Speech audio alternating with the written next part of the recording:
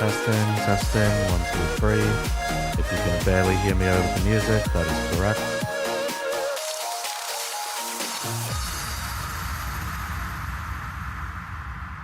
I'll swap over in just a bit, and hopefully the Limbus update will be deployed on time and not half an hour late. Half an hour late would just be unfortunate.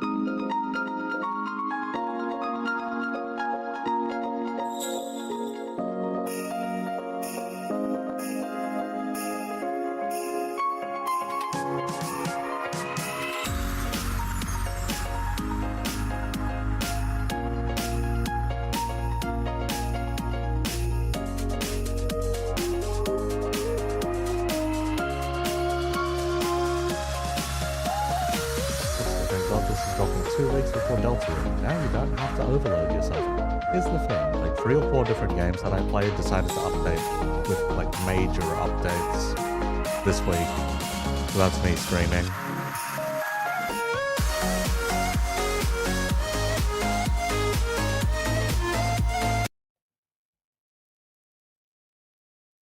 Oh, that's fine. That's intentional. That's intentional, at least at the start.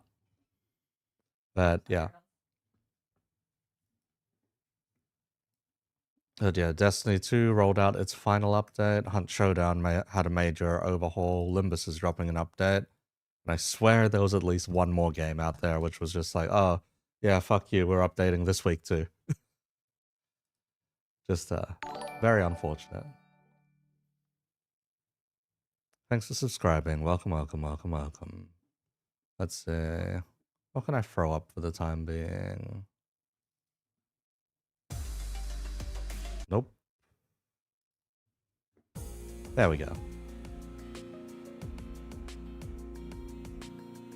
This works until eventually the Limbus update drops.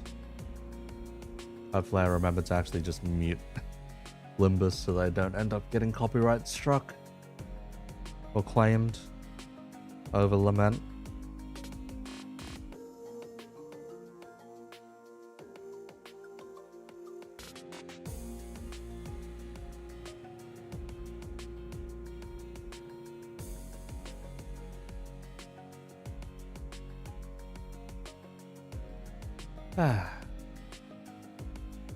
Well, there's likely going to be a lot of references to Distortion Detective on this one, simply because it is an N-corp, features the LCD crew, and they are likely inevitably going to revisit their old office. If not, leave story crumbs as to where the Distortion Detective story ended up going in the end. Rather, there's a lot of routes they can take with this. It all depends on how they want to introduce a mess, so to speak.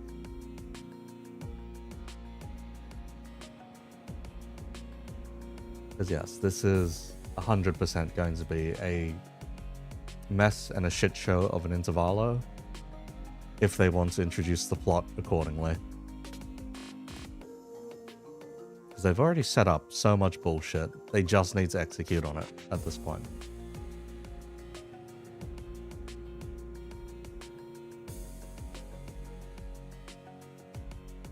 Anyhow, we've got about 5 minutes left until the update itself drops.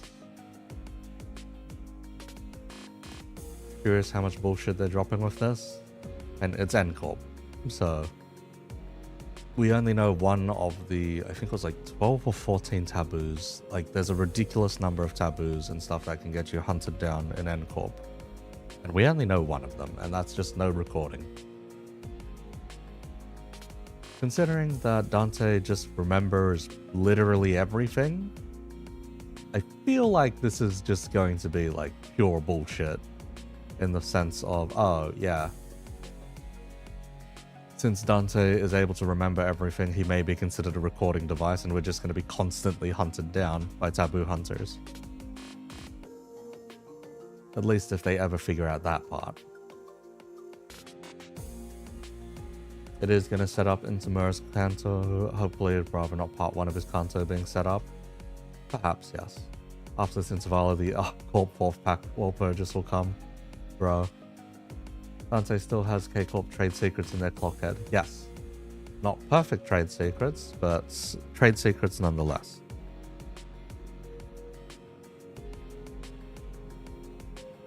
But yeah, that's the thing. If they ever realize that Dante is basically a perfect recording, then yeah, we will be hunted down non-stop. Catherine and Arya, yeah, that too. The fact that you can't exactly concept incinerate in the way of Dante is just, yeah, troublesome.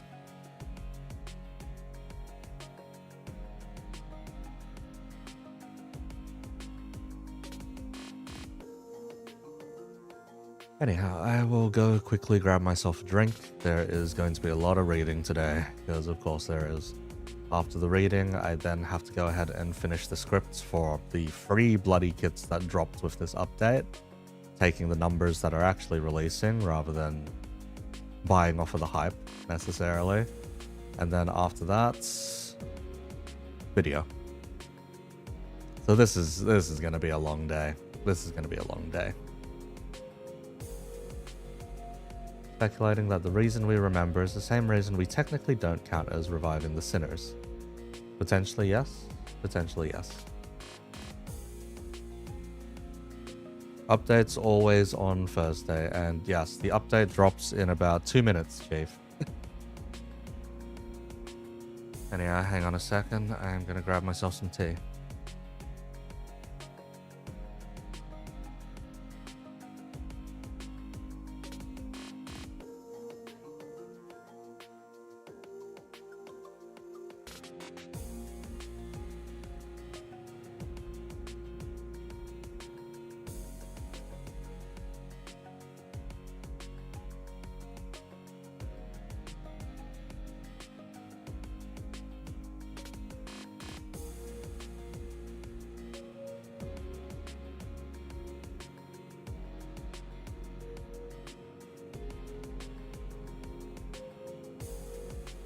Alright.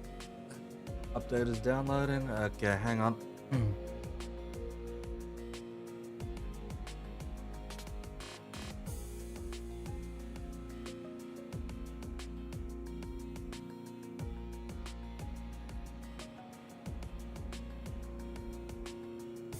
Dropped already?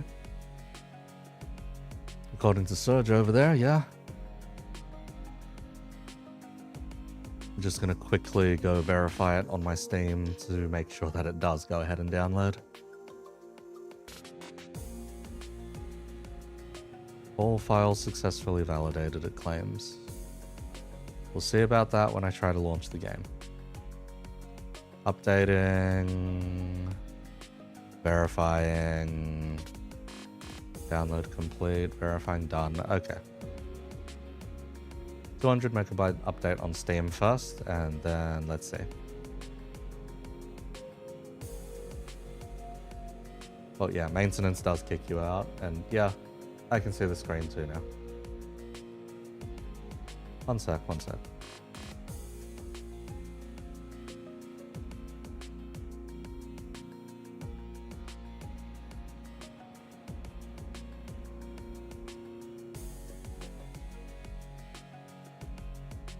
Let me just make sure that's readable for you guys. There we go.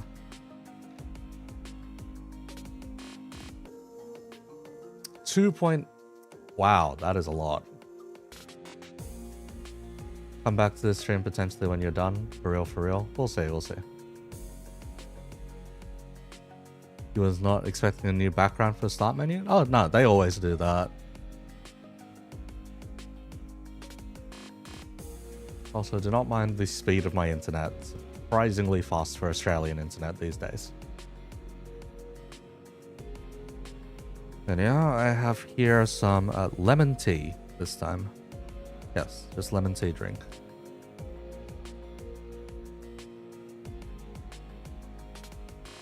Hopefully, it's enough to get through the stream. Hopefully. If not, I'll have to grab another.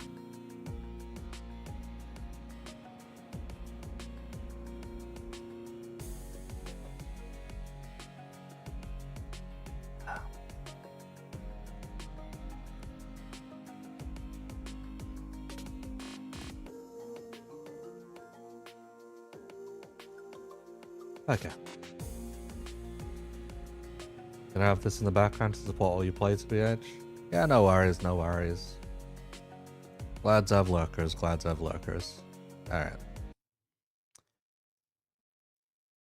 Okay, cut the music, open the music. I think I'll have that around. Let's see, around here will probably do. If it's too loud on my end, I can always reduce it, but at least you guys can hear the game, basically. Actually, no, I'll reduce it a little bit more. There we go. Okay, thank you, Lunashi. And let's see.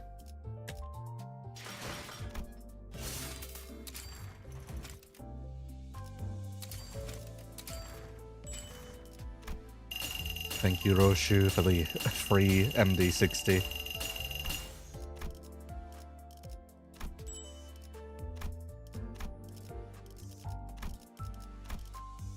Oh, right, we did the one with no claiming lunar memory recently. There we go.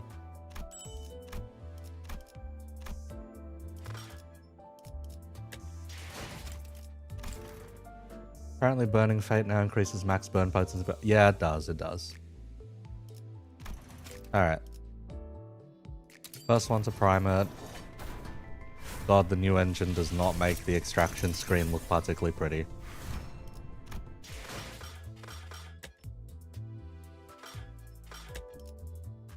We gamba.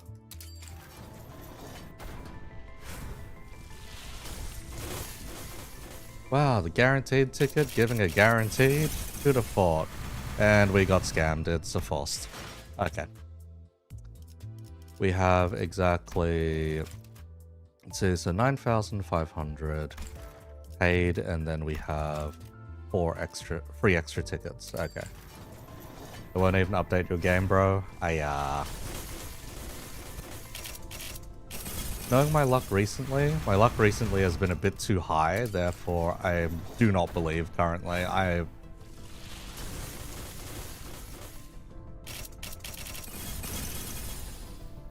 Never mind.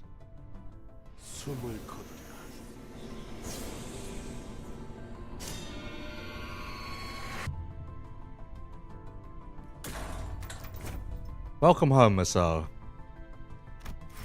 Now where's my Ishmael?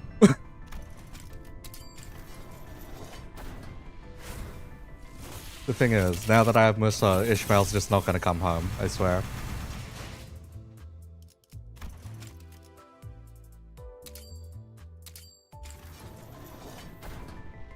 Yeah, Ish probably isn't coming home.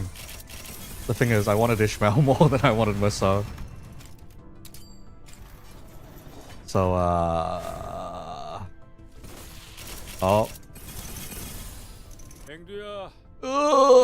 Who the fuck are you? That's Kim? 그러니까 S사 주변 정체를 알아보려 두문불출한 것이라고 보면 아니다. What the fuck? 그래. Worse, that's what he sounds like. Oh god. Oh my god, did he just lose all his aura in one go? Holy shit. Ain't no fucking way.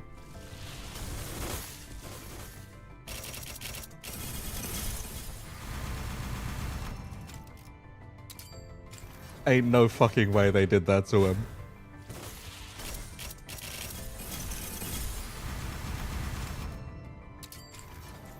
Yeah, they killed Kim Aura, man. What the fuck? I think we're screwed. Oh, wait. Last chance. The fucking announcer again.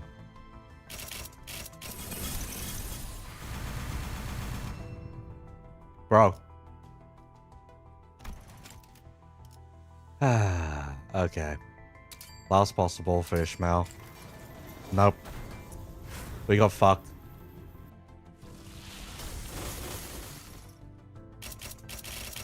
I know probability wasn't necessarily on our side, but we still got fucked. I guess we're pulling after the Intervalo. I'll pull down a couple of these, but otherwise, yeah. I think we're screwed.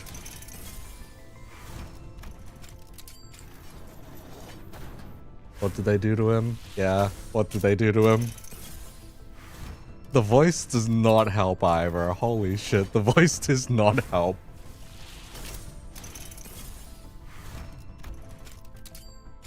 Are both Kims? No, Angdu. Unfortunate, yeah.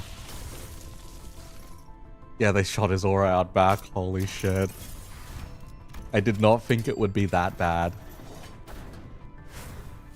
Like, I thought maybe we'd get, like, you know, guy that's maybe a little slow, but, nope. Nope. we got a fucking dork.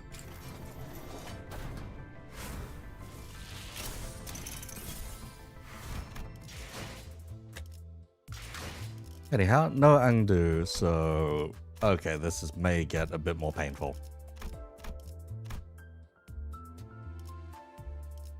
Let's see, where are we looking for my Blade Lineage team?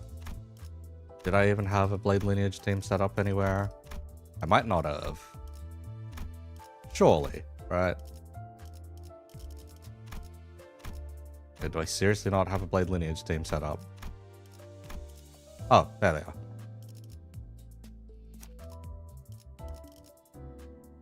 Let's see. You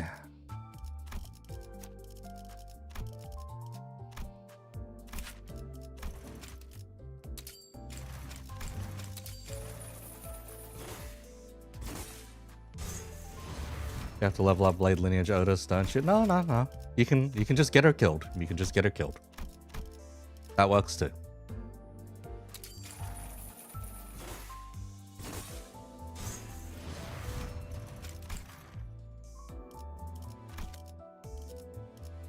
Alright, Shadow Vested, Regret, Chains of Others. Why don't I have you uptied yet?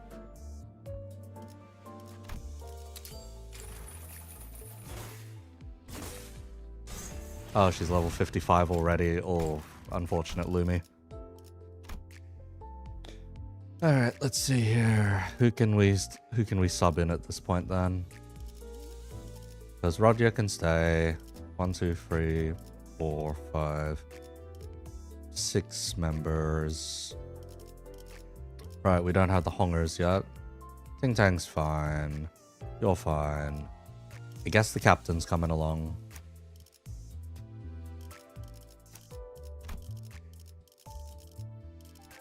Let's see.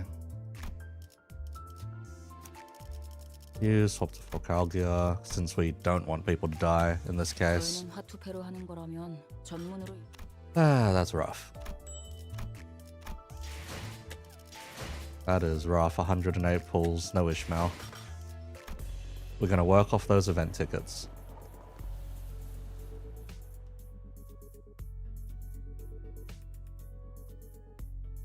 Okay. Music's good. Event bonuses. Hey, Lamau. It's bugged out. 20% gain for all of the former Blade Lineage, the Chinokun, and the Osir team.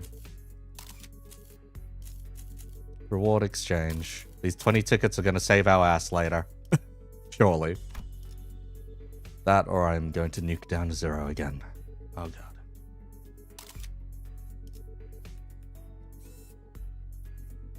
Okay, consultation session. Aura is looking cool and being awesome. Yes, we have Auraless Kim, and it is amazing. Amazingly Auraless. No, wait.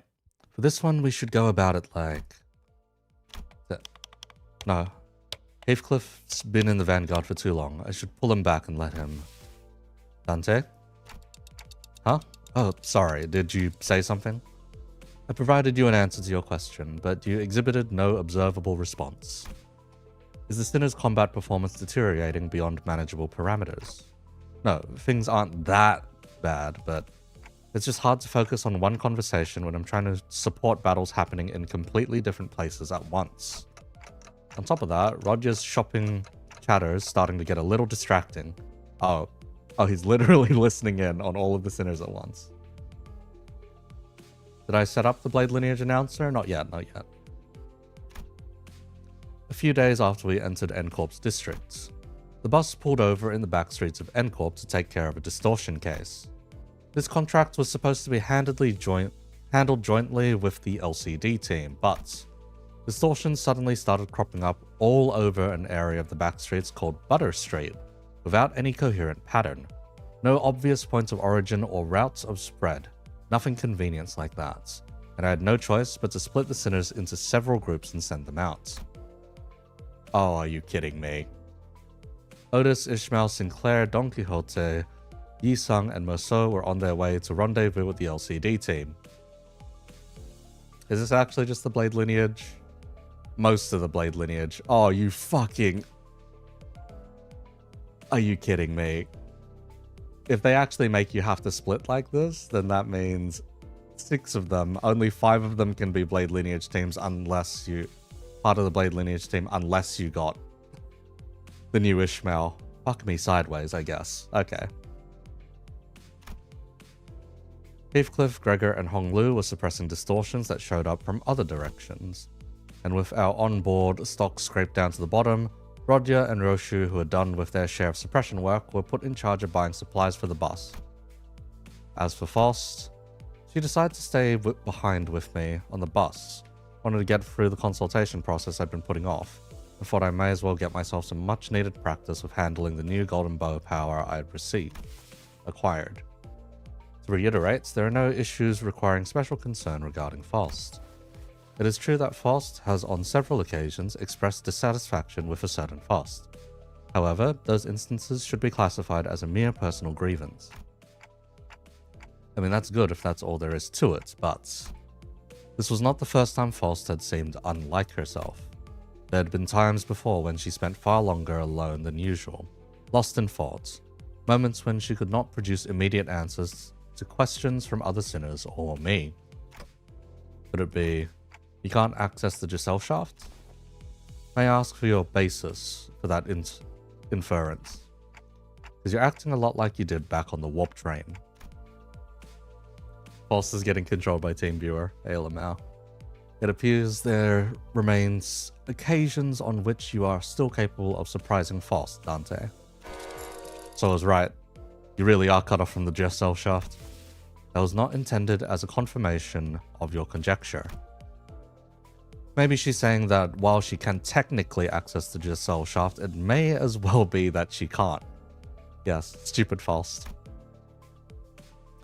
I wish I could ask more and get to the bottom of it, but the way she was sidestepping the subject told me that prying wouldn't give me any further insights.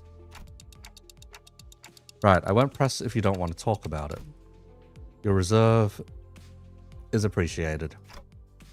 Shall we move on?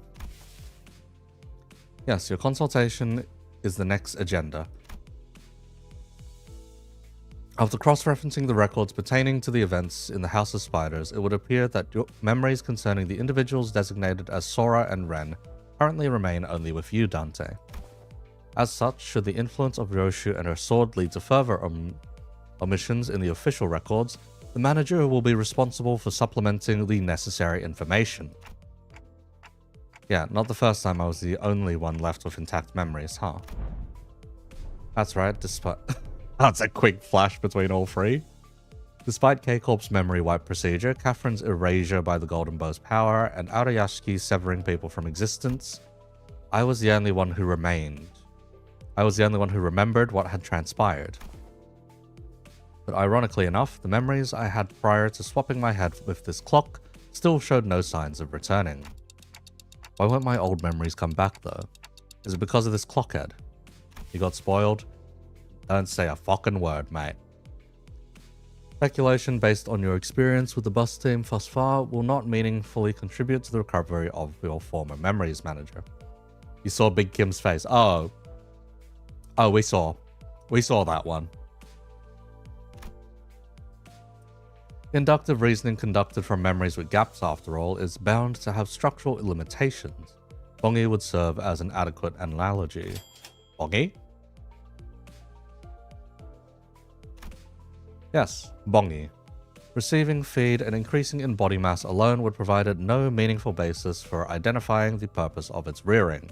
Even at the terminal stage, when exposed to kitchen instruments and the heat of the stove, its limited experience would prove inadequate to constitute an understanding of its ultimate fate and purpose. Likewise, the ultimate answer to your doubts could only be obtained from the whole of the experience that you have accumulated at the terminus of your entire journey. That is, your allotted mission. Because treasure awaits at the end of the road, at the end of hell. And that treasure will give me back my memories in my head. Also, indeed, at the end of the road, you will be able to engrave your aspect. I still have no idea what aspect means, or even whether it's an object. But if I know one thing, it's that the me from before all of this began wanted it so badly, obsessively, desperately.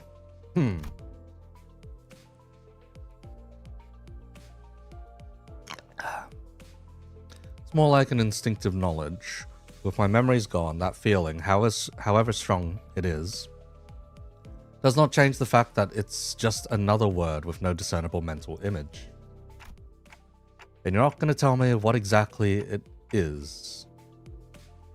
What it actually is, are you? The aspect. What it means, or why I wanted it so much. If it remains a piece of information that must be disclosed to you, then no. I am unable to tell you. Also, this is your point that, yes, Dante, here. Coat, in the back. He has multiple coats. Pay it no mind. You are still following your star acceptably. Please concentrate on the journey. More importantly, have you grown accustomed to that incomplete power? Current observation suggests you have yet to arrive at that level. Well, I've gotten pretty used to focusing on one place at a time, but keeping track of several places at once is still a bit rough. Otis's team is doing well in combat, even without my direct supervision, and Rodya's team is shopping and not engaged in battle at the moment. Taking my mind off them would prove much easier. But that wouldn't give me the much needed practice, so I'm doing my best to keep an eye on every sinner's status. Sufficient familiarity should result in substantial tactical value. You would be able to cast a wider net when information gathering and employ previously unavailable tactical patterns. Right, and I'd also be able to tell when it's a bad time to call someone in too. I wonder if Dante's coat is made with special silks or thread. Probably. Odds are so that he doesn't get caught in like any collateral quite as easily. Even as I continue talking with Faust, I make sure not to stop observing the places where each group is and what they're doing. Yep, pulling Heathcliff to the rear was the right call. I don't see any injuries, his team's still doing pretty well even without my directions. As for Rodya, wait, did she just stuff all of the pastries and bread she bought into her pockets? How did she manage that with a huge baguette?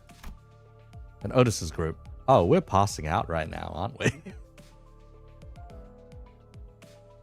Let's see, looks like they joined up with the LCD team without any issues. LCD, then that guy over there must be. Hang on. False, there's a dude I've seen before, but he seems a bit, different from what I remember. Could you specify the issue? I'm monitoring the situation right now. Should probably join up with them too. Let's end the consultation there. Kim. Yes, it's Kim. This is rather precipitous, Dante. If the incident is of serious nature, perhaps a request for support from the LCC. No, it's not an incident. I wouldn't say it's not serious. Aurelus Kim. Yes, Aurelus fucking Kim. What the fuck did they do to him? Like, hang on. Where do I select announcer again? Oh, here we are. Let's go preset 2. Where's our new man? Let's see. Am I blind? There's Amiya over there. There's Arya, LCE. Oh, there they are. 앵두야, 이건 또다 뭐냐? 보시다시피 이림 앵두야, My 이건 god. 또다 뭐냐? 보시다시피 Actually horrifying, man. Actually fucking horrifying.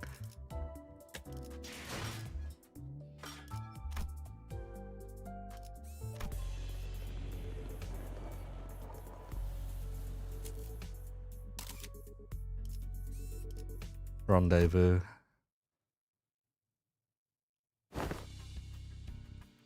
this is going from bad to worse, really. Dante seems to be tied up with helping the other groups. Otis's command calls have been working out well enough. I'll give her that. We've managed to hold the line better than expected, but we're definitely starting to feel the strain. Why are you waving your hand all over? Arm and hand signals? What signals?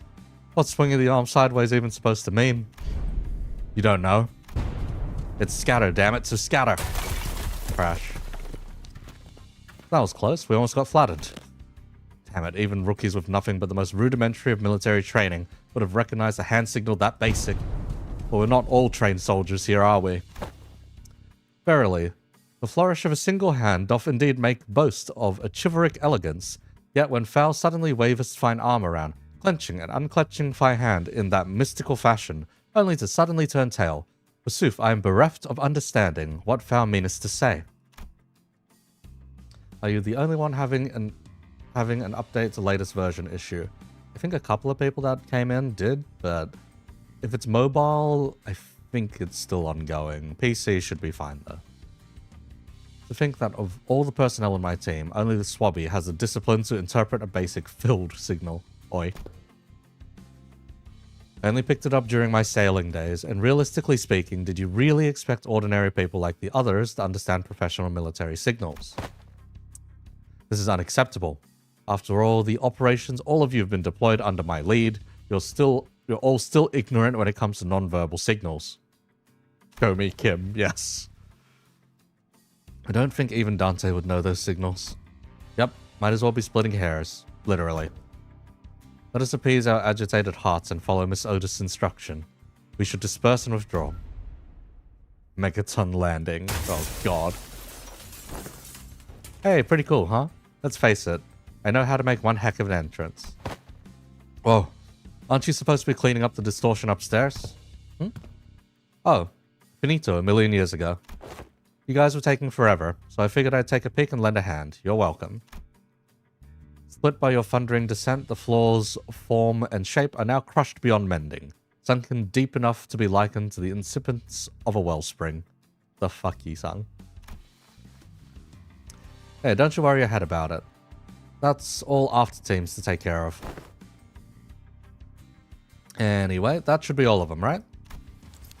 The force of your landing neutralized the last of the distortions outside of the building. Great. Can you check on the distorted peeps' faces and clothes? Their faces are all segmented. Makes my skin crawl. Not a pleasant sight. As for their attire, This one appeareth to be a sweeper, and that one yonder bears the attire of an ordinary fixer. And this distortion I landed on, probably a local resident, judging by the clothes. Did any of you happen to see anything nearby bursting with a big pop and flash? Nay, not once. Okie dokie. You know what? Let's all head upstairs. The suppression request is kind of a pain. We'll need to put together a nice, neat plan before we start poking it too hard. A plan, sayest thou? How? How was this not a mere matter of slaying distortions where they stand? Huh? Wait, did nobody brief you? This has often been the structure of our assignments. We are given instructions, we perform them, and only afterwards do we begin to perceive the nature and contour of the task to which we have committed our hands. Sweeper is distorting or being taken over by distortions. Yes. Really? Well, guess every department has its own way of doing things. No big deal. I'll explain everything once we're upstairs. Oh, by the way, you didn't get to meet the whole team last time, did you? Only our new girl. This time, that dude, Mr. Bamboo-Hatted Kim's also here, so... Huh? He's okay now? Sure he is. You'll be surprised once you see just how okay he is now. The last time you said he was still under treatment. To be precise, I believe Miss Angdu stated that his mind is yet to regain its former tranquility. Oh no. That? You'll get it once you see him. Feel like we'll just end up having the same conversation twice if I say anything about it now. Look at him. He's still got aura over there. See? You've arrived. Ugh, it's blinding. So bright, the midday sun is pouring in like crazy. Yet the warm tickle of the sunbeam is rather agreeable. No, this is not sunlight. Because unlike this, there is more to the sunshine than its warmth. Then what exactly is this light?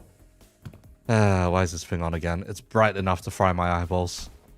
Apologies, Lady Ezra. I'm yet to be accustomed to this machine. This is my first time laying a hand upon complicated workings of such a contraption. Bro.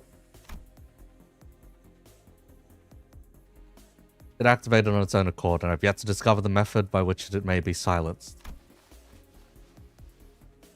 That's why I told you to leave it alone. Fiddling with things you don't understand usually ends with something, or you, broken. Nothing good comes of it, I tell you. But Mentor, Lady Moses has instructed me that in every moment and event, clues are hidden under the veil of one's surroundings and must be examined with care. Yes, and that only works if you're savvy about the knack. Hang on, did you just say Mentor? Ah, I'd not yet been afforded a proper opportunity to introduce you to him. This here is the esteemed leader of the Blade lineage, who is all but a master under whom I have apprenticed. Do you really have to dress it up like that? I told you I only took on the role because there wasn't anyone else around to take the job. Switch, switch. Oh, there's a switch. Gotcha. Here we go.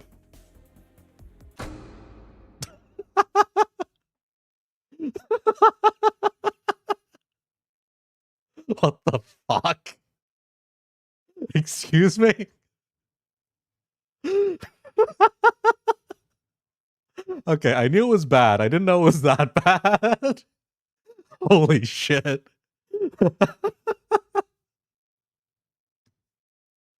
Oh, God. Yeah, they shot and killed him. It's the Pulp Fiction pose. The fucking Pulp Fiction pose, man.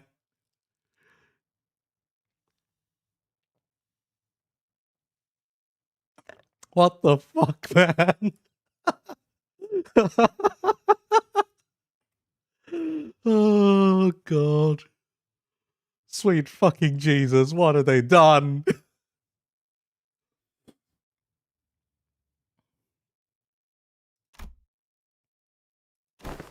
Goodness. Known as Bamboo-Hatted Kim. Yeah, that's me. Guess I should say pleased to meet you, folks.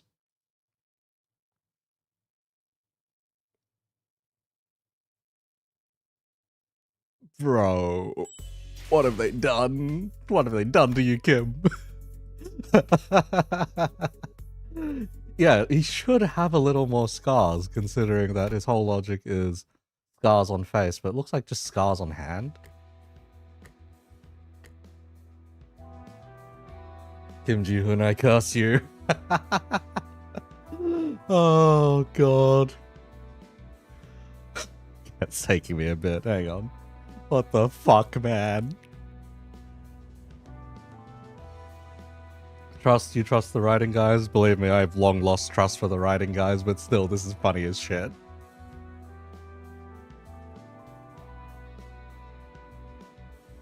Then bootleg's ass law we got for the Blade lineage at the moment? Yeah. Yeah, I can agree with that. I mean, look at the video I put out. You expect to make not my Kim after this intervalo? Amazing. More often than not, first impressions are prone to change. Bamboo-Hatted Kim, I remember, was a man who drowned in his own fathoms, blaming himself for his powerlessness with a listless, heavy voice. That, however, had been while he was distorted and sunken into himself, so I figured his original personality may be somewhat different. But this is not just somewhat. His personality isn't even in the same ballpark as my expectations. You're telling me this guy here is Bamboo-Hatted Kim? Yep, we double-checked with Ezra. And she said he really is the same guy. Ugh. Whoa, that fire on your head's not hot at all. Fascinating stuff. Can you... Okay, can we check again just in case? I really can't wrap my head around the fact that this is the sullen, serious man whom we fought. Just look at what he's doing. He's rubbing my face all over like he's checking out some kind of mantelpiece ornament. Lots of ticking and talking going on. That's supposed to sound like them talking to you folks, huh?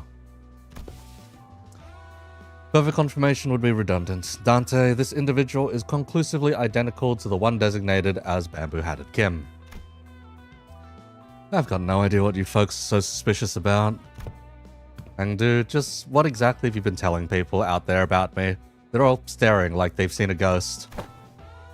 I told them you are a gallant and formidable warrior, Mentor. Her eyes do not spark joy currently. Also, nice bangs. Nice bangs. Bangs are great. There, don't you hear it? The faint undercurrent of disappointment in the ticking. I told you that you're a man of few words, but with much affection for the followers under your command. Angdu? Yes, Mentor? That's a complete and utter lie. Man of few words is definitely not something you can say about a guy who's as talkative as me, don't you think? Yet I spoke no falsehood. Although your conduct is rather shallow and perhaps less refined for a leader of an organization, you are much more versed and taciturn when conversing with those unfamiliar to you, are you not? No matter who one may be, one is bound to inspire either approval or disapproval from those around him. I refrain from mentioning any truths that might invite the latter. To even hint at anything that may tarnish the reputation of my master would not be unlike spitting on his name, and mine by extension. The fault lies with her. I simply had no reason to put on airs in front of my own folks. In any case, oh, so you can't see anything if I block this part. Do tell, how many fingers am I holding up? Those are not my eyes, you know? Your own folks, huh? And you've already acknowledged that and accepted that you now belong to Limbus Company. Why does Fowl not pay a visit to the LCE?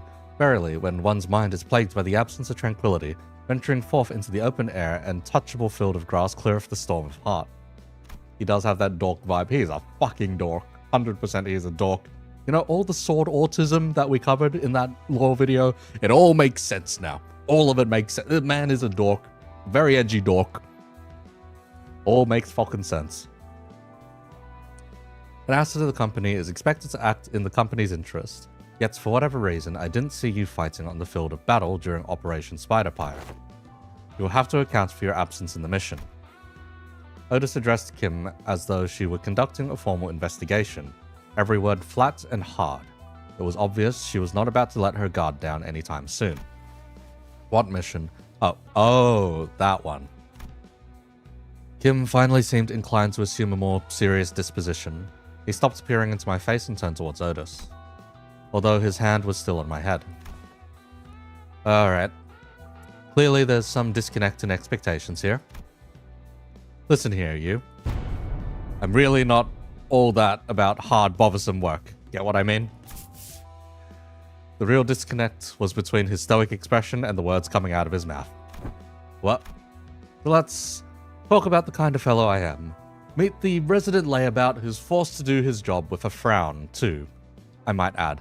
Only when he's got absolutely no other choice.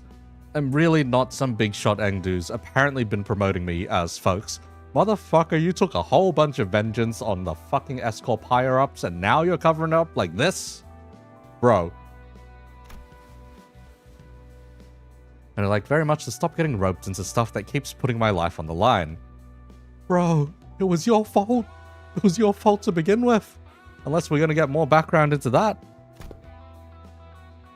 Fine, then why did you join the LCD in the first place if you'd rather be unemployed? No, never mind, they probably forced you to stay. You catch on quick. First they spout nonsense about distortions and all, then force hired me calling me a company-owned resource or whatever. And the other day they were again on about, what's its name? Golden Bow. Yes, they invited me on a tour to another department to listen in on some important presentation. And I accepted. I thought it would be a fine opportunity to broaden my perspective. Angdu, dear, there are times when your commitment to duties shine brighter than the sun. I find that attitude so dazzling that I have to squint when I'm looking at you. The real leader of the Blade lineage is Angdu. It's not Kim, it's fucking Angdu. Who knows, maybe that's why I'm wearing this bamboo hat, to shade my eyes from your utter brilliance. Fucker's flirting on the job. And she's dense as a brick. You mean to say that you're in need of a shield to protect your eyes? Lady Ezra, might I submit a request for a pair of sunglasses for my mentor? Only if it's not too much of an imposition on the budget, that is. That right there. That's why I keep telling you not to do. You can't say yes to every silly little thing he says and turn it into a supply request. Small expenses add up a lot, you know? You gotta save up everything you can in the piggy bank while you still can, or you'll end up broke. I got burnt, raw, spoiled, but still edible. Yes, charred. Is there truly no room for reconsideration? No means no. Then pray make the purchase for me. I shall cover the cost myself. No can't. Wait, what? My poor mentor is in a state of great discomfort, yet I possess neither the wisdom nor the knowledge to navigate the silver tongue of merchants and the maze of stalls to locate the very best item. So I must beg this favor of you. You're giving me a freaking headache, girl. I'm aware that you and yours are no strangers to such dealings. There is no one else I can trust to complete such a procurement with the swiftness of the wind. Man, she is fucking unhinged. She's great. Holy shit, she's great. You know what? Never mind what I said. I'll get you what you want. You heard the gentle lady, mentor. Your suffering shall be soon alleviated. Right. My apologies for interrupting you amid conversation. Pray, continue. You had reached the part where they invited you to tour another department. No sooner Engdu's words left her lips than her eyes glinted with something I couldn't really put my finger on. It was a strange intensity that sent a chill down my spine. Yeah, so that day I was just gonna relax and watch some TV. Well, got on you for showing up to work today, I guess? Let's say there's a debt to be repaid. At least you understand we are indeed indebted to the company. Yeah, I suppose I do. Kim's gaze lingered on Engdu's prosthetic arms as he answered. Oh, Miss Engdu, your arms. Only after following Kim's gaze did Sinclair seem to notice Engdu's brand new prosthetic arms. The last time we saw her, Engdu had lost both her arms, and I remember Ezra asking her to sit tight and choose what type of prosthesis she wanted. Those arms are probably it. It's not just the arms. Her clothes are different now, and that sword. I had these arms fitted anew as soon as the operation was concluded. The gracious hosts in one of the LCD's teams had prepared them in advance. With evident satisfaction, Engdu held up her dark metallic wrists as if to showcase them. The components fixed along her arm clicked and rattled, unfolding for a moment before neatly folding back into place. Oh, such graceful smoothness, wed to machine articulation. It is as though I'm beholding the marvelous prosthesis of the illustrious Siegfried himself. Yep, the showcase would have gone lackluster without that trademark reaction. Those are strikingly similar to SWAT's Indices N7 lineup, but I thought that model was discontinued. Nah, not theirs. It's one of the prototypes developed by LCD's Phenomena Deciphering team, and they put them on her for trial. Doubt you'll find any other item like them. They are based on technology spun from distortion. Oh, I see. For a brief moment, Sinclair's eyes lit up as if he'd glimpsed something that brought him back to a memory. Then, just as quickly, he fell silent, whatever he'd wanted to say next catching in his chest. Does something trouble you, Master Sinclair? Oh, jeez, oh god. Wasn't hard to understand what struck the tender memory of Sinclair, and why it was cast a shadow over his face. Belmore jump scare. But, sorry, it just reminded me of something from a long time ago. My dad used to work with prosthetics before he passed away. I thought this was the exact same model I saw back then. It appears I lacked tact. These arms have stirred a painful memory within you. For that, I apologize. It's alright, I'm fine now. Sinclair's voice still carried a faint tremor, but beneath it, there was a firmness that had not been there before. He'd really grown a great deal. You can thank yours truly for picking the sword. I was there with her.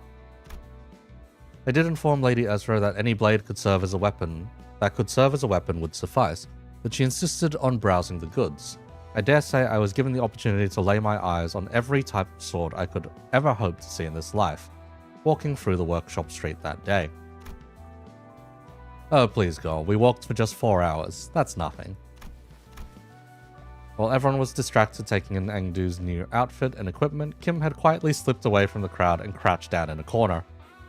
Man is fucking squatting. Bro, can't play the damn update. Game's telling you to update, but there's no update on mobile. Ouch. Been waiting 40 minutes. Oh, yeah. I've been hearing people come in and out through the chat of just, yeah, plenty of, plenty of update issues with mobile. That's it. She's 3D now and also a maid. Yeah, suppose so. Not exactly 3D. This is live 2D. Anyway. He was rummaging through things scattered on the floor, picking them up. Is he pocketing them? Anyway, what is this place supposed to be? What are all these things? It's basically a wreck now, but there are strobes and that cloth backdrop over here. Maybe it used to be a photo studio. Oh. That could explain why there are so many photos stuck around the place. Probably. This thing looks like a camera at least. Sinclair picked up a small cylindrical object and turned it over in his hands, studying it with curiosity. What do you suppose this is? Battery, maybe? Oh, there's some kind of strip inside. Let me just pull it out. Oh, he's gotten film strip. Why is Kim handsome? Oh, God. No, that's... Otis shouted a sharp warning at Sinclair as if she had realized something. But Masseau's hand shot out before she could finish, clasping over Sinclair's wrists before the strip could be pulled out. What? What did I do? Exposure to sunlight damages these objects. I already pulled out a little bit though. It can be rewound. Carefully rotate the rigid section on the cylinder. I'm currently blocking the sunlight from reaching the exposed section. Damage is of no concern. Oh, okay, you mean this one, right? This is the part that rotates? Yep, it went back in. Sunlight mentioned. Yes, sunlight has been mentioned. With a quiet nod, Merceau took the object from Sinclair's hand. Is that a film roll? Sure looks like it. There's something written on the outside. Experiment 4. It appears to be a compact roll for a film camera. I've seen it a few times before. You, seem pretty used to handling it, Merceau. Correct. Merceau's answer came without any further explanation. But the way he adjusted the camera on the table certainly didn't look like that of a first-timer. Hey, we're getting character development, or character details, so to speak. Once received a report containing photographs taken on film cameras during the war. Film rolls used by N-corp are particularly difficult to falsify. They were often used to collect intelligence during secret operations. The film fixes light directly onto the medium from what I've heard. A peculiar expression flashed across Ezra's face as she regarded Otis. Perhaps it was the mention of war that caught her attention. Anyway, we've managed to regroup in one piece. Let's come up with a plan to deal with these distortion guys. Where should we begin?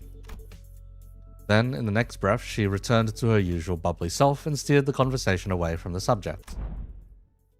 Both Ezra and I, we're both still trying to be free of the misconception we inflicted on ourselves. For all her unfailingly perky disposition, Ezra too may be carrying traumatic memories every bit as devastating as Gregor's. Does there yet remain aught deserving illumination? Huh? Yeah. Wait, you're right. Haven't we cleaned up the distortion already? I couldn't feel any more traces of distortions nearby, and it didn't seem like any of the other Sinner teams elsewhere were actively engaged in battle at the moment either. Dante is asking whether distortion suppression has not, in fact, already been concluded. Oh, not yet. These people we fought just now?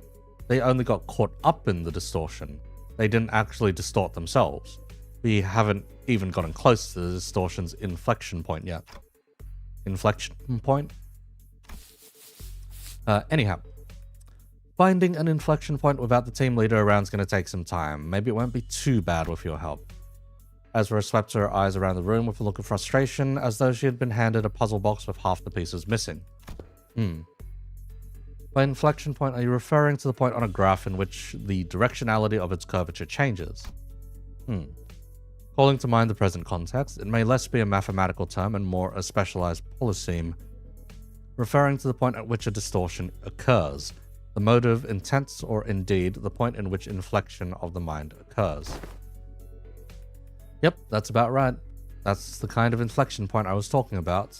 So in our departments, we use that term to mean the source of a distortion, the inflector or cause behind it, stuff like that. You know, distortion's hard to treat if you don't know the core cause. Treat the symptoms you see on the surface all you like, but if you never find the root cause, the distortions never get solved. So I guess you guys never really had to look for that kind of stuff, huh? Your boss clock opens up a door into their fathoms or whatever, right? You mean Dungeon of the Fathoms? Yep, that's the one. This was in Distortion Detective. Yes, this was in Distortion Detective. You get a lot of Moses' thought process instead in Distortion Detective. From where we're standing, distortions are really high maintenance, time-consuming headaches. It's one thing to somehow manage to locate the inflection point, but curing it is another thing. Mostly in the first chapters, yes. But you guys can march straight into someone's heart, knock the snot out of everything in there, and then ta-da! Patient ready for discharge. That's how it works, right? Ugh. Not gonna lie, I was so jealous when I heard about it, I almost bit my sleeve off. Right, she was there for the Kim ordeal. And here I thought you fellas handled it the same way we did, you know, giving them a good beating and start from there. Of course not. Why would anyone come to us with a distortion suppression request if it were that simple in the first place? But yeah, most of the time peeps try to brute force approaches to it first, and when things go south, they send requests to the company or our detective office. That means the client this time must have been Bingo. Apparently, the residents of Butter Street had all chipped in to commission all kinds of agencies like the Zwei and combat specialized fixer officers, but none of them could actually do things right, and the job got passed on to us. Meaning the distortion phenomena related to this kind of photograph is still occurring unchecked somewhere on the streets. Exactly. That's why we've got to find something. Anything that might count as a clue. Ezra gazed down at the people lying on the floor with a complicated expression. Neat ash grey suits, and the logo on the collar of their uniform and briefcases. Hey, isn't that N-corp's logo? Come to think of it, wasn't Musa... I was once employed by N-corp. What? You used to work with those people? Yeah, he did mention he used to work at N-corp. Maybe you can offer us some insight. You know any of these... Do you know who these guys are, Musa? Yes, manager. These are N-corp Class 2 staff members. Given the camera briefcases in their possession, they are likely members of the pinframe team of Service de Classe. Ah, fuck. We're gonna have to deal with French. Musa recited the information as though he were putting it from a file he had already sorted and placed in the back of the shelf in his mind. Okay, pinframe. Huh. Anything you can tell us about them? Yes. It is one of N-corp's many field departments related to information gathering and processing. Their primary duties include handling of N-corp's internal information, analysis, N-corp's internal intelligence, sorting and arranging N-corp's internal information, and intersector. That'd be enough. Of course, Angdu is yandere. You love it. Yep. Angdu's great. Oh, is he a talking encyclopedia or something? Yeah, another thing to be jealous of. You think it'd be okay if we borrow him sometimes? Might be an issue for us if you went and borrowed our team's encyclopedia. Looks like everyone agrees he's an encyclopedia. Anyway, your encyclopedia is right. They're from N-corp's pinframe team. Seen them a few times before in N-corp's nest. But why would people already busy enough dealing with the nest's affairs come all the way out to a shabby back street like this?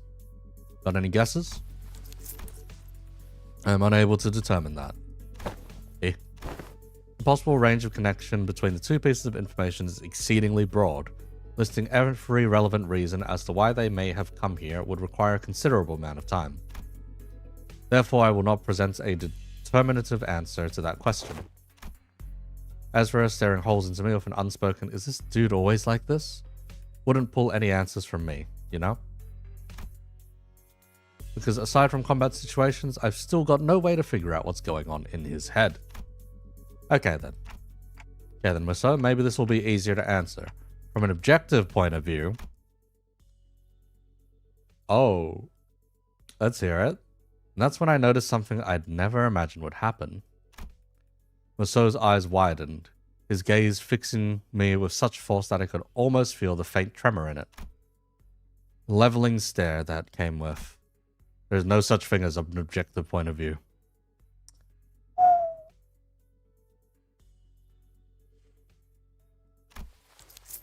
Manager. A clipped tone and a look almost bordering on rebuke. A given judgment may seem infinitely close to objectivity, but ultimately all things are subjective without exception. I fell silent for a moment, lost in thought. Part of it was because Musso's reaction had caught me off guard, but I also wondered whether this response might be connected to why he would always refuse to make judgments for himself. And if this has something to do with his turn, which I know is just around the corner. Got it. Then tell me 3 subjective reasons you think they are most likely... for why these people had to come all the way to the back streets. Oh my god, they're playing him like ChatGPT. Fucking hell.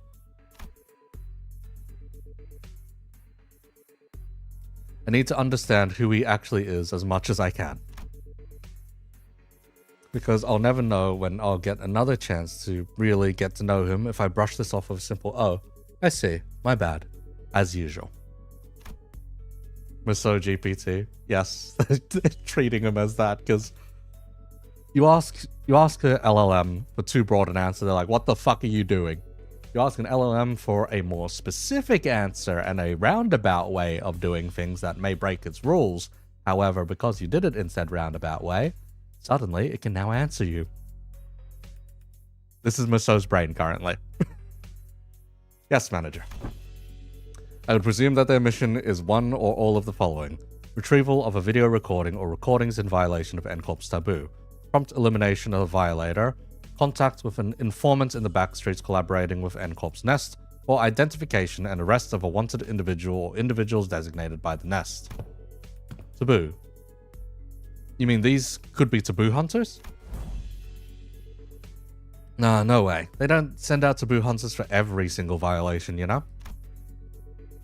Like, Wings usually leave minor taboo violations to be handled by subcontracted fixer officers or employees of the department in charge. I'd say these guys here are N-corp staff. Miss Engdu? What are you looking for in their pockets? I'm looking through their belongings for enlightening clues yet to be hidden in the sleeve or the fold of their garments. Lady Moses has been gifted with the art of discerning the truth from what lies before her with but a single glance, yet my eyes are foreign to such a feat. Let me take a look too. This is an employee card. Okay, this one's a wallet, so let's put that back. We don't want to be robbers. Ah, this might be it. It's an order missive. Ezra pulled out a sheet of paper from an N-corp staff's coat and read its contents aloud. Work details. Elimination of the individual of a Category 3 taboo violation. Address, Butter Street. Engdu is just like Otis. Oh god. This is the place. Which means all of this might be pointing to something. Whoever used to work in this studio and the distortion phenomena might be connected. Yeah, now that you mention it, when that whole pop and change thing happened, it did kind of feel like a camera flash. Alright, let's start by combing through this place. Let me know if you find anything suspicious. Oh, at long last. Half the hour arrives for my debut as the detective, forsooth.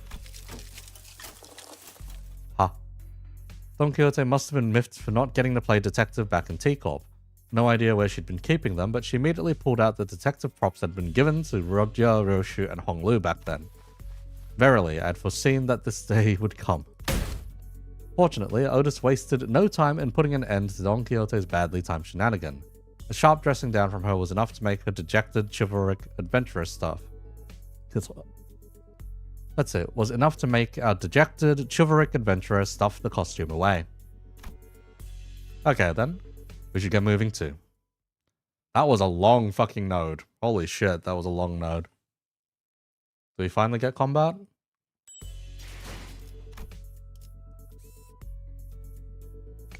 We finally get combat.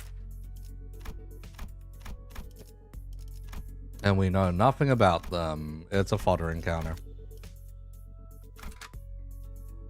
Fixed members needed, and a bunch we can't deploy either, bro.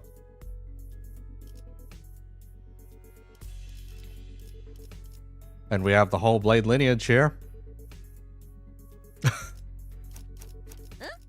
잠시.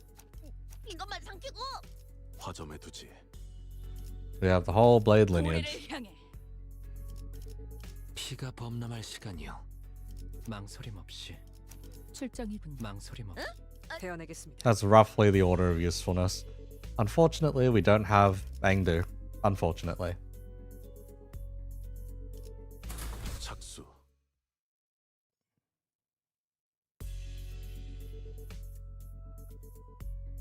I'd say just add someone that has her, or check if you have her in supports.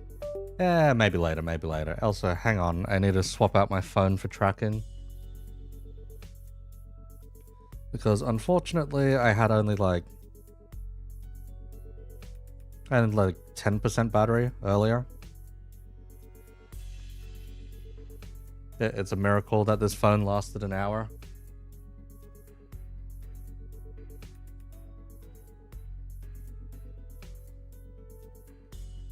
So 1 second here, blah, blah, blah.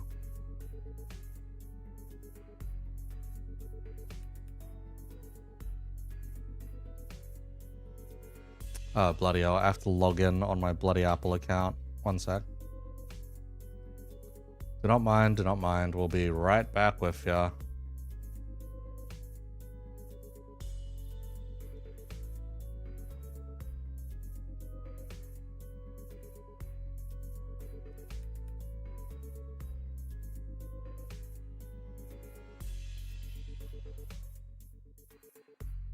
So I have to remember what my bloody Apple password was.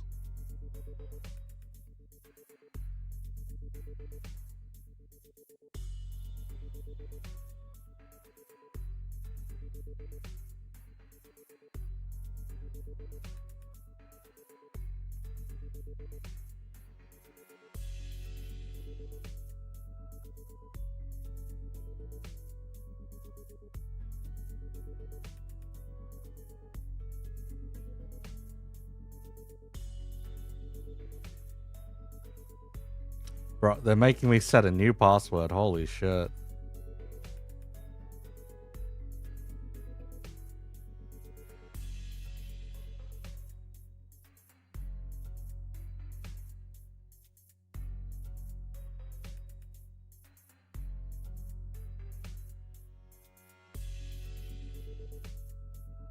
Oh my god. Password can't be the same as one you've used in the past year. That is supreme bullshit.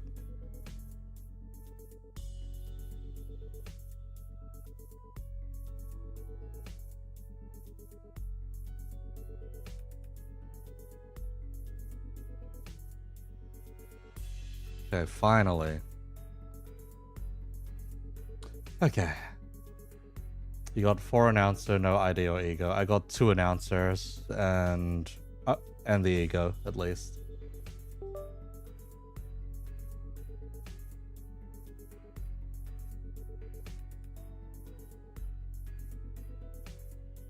Okay, and connect by USB.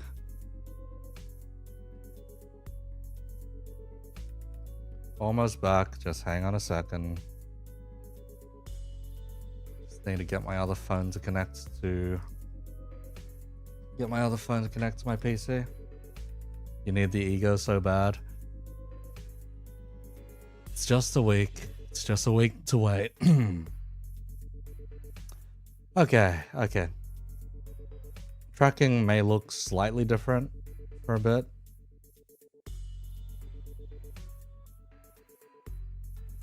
Mainly that I will look a little sleepier because older phone.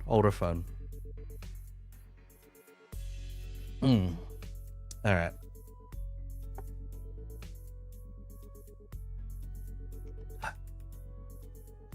We spent a long while riffling through the photo studio with the LCD team, but no one found any decisive evidence. There sure are a lot of photos around, but almost all of them are just pictures of buildings. Nothing much to tell from that. Aside from the canister containing the film roll Sinclair picked up, there are no remaining items here that count as a proper clue. Executive Manager, I have confirmed that the rest are all empty plastic containers. Then it's probably best to check the contents of the film roll directly. Yes, Executive Manager, I will find a way to develop the film. Did you guys find any sort of photo development room or equipment nearby? Let's search a little more before we see what's in that film roll. Mentor, what do you make of this object? For the 8th time, Engdu, I have no idea. If I had wits bright enough to understand all that lies before me with a single glance, like that team leader, I would have passed the royal examinations long ago and secured myself a lucrative position as a court official. Bro, he's a complete 180 from Maso's story, so maybe he didn't go out on a vengeance.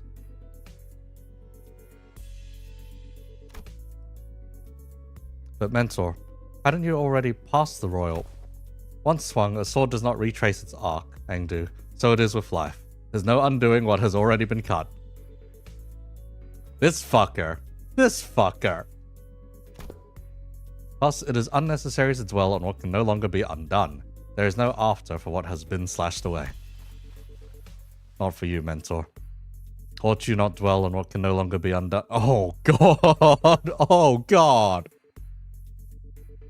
Yeah, bad words, mate. Not your finest words. Oh, sweet Jesus. Reminder, mate. You cut down your fellows.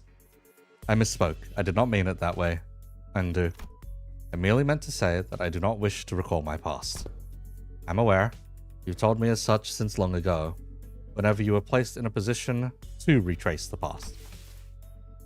Mostly at the eateries where you filled your belly on unpaid tabs, and each time you brought down the stone wall before our house by your own erring hand.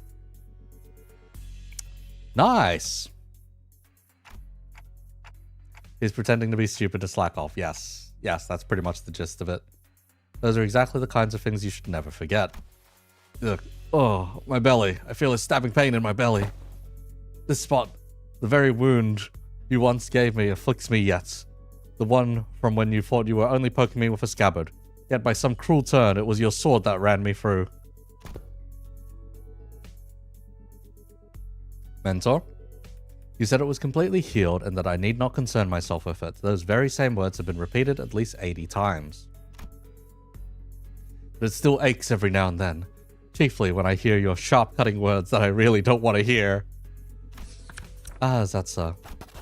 Engdu suddenly pulled out a sheet of paper and began furiously writing something down. What's this? Oh yeah? I've written down the words that I've just said. If hearing my sharp cutting words afflicts you so, perhaps reading them instead would cause no suffering.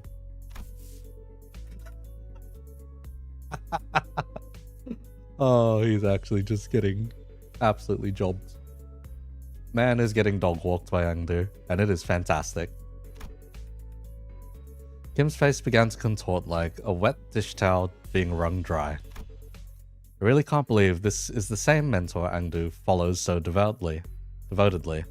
Where's all that dignity and forbearance Engdu said he had? Young Engdu, there is a matter I would ask thee. Apparently I wasn't the only one who felt that way about him. Pray, speak freely. This may perhaps be a discourteous inquiry, but I too, when speaking to others whom I serve, often ornament my words with a laudation of an acceptable degree, and yet... I understand your concern, Lady Don Quixote. I suppose this is your first time seeing Mentor with his shoulders so unbraced, and his bearing so loose. In truth, when I first beheld him, I also wondered whether such a man could truly be a leader worth placing my faith in. Oh my god. However, upon my honor, I assure you that I've never once uttered a falsehood when I spoke of him to you. My respect towards the blades of my own and foes alike, my determination to safeguard what must be protected, even should my arms be torn apart. All of these are undoubtedly the teachings that my mentor has imparted onto me. Truly. Why, if fortune should grant the opportunity, you may witness Mentor's true self yourselves someday. That is to say, if we let ourselves be carried by the currents of the river to arrive at such a chance. Hangdu gave her prosthetic arm a casual sweep, smiling sincerely, as though she had truly believed every word she said. Then leaning closer to Don Quixote, she whispered, "Besides, unless I speak with this feigned, stern ignorance, there will be no end of his digging in his heels. I would ask for your trust. All is aimed at his benefit." Oh, God. She needs to gas the motherfucker up or he is going to slack off. Holy shit.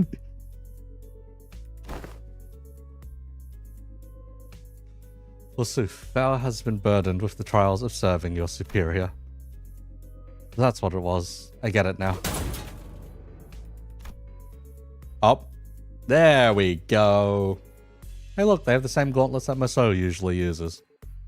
Just as I witnessed the budding of this peculiar bond of commiseration and camaraderie between our chivalric friends, the door leading outside was flung open with a loud slam. We've arrived at the target location. It appears that the advance party has already been defeated. Wait, who are these people? Didn't they say there was only a single violator? Ah, crap. Looks like it's too late to talk our way out of this. Whatever excuses we come up with. Oh boy, this is not gonna go well. Same thing happened last time when I saw the N-corp employees. Thought we had the wrong intel and all of a sudden... Ah! A sudden flash blinded my vision white. As though I had stared straight into a burst of searing light, so intense and bright it made my head swim. Yeah, there was this same pop and with my vision blurred, the only thing I could make out was Ezra's soft murmur. Until even that came to a stop as her breathing hushed. Oh, jeez, okay, what the fuck?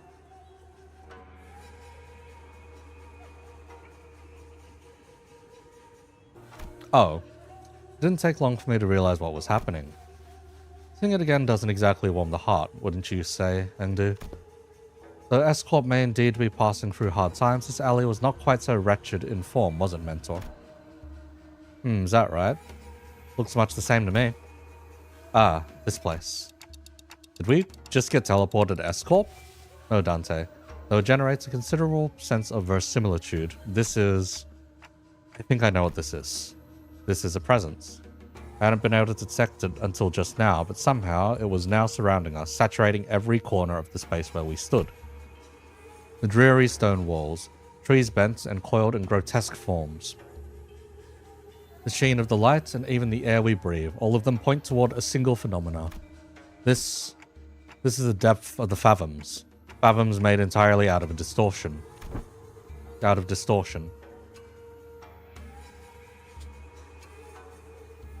There are completely different distortions where the N-corp employees were just moments ago. Executive manager, this is exactly it. This is what I was trying to explain.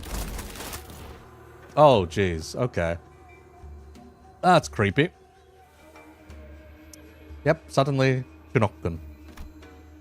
Where Ezra pointed, the people in smart, neat suits had vanished, and in their place, figures clad in blood-stained doppo robes were approaching us, with dragging, uneasy steps. Right, let's fight first and talk later. Ready, young dude? My blade is poised to strike, Lady Ezra.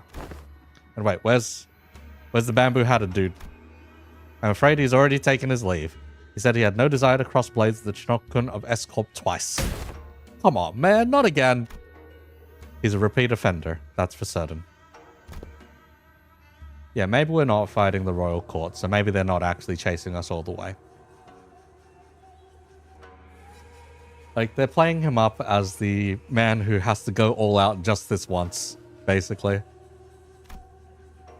Wherever Kim's gone off to, this definitely isn't the time to be asking trivial questions. Right, let's do what Ezra says and get ready for battle. On your orders, Executive Manager. Men, prepare for battle. Otis, you're about to equip the worst ID that I currently have. 귀하들의 전투는 늘 낭부를 불러오지. 기대하겠네. 어디 비록 좀 볼까? Ah, fuck, it's a focused encounter at the front? Okay. Escape cut off. Clashable, clashable. So we don't have to clash you anyway. There's 10 of them. Why couldn't this be an unfocused encounter? Is it because of the Chinookun themselves?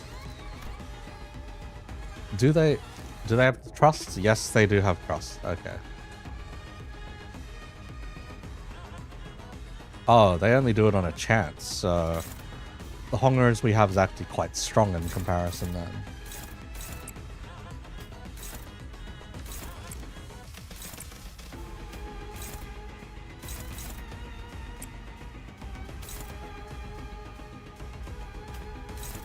Having skill freeze but nothing particularly solid to use with them is annoying. Using the blade lineage is a bit maddening because the blade lineage does not have very high speed.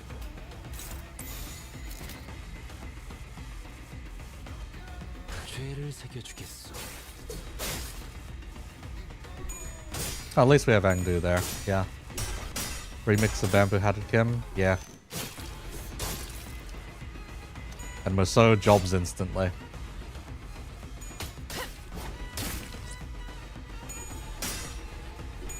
Come on, Sinclair. Come on. There we go.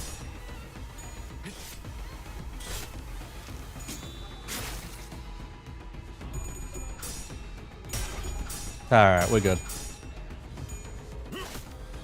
Lunatic, you summon Fee. Yeah, fellow will get around to it soon. Check your assist unit skills and passives. Yeah, sure.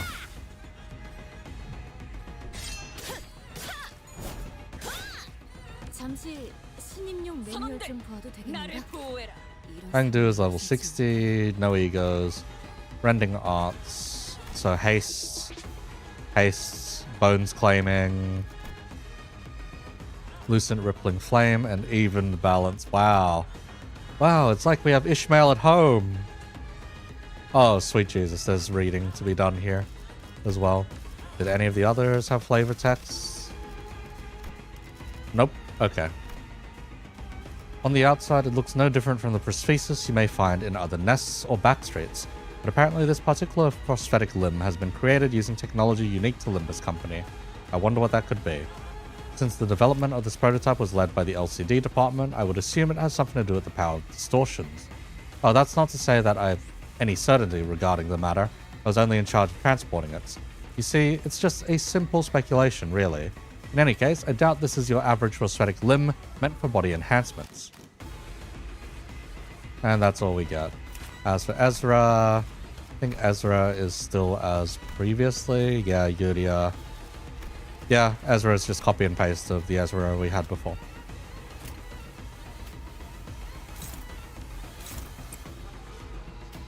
Okay, so if we can get a free resin, then it's skill 2s. That will currently benefit, yeah.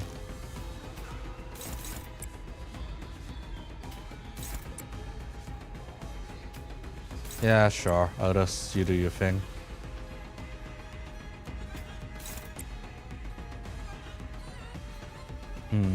Let's see.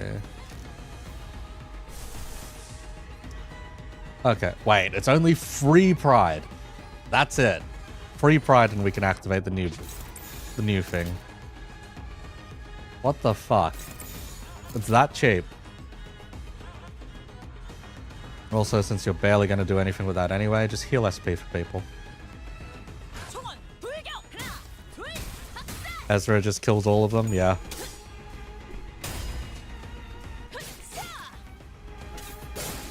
And, you know, we need... Why do we need ego refund? Star. I think it's probably for later uses of it.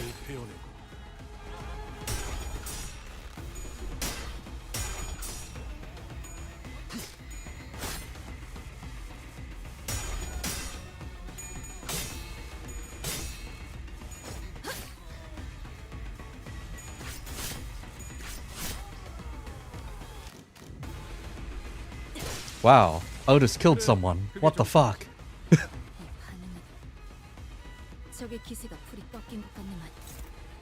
We can't even fail this bones claiming, so that's going to waste. Rip. Alright, Shadow Vested.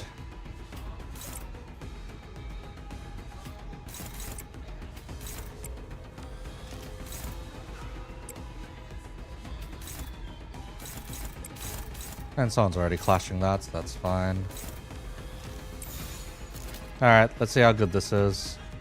I know we should use higher resin for this, but first time use.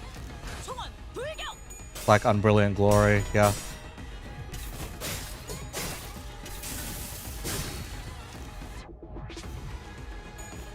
Yeah, Ezra kinda just makes this trivial.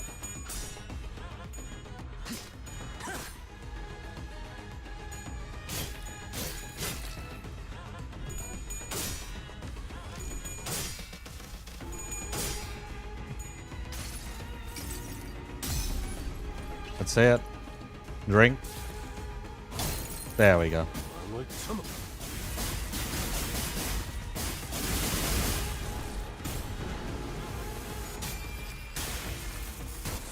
Wow. Not bad.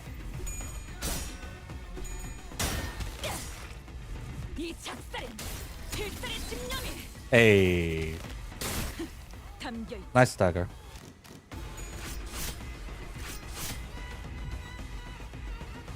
저들의 목숨이 다하였어. 숨 돌릴 틈을 벌었는가. Man, the Blade Lineage team is slow though. 하수가 버틸 판은 아니었지.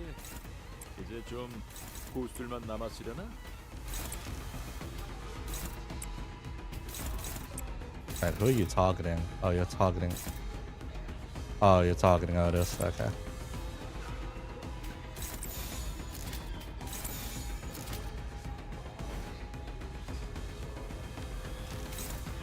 Yeah, that's fine. Alright.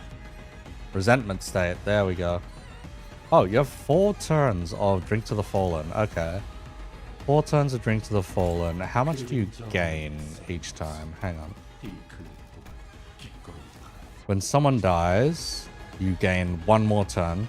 If a Blade Lineage member dies, you gain 2 more turns of it. Okay. Nice to know, nice to know.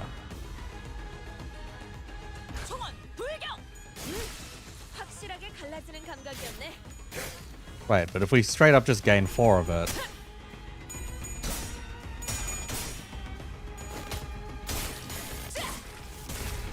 Thank you for the food. Yes, I have sent food.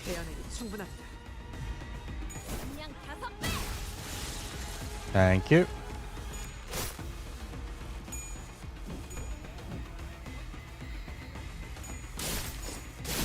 Okay, yeah, it's a triple buff at this point, because that means True Essence stacks with Swordplay of the Homeland, stacks with Sword of the Homeland. Oh god, okay. That's pretty disgusting, I'll be real with you.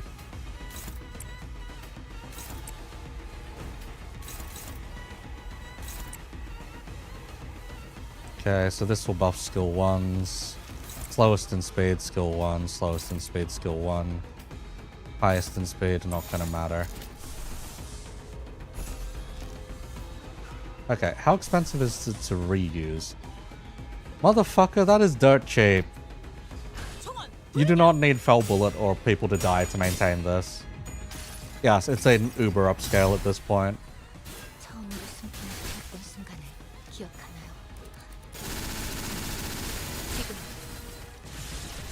You are immortal, yeah.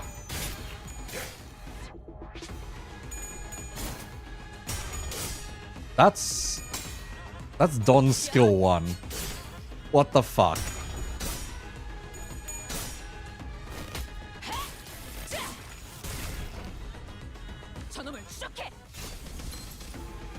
You can see the bullshit that we're witnessing, right? For Blade Lineage numbers. They probably should not be able to get this high. Outside of MD. So what the fuck?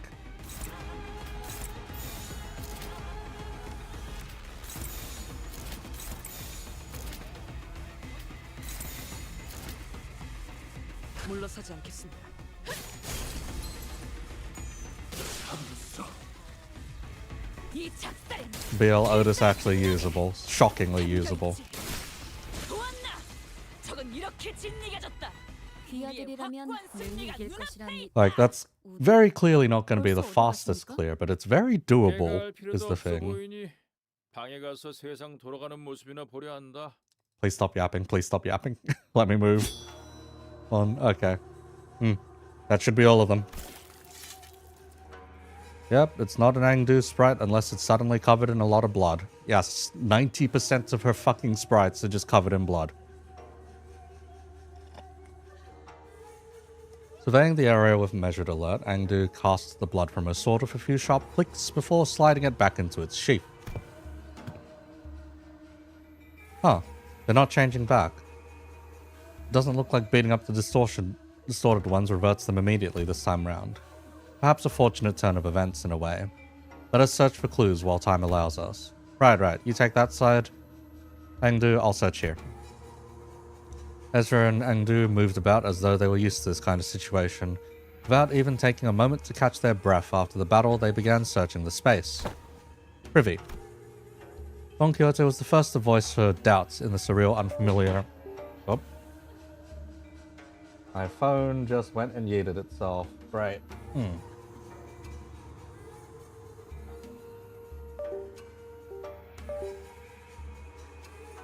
Up. Yep. Are we alive again? Yep, we're alive again. Why did my phone do that? I don't know. Okay. We don't need poise maintenance. You can just slot in a different ego instead of full BL. Pretty much, I'll be honest. But, full BL, still romanticized. Why the fuck not? Don Quixote was the first one to voice her doubts in the surreal, unfamiliar situation we found ourselves in. We battled distortions upon arrival hither, yet never before have I beheld our surroundings change with so sudden a flash. Privy, I cannot make sense of the situation. Would Foul render a detailed account of this distortion phenomena? Apologies. It would appear I overlooked the briefing due to the urgency of this predicament. This is, according to the definition presented by Lady Moses, a location-type distortion. It's basically when a whole space distorts, and since places and buildings can't move on their own, the distortion gets fixed in a certain space. As for this one, it looks like the distortion's already progressed pretty far along. Middle stage, probably. They don't usually get this big, but this one's here is covering almost an entire street. Then those people, they entered this space and got caught up in it. And our job right now is to get to the bottom of the phenomena. What exactly gets people caught up and what happens to them once they're in. You want to see more of Angdu dragging Kim to work? Yes. Of course, we can't really rule out the possibility of a powerful distortion encroaching upon its environment.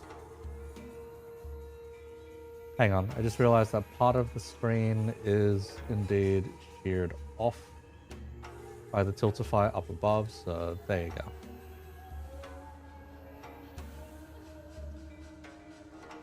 Oh, by that I mean when a distortion bleeds into the space around it and warps it. Oh man, I'm actually talking like our team leader. Rubbed off on me, I guess. Ezra continued with a sheepish giggle. In any case, we won't be able to suppress or cure this distortion, even if we whoop these guys' asses 100 times. We need more clues to help us locate the inflection points. Maybe we should examine these people over there too. With a call, Ezra directed our attention to rows of collapsed people all around, all of them clad in Doppo robes. And these are the glyph emblazoned on their headbands, Chu, who speaks propulsion and pursuits. It marks them as the Chinookun, functionaries charged with scoring and hunting runaway nobis. You hail from the homeland as we do. I'm unsurprised that you know of them. I could hardly fail to know, for I too was once enumerated among their quarry. Scientists and technicians were daily being dispossessed of their stations in N-corp after all. So it was no idle tale. Scientists who ply their craft without fattening N-corp's coffers are seized forthwith and made nobis of the corporation. BO LARP is fun though, yes. Indeed, I count myself fortunate to have absconded with my friends, for the brand of Nobi could be impressed upon us, however, otherwise. Nobi, the wretched appellation conferred upon the people for the convenience of those in power. A vile practice and an excuse of their power mongering, nothing more. The so-called taboo hunters of N-corp operate by much the same anatomy. Does the breaching of taboo summon the hunter, or does the hunter first seize his prey to thereafter frame the captured with invented transgression? Man, downcast, sadly smiling. If the powerful so desire to chase a man down, to take possession of his very being and keep him caged, then they need only decree that he should bear the lot of a nobi. Such is what N-corp has become today. My mentor too is one of the victims of that accursed practice. Then could these people have been sent out to capture your mentor Yi-sang? Or me, perhaps, or none of us? You mean to state that they may be conceptual forms of Chinookun generated by distortion? That is a plausible conjecture. We're getting nowhere with this clue hunting. With a heavy sigh, Otis pressed her fingers against her brow as if her head was starting to pound in frustration. To delve further into the matter, it is necessary to determine why the N-corp and its Chinookun have appeared as the motive of this phenomena. Considering the course of events we have seen so far, would it not stand to reason that the distortions stain all nearby things with memories most foul? The presence of Chinookun suggests a possible correspondence to Yi-sang's memories. Conversely, however, the absence of T-corp's time collectors weakens that hypothesis. In which case, the most plausible theory is that this particular distortion could have stemmed from Bamboo-Hatted Kim or Engdu's memories. Engdu furrowed her brow and fell into thought, as though she couldn't grasp the full picture of the problem. Seen a few distortions that show trauma or affect their surroundings. But this one, I'm not getting that pop of inspiration. Can't even guess what this distortion wants either. Take Emma, B.O. Otis for magic bullet crits. Lamau. Pop! The white flash of light suddenly drowned my vision again as Ezra clutched her head and cried out with annoyance. Hey, we're back. Ugh. If only the team leader was here. Cracking this would have been a piece of cake. And we're back. So this is why you kept asking whether we'd seen anything bursting with a pop. The N-corp employees must have it rough, getting dragged into the distortion like this. I mean, what else were we supposed to do? It was self-defense. They were about to attack us. I suppose finding the root cause and taking care of it would be the fastest way forward. Let's just do what we can for now. Okay, first we need to develop the film we found here. We'll head to the nearest darkroom and... actually, let's drag that slippery hat-wearing cult back here and get him talking about the Chinookun. That's probably our best bet. Can't re-enter the intervalo. It says you need to check first event even though you already made it. You need to redo. Not too sure, Chief. Not too sure on that one. Every time we take a job, that slacker just slips off without telling anyone. As one part of me watched Ezra stamp her feet in frustration, I was also carefully following Heathcliff's team through the other part of my vision. Oh, I think I can help with that. Have you located him? Huh? Boss Clock found something? Yep, I found where Bamboo-Hatted Kim is right now. Oh god, he's run off to the other bunch.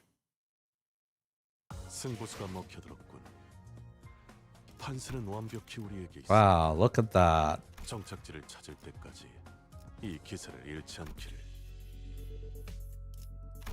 Oh, we're a third of the way through. Okay, this is going to be a long intervalo then. Unless it's just combat and combat and combat from here on. So we've gone through 1, 2, 3, 4 nodes. Okay, so it's only 12 nodes total. That's not bad, that's not bad. Clear within 10 turns. Okay. Oh, and we have everyone at our disposal now. Great.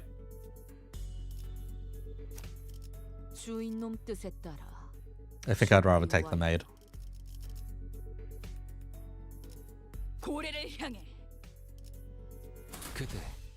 The maid provides a decent sort of source of lust that we can use for our egos. Meanwhile, Heathcliff's team. Bonk. Bloody hell, what's up with these gits? Showing up out of nowhere. How should I know? But judging by their getup, they seem like N-corp fellas. Things were going so well, we could have talked it out with those fedora guys who were rummaging around the place earlier, you know? But no, you just had to go barking at them first. Would have saved us a whole lot of trouble if you hadn't, right? Oh, so it's my fault.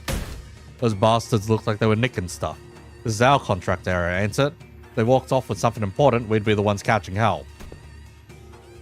Listen, bud. Everyone's itching to swipe hair coupons into their pockets the second they get the chance. Oh my fucking god. Oh, for how many bloody months you lot gonna milk that? Excuse me.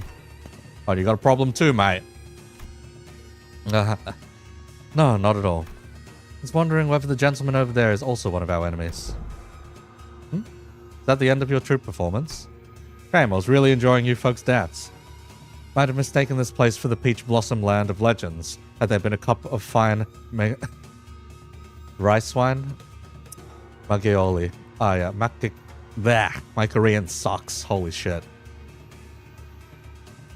Macchioli, to go with it. They still really be slandering the man for that. Yeah, they really are. Oh, that's an enemy, alright. He has a name tag, though. I think it says LCD. LCD or whatever. Who gives a toss? Am I supposed to put up with every bastard having a dig at me? Oh dear. Such bold swings. Didn't know there was an encore to that performance, huh? Cheeky bastard. Slippery little rat. Well, I do find this amusing enough, but if you intend to play with me, you ought to be more aware of your surroundings. Hey, behind you, there's... Gasp. Wow, he took out all those Doppo-wielding people, wearing people with just a single strike. Wow, singular strike mentioned. Oh god. Oh man, there's people like creaming their pants right now with all the Kim references. Or all the Kim fan service. I'd say that about covers the price of admittance for your troop circus, wouldn't you? Well then, I'll leave the rest to you folks. Watering blades and Murim tails never linger on the stage for long after all. Wait, where the hell do you think you're going? Ah, damn it. Kim got +1 emotion. Yeah, +1 emotion point for a singular strike. And everyone got summoned over. Wow, we're using no one from the area as well. Yeah. Does this really have to be a focused encounter, though? I feel like it does not have to be a focused encounter. We're neutral, but with the final power that we would get here, I think we'd end up being... Okay, we don't get final power unless we're the slowest, but... Or we mess around with things, yeah. Yeah, we'd have to mess around with some of these. Because he hands it out based on resonance from memory. Yep, Sword of the Homeland, highest A res and other in slowest order, max twice. He would provide it to 1, 2, 3, 4. Okay, so Sword of the Homeland does not apply on this turn. We just get resonances out of this turn.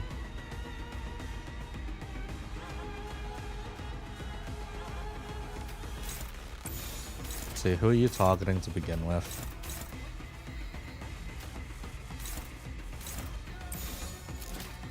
Mark you. Double resin. It'll do. Next turn we can pop Shadow. Use Superbia? Don't need it, man. Why would we waste Superbia here?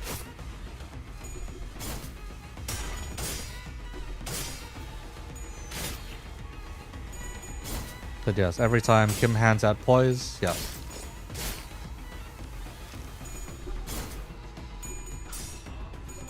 Every time Kim gets poise, more poise is handed out.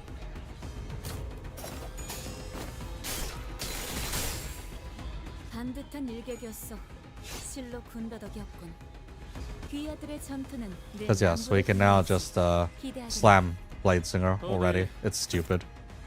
It's stupid cheap. Stupid cheap, it's just free damage.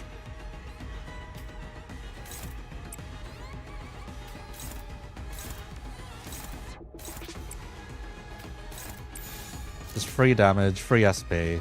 We'd be getting more SP if we could have at least brought along the new Ishmael to make this work a little nicer, but this works fine.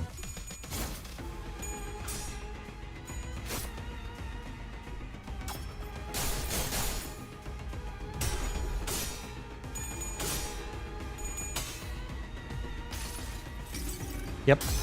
And bam.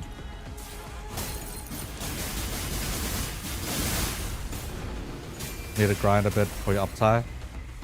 Okay, look like bots you clones when you first saw them. A bit, yeah. Oh, rip. Oh. Oh, come on. They don't even do enough damage.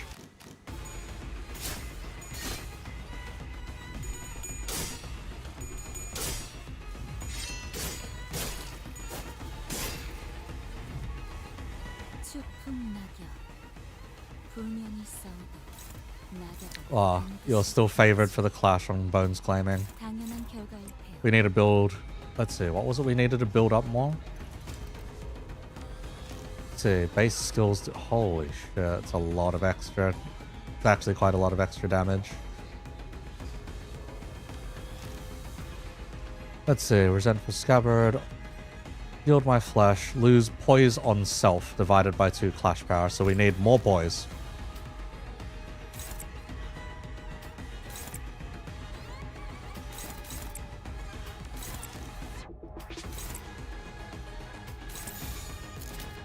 More poise to start, and then we can get the ball rolling a bit nicer.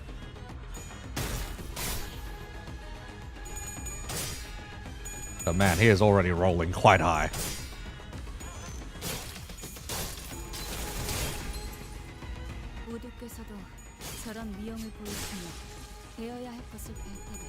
Heng is trembling because of the new ego.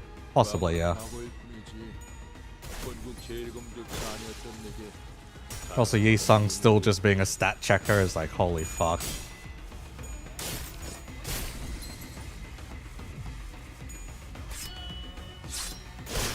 Oh, sweet Jesus. Huh? Oh, that is cool. That is cool. Holy shit.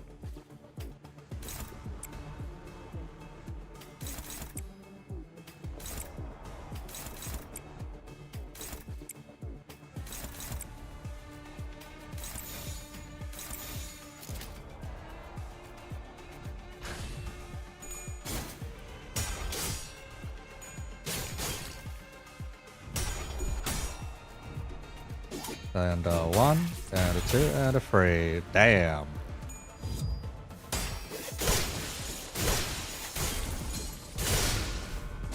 Oh, that's so free. That is so free now. What the fuck?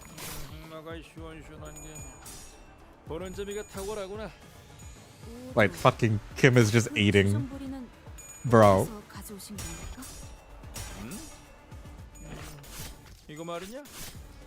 여기 있는 귀물들의 가격이 얼마인 줄 알고 부스러기를 그렇게. Okay, you have, let's see. You have free paralyze. Thanks. What the fuck are these debuffs? Holy shit. Hang on. Pinning Nail. Gain an offense level down for every 2 bind. Gain bleed equal to stack. On Tremor Burst, gain bleed count. Holy shit. Intelligence Gathering. When using a skill of identical rank to the skill photographed, clash power -5. Defense skills are counted separately. It is currently Yield My Flesh. Yield My Flesh currently has -5 clash power. Amazing. Actually amazing. We don't have to touch these guys, so we can just mess with the guys in the back. Oh. Oh, right. Triple paralyze.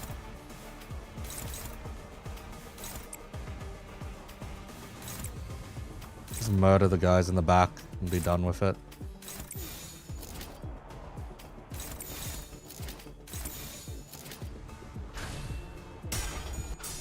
$24.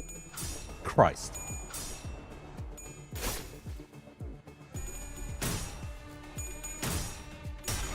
Parascaling based on fixed grades is bad.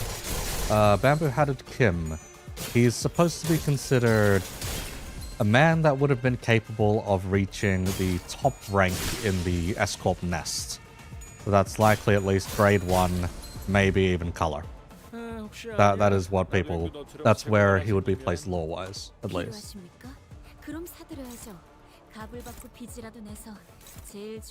At least that's supposed to be the speculation. Also, welcome back.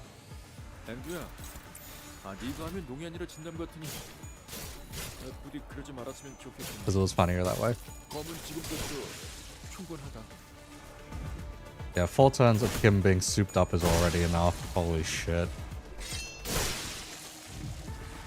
귀하들이라면 능히 이길 것이라 우두? 벌써 어딜 가십니까? 개가할 필요도 없어 보이니. There are levels of stupidity that we are past at this point. Though seeing the face, you doubt he's that strong. I think the city has evolved quite a bit. Potentially, yes. Potentially, yes. So let me get this straight. Dude was here just a minute ago, and now nobody knows where he wandered off to. Yeah, bloke turned up out of nowhere, flapped his gums, then did a runner before anyone could grab him. Ezra let out a long, listless sigh, as though she was getting sick and tired of even complaining about Kim. Lady Ezra, I cannot say your frustration is misplaced, yet I trust you are also aware that more often than not, Mentor's actions have carried a profound design. She's eyebrow twitching at this point, mate. He has never left his post without purpose so far. No, I get it, okay? But come on. Would it kill him to not give us a heads up before he goes zooming off on his own again? It's not like we'd stop him. What are we going to do? Tie him up? Lock him up in a closet? We don't do that in our team, right? Remember last time? We all thought he was being a good patient and sleeping it off in the recovery ward, but nope. When the LCA got infiltrated, he snuck out without telling anyone and came back like nothing happened. And the team leader didn't even chew him out for that. Lady Ezra, that's... Oopsie. Wasn't supposed to mention that, was I? Then the reason he failed to participate in the operation was... Nice. Damn. Simply because the LCD was lax in supervising its personnel. Is that what you're suggesting? Lady Moses bade us hold our tongues for this very reason. She knew full well Mentor's intentions would be misunderstood in precisely such a manner. What part of this have I misunderstood? Did you not just disclose the man deserted his post without authorization? Oh god. That's the thing. He wasn't just wandering around. He was outside, all alone, taking down the ring auto mannequins who'd locked down the elevator that leads into the LCE department. Yeah, it's not like he was dealing with the strongest enemy out there, but the recovery ward didn't have an emergency alarm, and nobody from the department was there to warn him either. He somehow just caught on and did the job himself. Huh. Heard it's all thanks to him that the facilities team managed to get the comms back up and contact that LCE chief dude way faster, and that helped the LCA to actually deploy.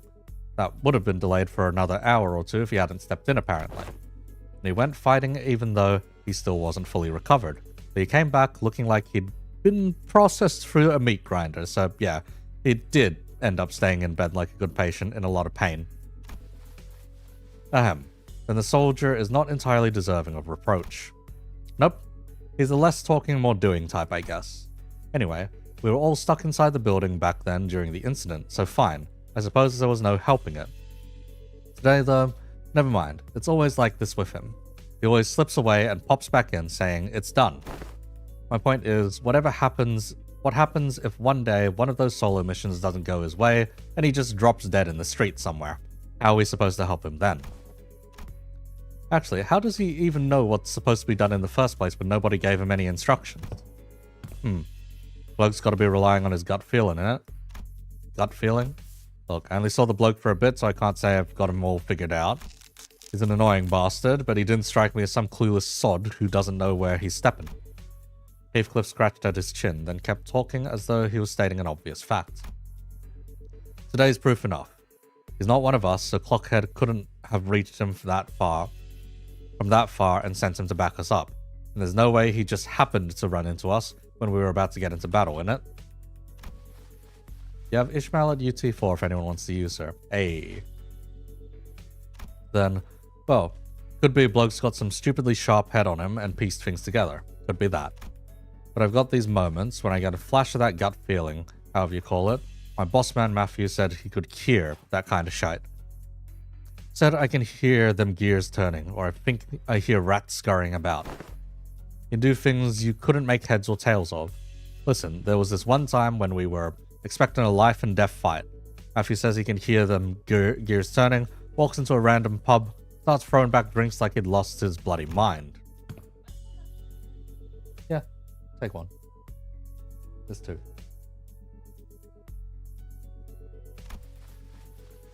Back when I was on the ship, some sailors used to drink the barrel dry before battling whales to blunt their fear, only to stumble around on the deck and fall overboard.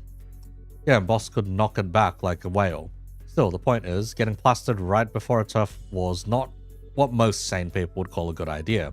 Had us all crossed, so we went stomping after him. And guess what? Turns out that pub was the secret hideout where the opposing syndicate was holed up. They were crowding around the gaffer, running their mouths about how they'd kill him and put an end to the dead rabbits.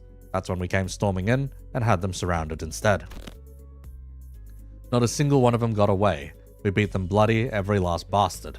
And boss knew it'd play out that way. Sorry, but this sounds like a Barstool. This really sounds like Barstool bragging to me. You sure it wasn't just a coincidence? I should think it was no mere chance. If you're saying as much, then surely it was but one among many such coincidences, is that not so? Yeah, every time Matthew pulled one of those stunts, our lot ended up growing bigger. Wouldn't have kept working so neatly if it was just a coincidence.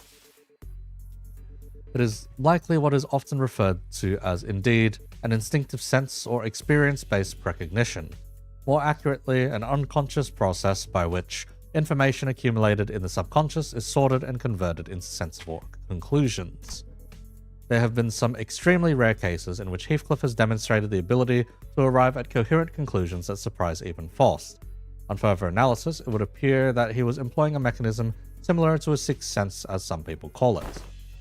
Is that a compliment, or are you taking the piss out of me? Goat Kim upscale. Yeah. The my mentor does not see fit to explain each step he takes. You good there? You see. When all is past, I often find that no footfall of his was taken in vain. I would ask of you, grant him but a little time and wait. Keep waiting, and the shape of his intent may yet become clear. Though I confess I have been concerned about him as of late. His recent silence is far heavier than what I have noticed in the past. So wait. Don Quixote began, hesitated, then stopped herself from saying more. She only gave a quiet nod. Yeah, okay. Suppose our team leader has her own reasons for letting him be. That said, doesn't mean I'm happy about it. Let us return to the task at hand and do what we can for now. Fine. As the others quietened down, I had room to notice the place we'd found ourselves in. There wasn't a single ray of light. There was a deep red hue pressing in from every side. I can't believe we've been chatting away in the dark this whole time, fellas. And the red lights aren't helping at all, especially with my aging eyes. Oh, you're looking for the light switch? It's right here. Sinclair, please. Do not. This is a dark room. Do not fuck with the photography. Don't turn on the light. I hear Musso's clipped warning, his voice coming from a corner I didn't expect to find. Musso, where are you? Ah, there he is. That corner. Is he washing something? And developing the film roll, manager. Exposure to the lights might ruin the entire roll. Please exercise caution. So he'd been doing his own thing. That explains why he was quiet all along. Huh. Didn't think you'd know how to print photographs, pal. What's that for, anyway? He expressed the wish to have the film developed, manager. I'm carrying out that instruction. They still think that the man is stupid or something. Maybe. Who knows? He most definitely is not, though. I see.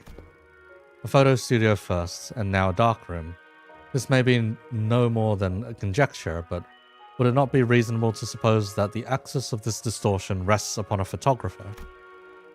The film's serial numbers either match those found in the photo studio or deviate only by a single digit. It is certain that this darkroom is connected to the studio in some way. You wonder if BL, Celsu, and Cutthroats are still a thing. Cutthroats were supposed to be leaders or lieutenants. If you directly translate Celsu, you get the same definition with Cutthroats. So they're one and the same, Chief. The images bear a striking resemblance to those photographs. I also believe this building and that photo studio share a strong connection. Oh, where'd you get these photos? I bought some from the photo studio. Cannot name the locations in the picture with certainty, yet they all appear to have been taken at various places in N-corp's district buildings mostly. Hey wait, I know what these are. People take pictures like these when supplying stuff to that department store. Correct. These photos must have been taken by a docugrapher. Musso chimed in, holding in an odd cylindrical container in his hand this time. He gave the container a shake every now and then with a measured rhythm. Whatever he was doing seemed to be part of the process of developing film. Film rolls are hardly affordable for the average resident in N-corp. In most cases, taking photographs is done as part of professional duties. There are approximately 21 occupations in District 14 that utilize photography. However, only a single profession involves routinely photographing specific buildings, adhering to fixed standards that can be observed in these pictures. Again, these docugraphers that you mention are people entrusted with that job. Yes, they photograph the information to be poured into canned experience. The docugrapher. How could a person of such decently lucrative profession fall into distortion? Decent job, maybe, but how do we know they're a decent person? Ezra replied with a clear-cut answer, only after a brief pause.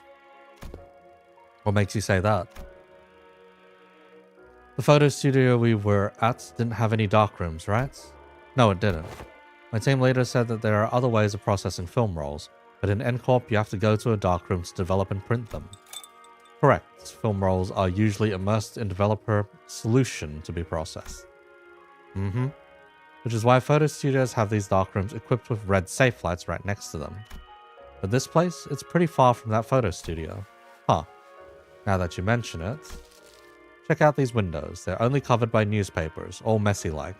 If you consider how sensitive film rolls are to light, it's really super suspicious that this darkroom doesn't have any proper blackout panels. Oh yeah, in the back over there. Bill Otis was called Cutthroat before Kim So was released. It was during his or Yi Sung's upside story where leadership is commented. I looked through those. It's Yi Sung's one. And it's still just Salsu. And Salsu within the ranks, basically. Salsu within the ranks, kind of like how a middle little brother can still have some meritocracy within the ranks as well. Or some sense of leadership within the ranks. Who in their right mind would print photos in a place patched up with yesterday's newspaper? Oh. This probably isn't even a legit darkroom. Someone probably hauled the bare minimum tools in to develop film and threw them together in a hurry. Someone who didn't want to be seen printing photos. And people don't usually avoid scrutiny unless they're doing something not so decent.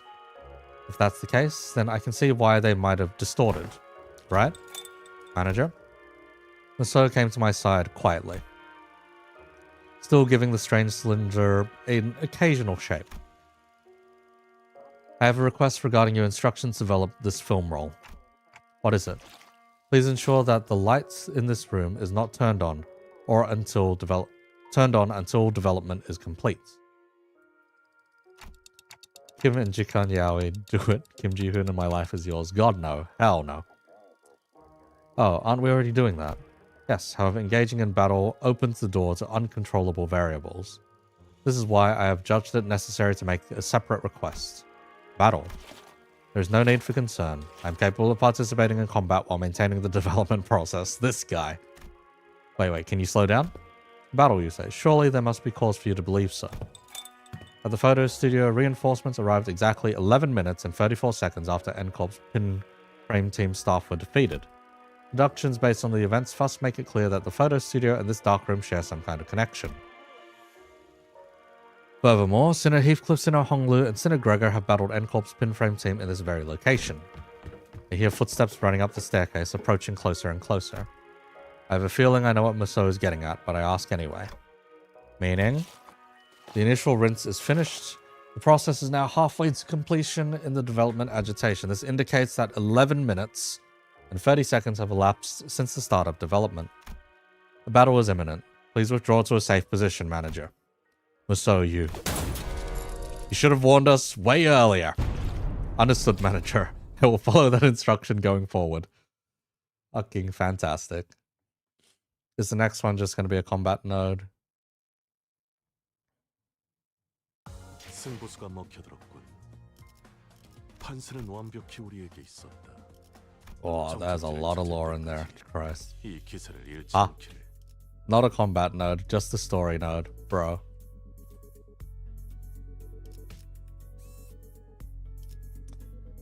How much reading is there gonna be? They really just lumped on the story. So much story. Hang on.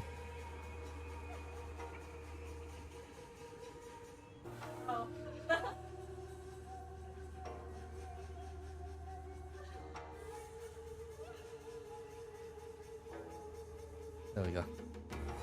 I need something to drink. My throat is drying out. Holy shit. Also, there's like KFC next to me, and I cannot consume it yet. Nope, about to find out.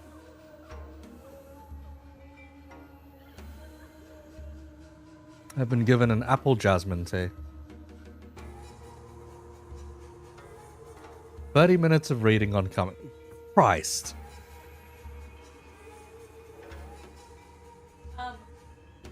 Get some water. You know what? I'm gonna do the smart thing here and preserve my throat. I'm gonna leave this section on autoplay and just grab something real quick to eat. So, apologies if things are a bit quiet for a little bit.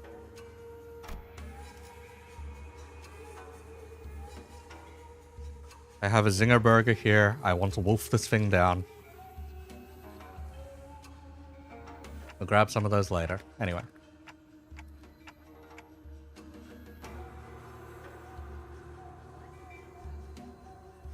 I forgot to change it.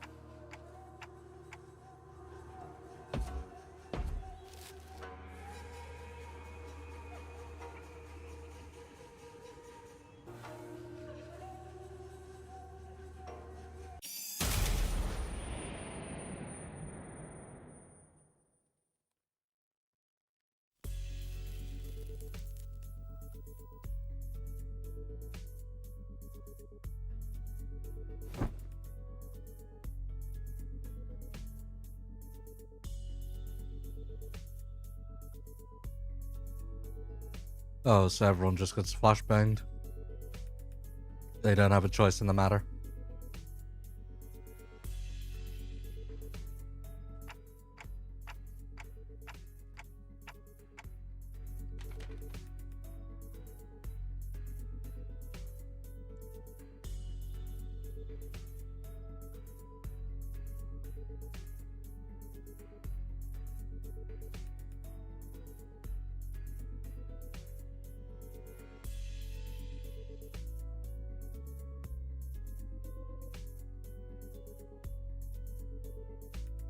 Ah.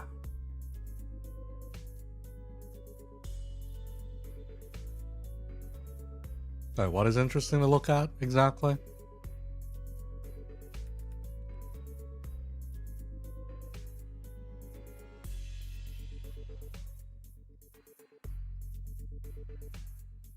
Alright. I'm like most of the way through this burger. Most of the way at this point.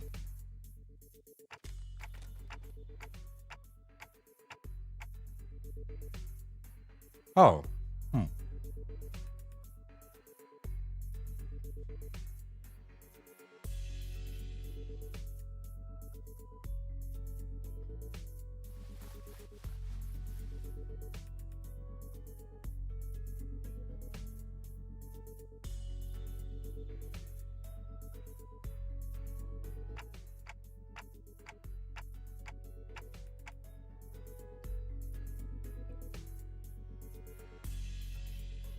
Oh, yeah. The unfortunate thing is, if you're just eating food,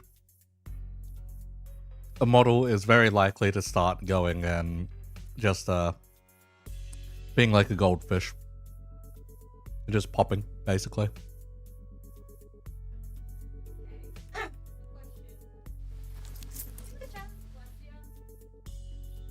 Hmm.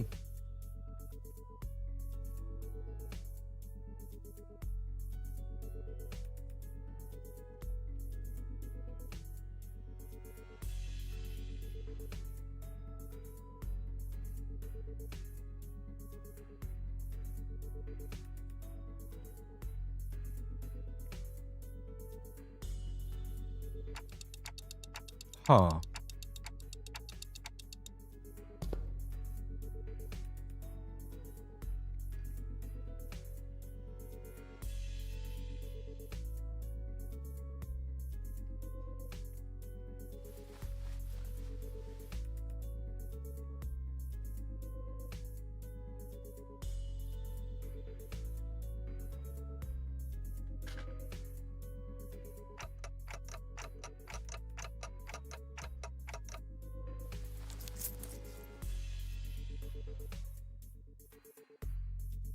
Experience better. Oh god.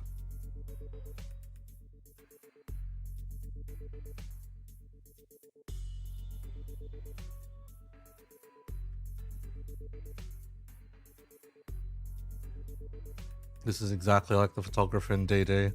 It'd be funny if they just distorted again.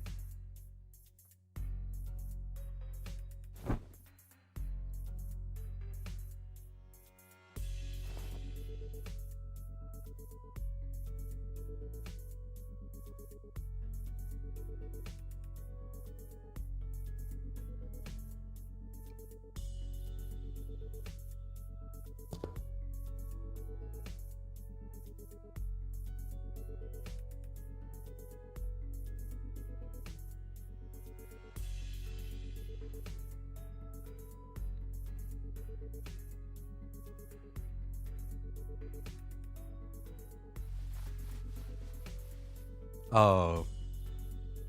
Oh, this is why Otis was getting up in arms earlier. Just war photography. Most likely war photography.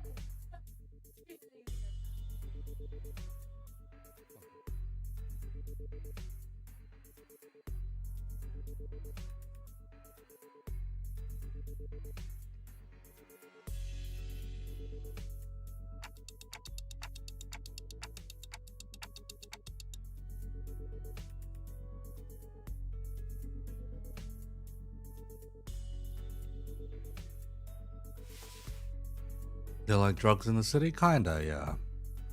Feels like it. So, my first impression would probably be something closer to BDs or brain dancers out of Cyberpunk. That's probably the first thought, at least.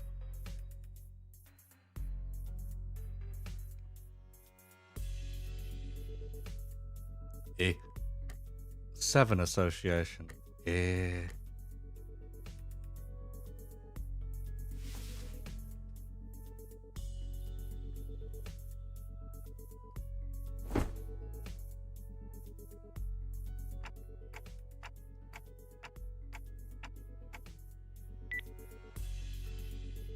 Oh, it's probably Roshu and Rodya.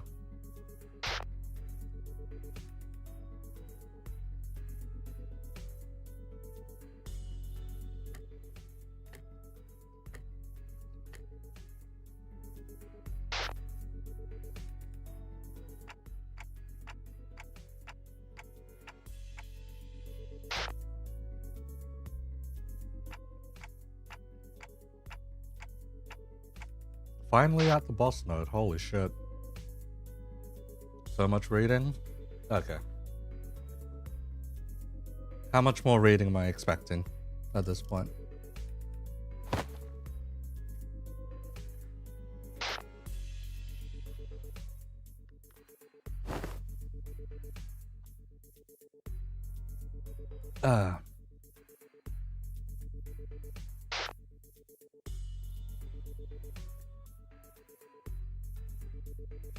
I'm like halfway.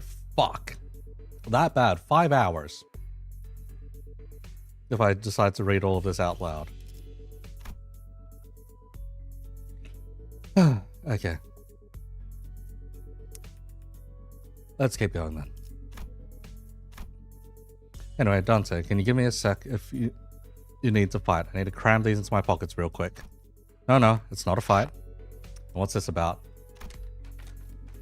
Took a closer look at the words written on the wicker baskets in the first photograph Maso had bought me. Where's that bakery you're at? That was a node long enough for me to put on order, cram a zinger burger down my throat, and like 6 nuggets. What the fuck?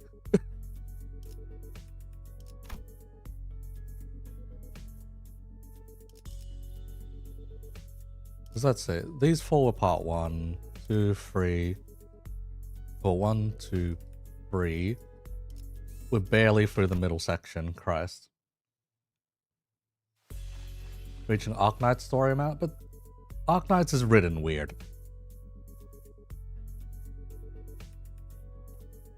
Arknight's writing, you take what could have been written as a single sentence and somehow espouse it over like an entire paragraph instead. It is much ado about nothing as Arknight's writing at times. Ah, I know who you're looking for. The owner of the bakery was a woman holding the same wicker basket as the one in the photograph. She took one glance at the picture I held up for her and gave a quick nod. This man, he works in Cannery 17. Right next. He's a regular. He used to drop by every morning to buy sandwiches to share with his co-workers. Haven't seen him around lately though. And those co-workers, I assume they're wearing the same uniform? Asking the question on my behalf, Otis showed the baker another photograph. Probably. He was wearing one too. I'd guess it's the cannery's uniform. This confirms our lead. Executive manager, a few inquiries at that cannery should bring us to the information we need. Yeah, you're right, but it's just that she doesn't seem very concerned at all. She's one of the people in the photos that weren't affected by the distortion, right? So, I thought she'd be a close acquaintance. Allow me to verify, executive manager. You know the name of this regular you spoke of? His name? Am I supposed to know that?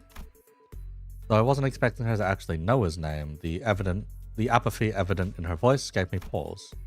He took a photo of you. Wouldn't it be reasonable to assume you're well acquainted with him? Oh, that. The baker's demeanor changed when Otis pressed the point. He gave a strange, unsettling smile before pulling something from her apron pocket. A thin and round can-like object. He said he'd give me 5 of these canned experiences for free if I let him take my picture. He even said he'd throw in the docograph of the building. He'd throw in the docograph of the building of my choice. Christ. Realize he has 6k HP and 3k as shield. You're crying. Oh dear lord. He docugraphs buildings, right? I hear he even takes work trips to the Nest every now and then, so I asked him to get me a docograph of this lovely mansion I saw by the Nest suburbs. I know I'll never get to afford a beautiful place like that, but this way I could at least experience what it's like, and gosh, it was everything I'd ever hoped for. Couldn't quite put my finger on it, but there was a distinct eeriness to that dreamy, blissful smile on the baker's face that sent a chill down my spine. Oh god. Young Musso.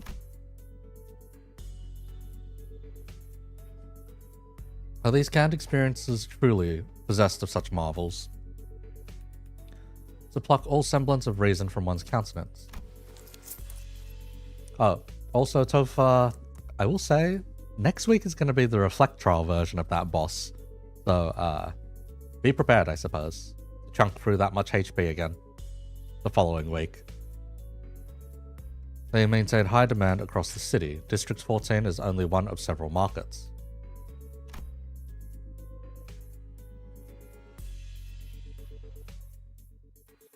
Does Foul mean that those who indulge in canned experiences may experience venturing on an expedition to the Great Lake and bungee jumping off the summit of that skyscraper yonder as they remain seated where they are? They may, however. Oh, a magic can allowing one to pursue any dream that the heart may conceive. Verily, I confess mine own soul is much tempted. It differs from pursuing a dream. This is the most expression we've seen on a Musso in a while. Mass-produced canned experiences are made from base experience matter mixed with various modified information. The resulting end product enables intense stimulation through altered memory. Therefore, it is unlike the dream as expressed by Don Quixote. A piece of memory refined along the numerous processing stages of the cannery's production lines is not equivalent to genuine experience, meaning the usage of experience in her previous statement must also be amended. Memory is altered for intense stimulation. That does sound quite shady. How does this cast a shade upon the boons granted by the can? Adventures and tales are, forsooth, inclined towards a little grandeur. It is because the memories provided by canned experiences are extremely vivid. Statistics have shown the users of cans interpret them as authentic experiences and become dependent on them. A possible cause of the formation of dependence patterns is that canned experiences allow one to feel as if one has achieved a dream that is, in reality, impossible. Oh god. Foul implying that the users are made content with devouring forged dreams stored in instant-use cans. Worse still, the user may no longer strive to chase dreams in the waking world. For the sweeter and more splendidly a dream is embellished, the more impossible it will appear to be grasped with one's own hands. To become a cause for surrender instead of inciting one to march forth. Verily, doth it annul the significance of dreaming itself, if the resultant dream rouseth not the spirit to gallop towards it. Whether that annuls its significance, I cannot know. But they sell well. So, how much will you be buying? Buy what? You came barging in with all these questions and was patient enough to answer them politely, wasn't I? Don't you think you owe me a sale or two? You're not able to leave without buying a single loaf after crowding up my bakery and scaring off my customers, are you? The case was on point. Actually, with our whole group gathered around, the passerbys gave us a wide berth and hurried on, whispering among themselves. Nobody was about to come in and buy bread like that. Come on, lady. I practically cleared your shelf already, didn't I? You did what? Where the hell are you keeping all that then? You even gotta ask? Of course I had some already. The rest is safely tucked in my coat pockets so we can all share later. You already ate some. Let's buy a little more. It's true we scared off the other customers. Understood. Given that the expense is made to facilitate this operation, the lack of prior budgeting should not pose a problem. Dying of bleed. Great.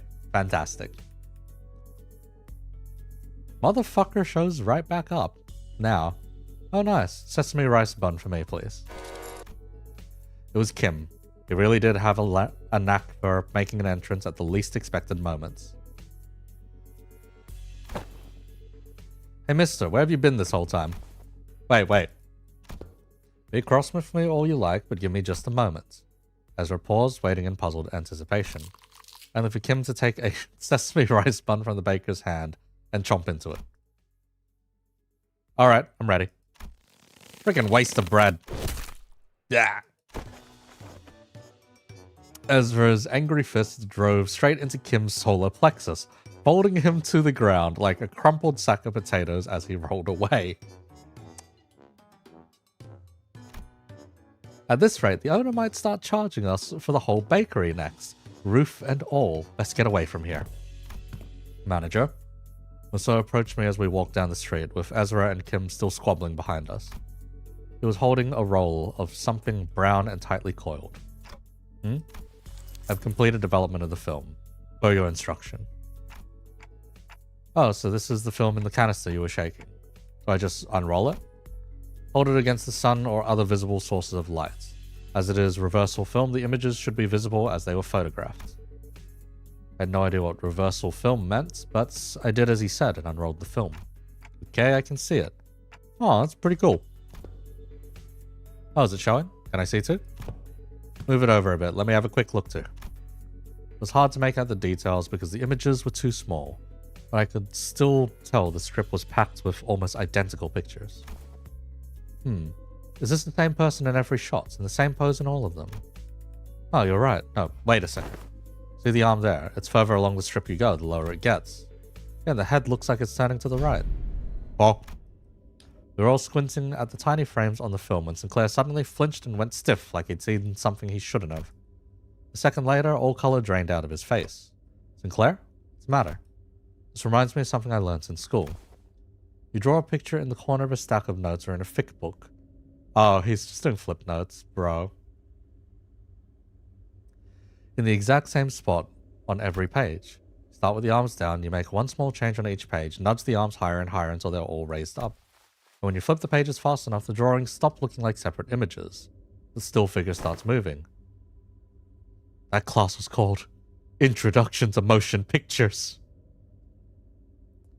And it's a film roll. What the fuck were you expecting otherwise? Yes, it's a video. But also, fuck, it's a video in N-corp. I remember the teachers saying that video footage we watch are all made the same way. Are you saying that it's a continuous sequence of still images? The arrangement of frames suggests this film strip is highly likely to constitute footage, a violation of N-corp's taboo. Welcome.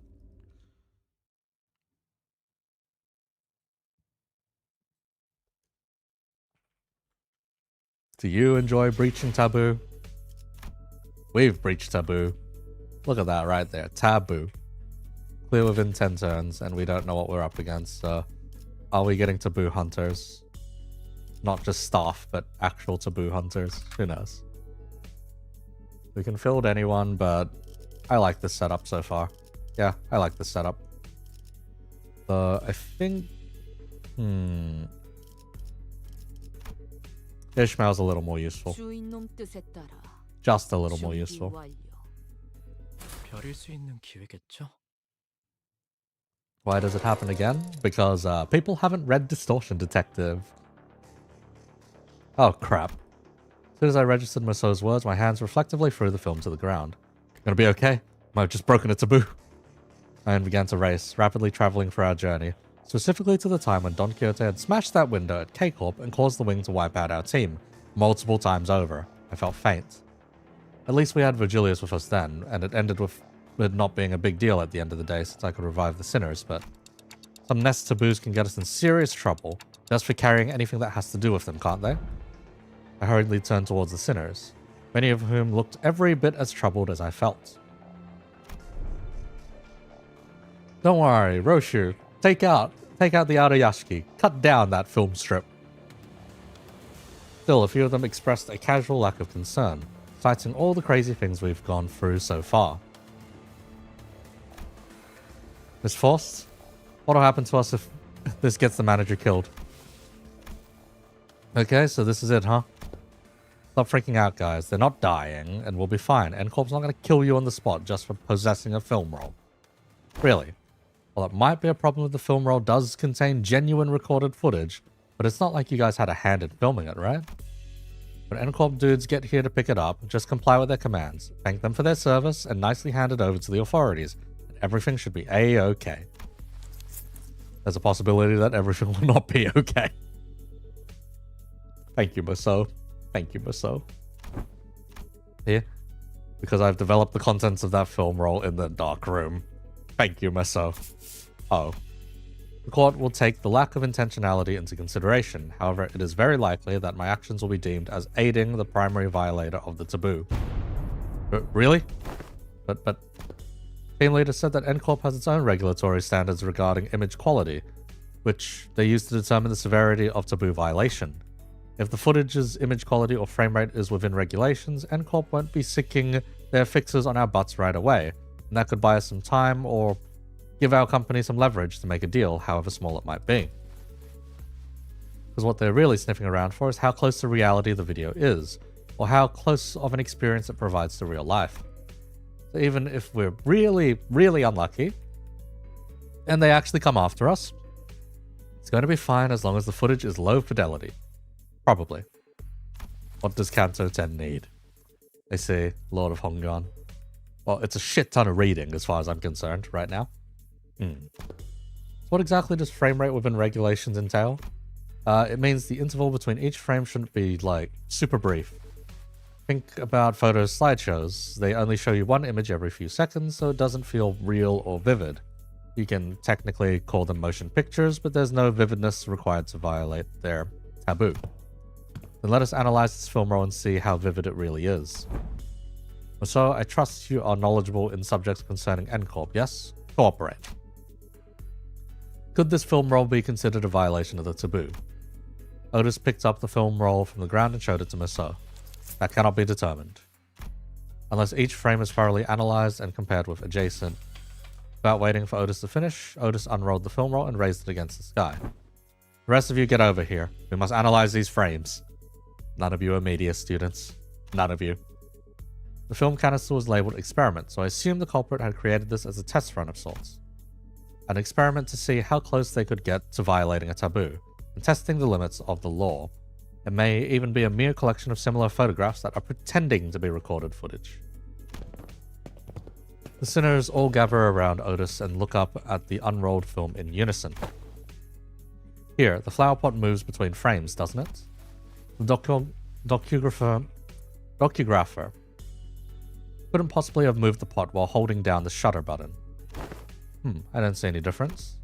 See here, the expression risen on the subject's visage appears rather stiff.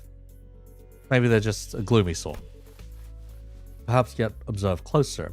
The stiffness arises not from gloom, but from strain to maintain it.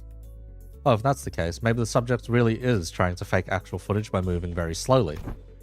That is a pretty convincing theory, but I'm not sure if that's enough to conclude that we're in the clear just yet. Do they not know about stop motion animation and that you can play this thing back at a different frame rate? If you played this thing back at a higher frame rate, suddenly it may look a lot more realistic.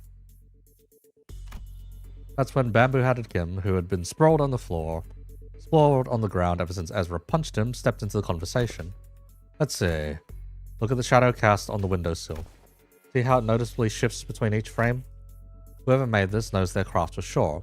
I can't imagine a backstreets dweller would have any way to mess with the sun's trajectory.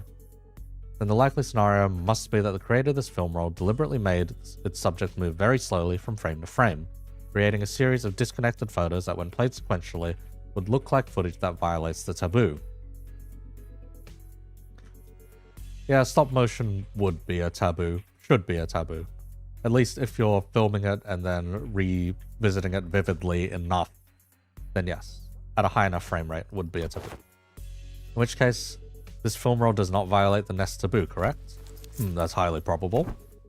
So he says, executive manager, we should be in the clear for now, at least in regards to aiding the violations of a wings taboo. Whew. But if he was willing to go through this much trouble just to test N-corp's patience, it's hard to believe he'd stopped there. Based on all available evidence, executive manager, it seems reasonable to conclude that the inflection point of this case is likely a taboo violator on the run.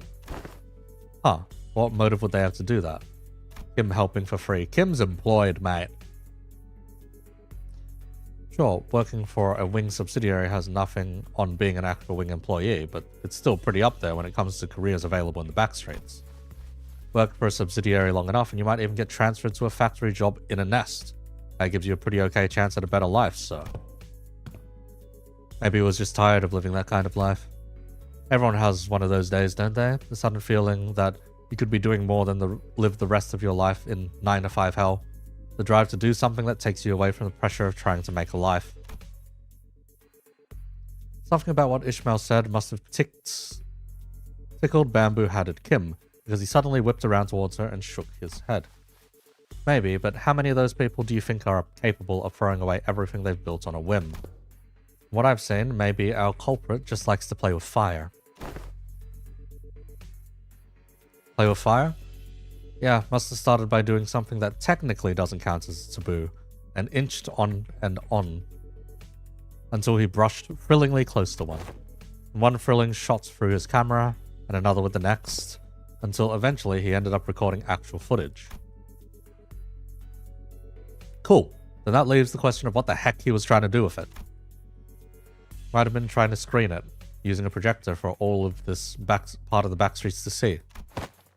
Oh, but wouldn't that make everyone here, even those unwittingly came across the projection? Right. Right on. It have made those folks violators of the taboo. Why would anyone? So would you care to explain how you know that, Mr. Breadbay? And I asked around on the opposite street, and apparently some guy's been going around asking workshops if they could make him a projector. Kim's already been doing investigations. Wow. Seems like most of them turned him down, but also said that he stopped showing up after a certain point. Fair to guess that he got his hands on a projector somehow. Alas, it's not a taboo of N-corp to view recorded videos. Pray tell, why would any insane mind? Well, it ain't taboo if you only made a projector in it. Backstreet blokes are down for anything, long as there's coin. Huh. So how do we track this guy down? Multiple individuals in the same garb as the Pinframe team have been identified in the vicinity. They're all carrying the same briefcases. Oh? Well, isn't that convenient? Maybe we can play this like a festival or convention and just tail people who look like they're involved with what we're looking for. So they'll lead us to wherever we need to go. Indeed. At architecture conventions, there would be those in formal plaid shirts and suspenders milling about, and I could always trust them to lead me to the convention venue. Uh-huh. And was it common for those plaid shirt fellas to look around like they're scanning the area? Did they also go around checking people against photographs? Collect evidence. Please advise for... Oh boy. They also radioed each other, glaring at people like they're glaring at... Oh. Perhaps you could answer that series of queries yourself. Nope, this crowd sure don't look like they're gonna let us follow them. Can't be the only one who thinks bamboo-hatted Kim looks chopped without his bamboo hat. We laughed our ass off the moment we saw it, not gonna lie. 물론 나 말고 앵두가 모두도 도우셔야 합니다. For the low price of free pride resources, we can start the chain. 저는 눈물을 머금고 다른 두 분께 이 사실을 실토할 수밖에. Let's say skill 2s, not we want skill 1s, unfortunately.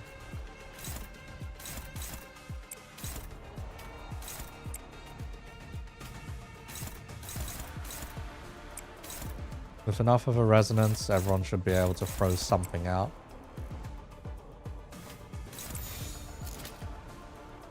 We've gone from neutral to favorite at least.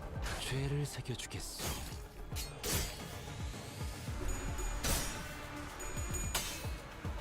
Thank you, Ishmael. And freebie. 저놈을 추적해. 이 상대는 나야. Wow, look at that.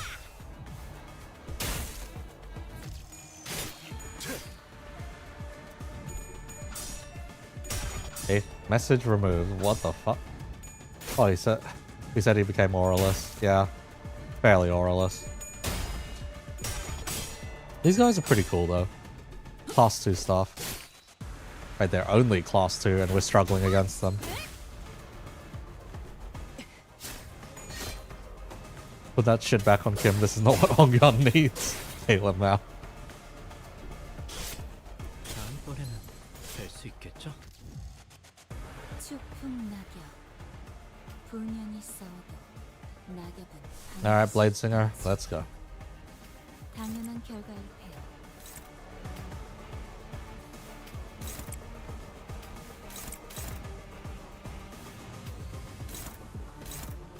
We can probably shoulder check this guy. Yeah, why not?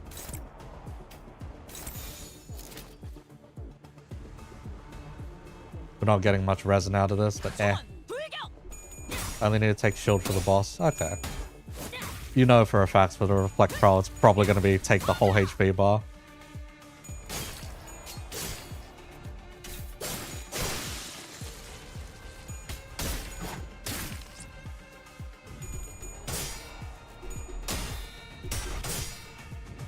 Up, tails, rip. Smash bottle, and let's go. No crit. The lifesteal, the bleed is crazy. And if you use Yearning Mikala on Musou, you can get some healing, I guess. Oh yeah, it's basically a free eater as well.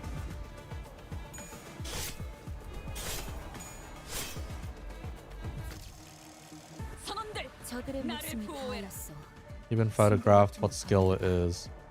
Really? The ego? 나수가 버틸 판은 아니었지. 이제 좀 고수들만 남았으려나? I don't imagine a case where reusing the ego turn after turn is particularly... The music is pretty well put together because you can hear like... You can hear a camera flash in the middle of it. That's actually pretty cool.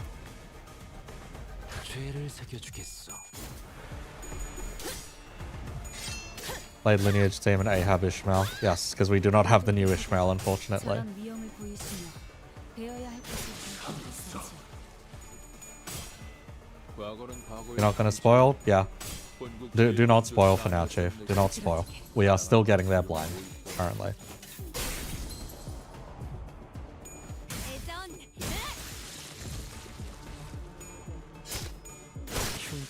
But yeah, the Blade Lineage does a lot of damage now.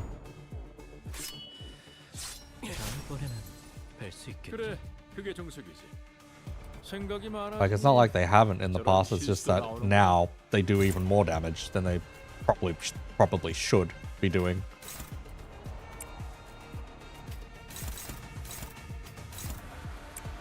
Yeah, sure, just claim Bones this turn then. The Bones claiming itself may just end the encounter.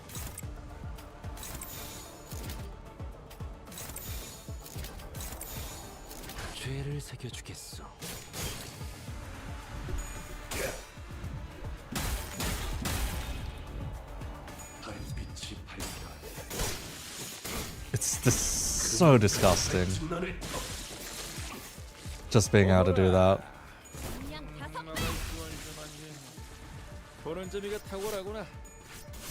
One clash power, yeah. The ego's fucking insane. Well, it's more the passive of the ego's insane, but yeah.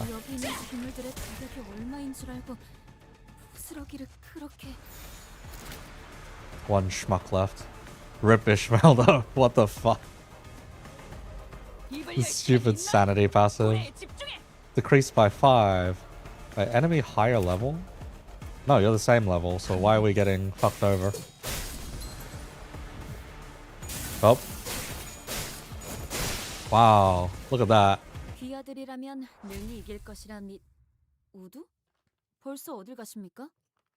개가 할 필요도 없어 보이니 방에 가서 세상 돌아가는 모습이나 보려 한다. The thing is, corroding into blind obsession is actually good for us. 승부수가 먹혀들었군. Because not only is it damage up, it is also... 정착지를 찾을 때까지 이 기세를 잃지 않기를. Okay, we're 2/3 of the way now, apparently.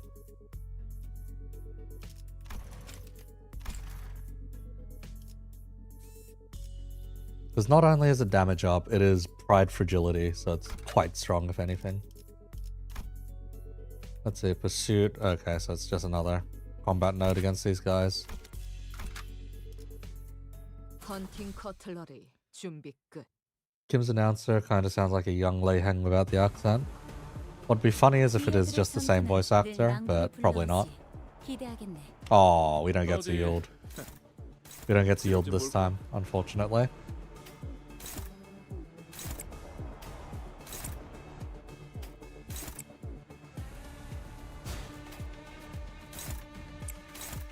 Yep, one-sided guard is fine. That just gives us extra SP. Everyone else just doing as they like is fine too.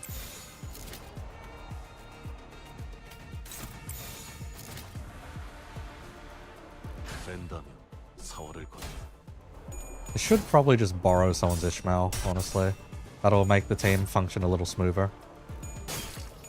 You could buy Chinook and Hongers. Not yet, I don't think. He's like 1,000. I don't think I have 1,000 yet. The thing is, I'm gonna need to farm like a quick MD after this, most likely, just to get the new ID. Or get some pulls for the new ID, anyway.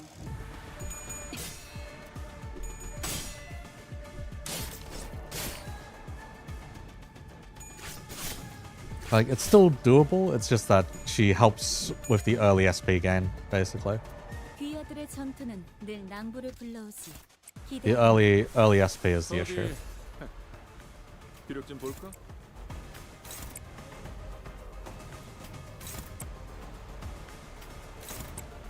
Otherwise, it seems quite alright.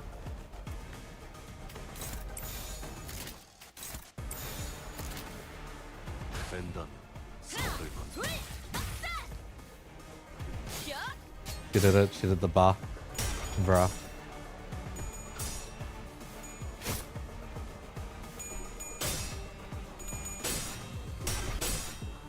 Thank you, Engdu, for winning clashes for me. The boss has a lot of HP. Oh, I see. More people are getting there now, huh? 숨을 거두랴. 반듯한 일격이었어. 실로 군더더기였군.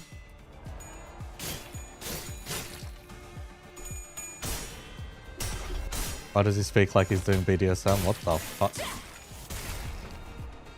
저놈을 추적해. I have many questions, but I will not ask them for now, Chief.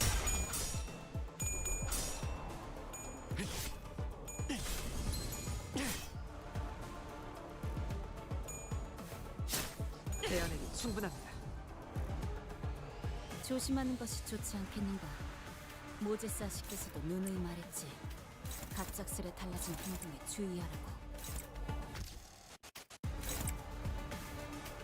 You can just hear that pause drop for the camera flash. Very cool.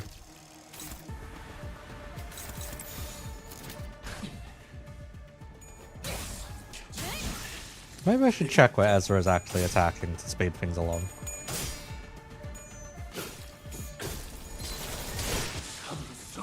모두께서도 저런 위험을 보이시며 되어야 할 것을 결거고 있었지. 과거는 과거의 수지. 낭자오. 본국 제일검조차 아니었던 내게 자랑할 만한 위용이 뭐 있다고.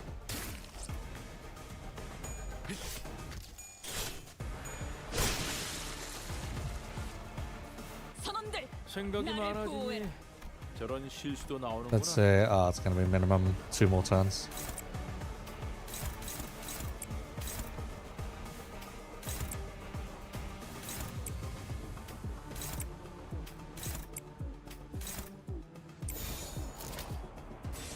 Yeah, you can do a counter. Why not? Oh, that might hurt a bit more. That's fine. We can fell bullet him. Worst come to worst. 망설임이 없도록. Christ, yeah, he just doesn't have boys issues at this point.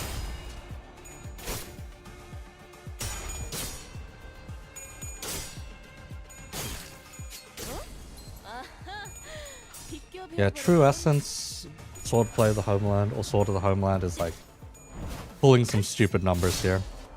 그래, 그게 정석이지.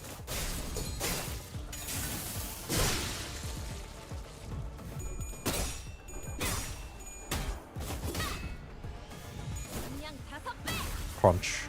Crunch was not enough. 아름다운 것. 그렇지 않은 것.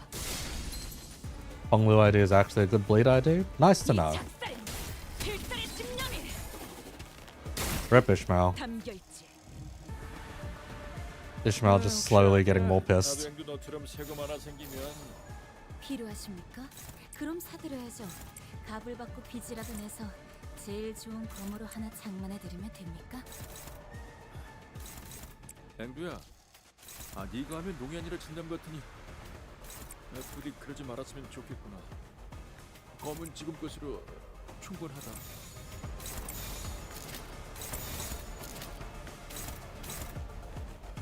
So you don't really have a high enough resin there. You'll die. You should die. Should be fine. 즐겁겠군.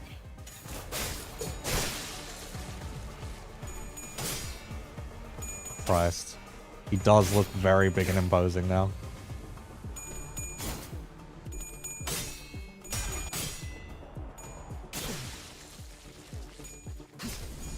흉터의 결과요. Ah, rip.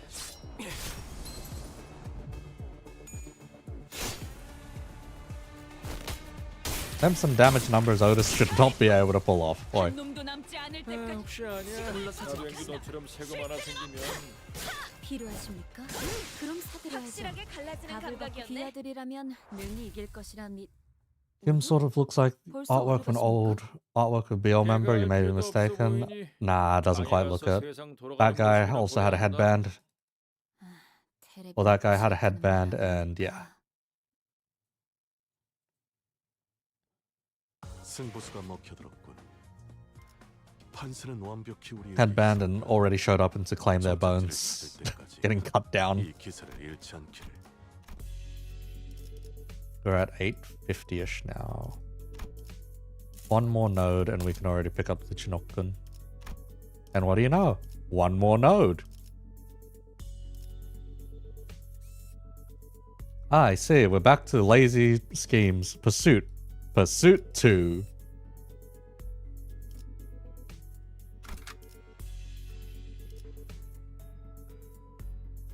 꽃을 피워볼까요? This is a fun node. Oh, are we swapping between the two again? Hardly a challenge. What a WOT. Ooh, well, at least they're not much of a fighter one-on-one. Service declare. I do not know French. Holy shit, I do not know French. Is not a combat specialized department. While they have all undergone basic combat training for exigent circumstances, they are not prepared for head-on conflicts such as this. Yeah, I noticed. They kept taking pictures of us with their briefcases. I'm guessing that's their primary job description? What are they snapping away for, then? Whispering behind our backs like a load of creeps. Collecting photos to include in the report for their higher-ups, I'd wager. You can kind of see how they could think we're involved in this somehow. Every time they followed a lead, they ended up encountering us. It's hardly a surprising rationale. So stood a footstep away from the rest of the sinners and watched in silence as they tried to come up with an explanation. What is he thinking? What is it he wishes to say? Or is he simply contemplating, observing without preconceived notions in his mind?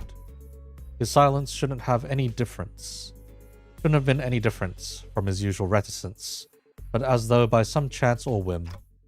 Hey, Musso?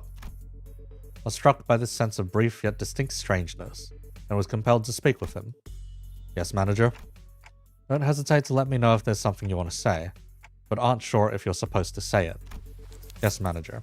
I will do as you ordered should one such circumstance occur. We are slowly inlaying rules onto Musso. As always, his reply was as deflatingly concise and direct, as though he had some rule of his own that told him this was the specific response for situations like these. Okay, but I'm talking about right now, actually. Do you have anything to say? Right now. It did not appear to me that he was trying to hide anything or choosing his words in response to my question. His reply was simply that, an answer, nothing more. Yes, a prepared answer written down in a list of responses, that's what it felt like to me. As though this particular answer had always been the only one he had available for situations like this. Clearly, prodding him for answers wasn't going to get me anywhere, sir. With a curt, sure, if you say so, I turned away from him and took off to join the other sinners. As I did so, a few words lingered at the tip of my proverbial tongue, asking to be let out, so I did. Would have been nice to know what you were looking at. Of that, I cannot form a judgment. What? That is because the precise definition and nature of the subject of my gaze are just as unknown to me as to you. Would you point to an object or an enemy, I can provide a verbal explanation based on my current knowledge. If you require such information, please rephrase your question accordingly. Had I asked him again then, had I tried to get to the bottom of that line of questioning, could I have found myself the smallest peek into Maso's psyche, which had remained entirely shrouded in mystery even after an entire year of traveling together? I suppose that's not up to me to judge as well. Manager? Yep. Another battle is imminent. As you previously instructed, I have informed you of an imminent battle. Investing that Kim will get his aura back and don his hat again. You'll put it all in Hongyan. Bro. Yo, boss, Clock, are you just gonna sit there all day while we do all the fighting? They're pouring out of that building over there. They must have been on their way to that building. Our path ahead seems clear, Executive Manager. Let us neutralize those foes and head up there. Ah, gotcha. Be right there. A brief lull of battle came to a close, and battling enemies who arrived precisely at the moment Miso had predicted, we made our way into the building. Oh, geez. Okay, there's a projector there.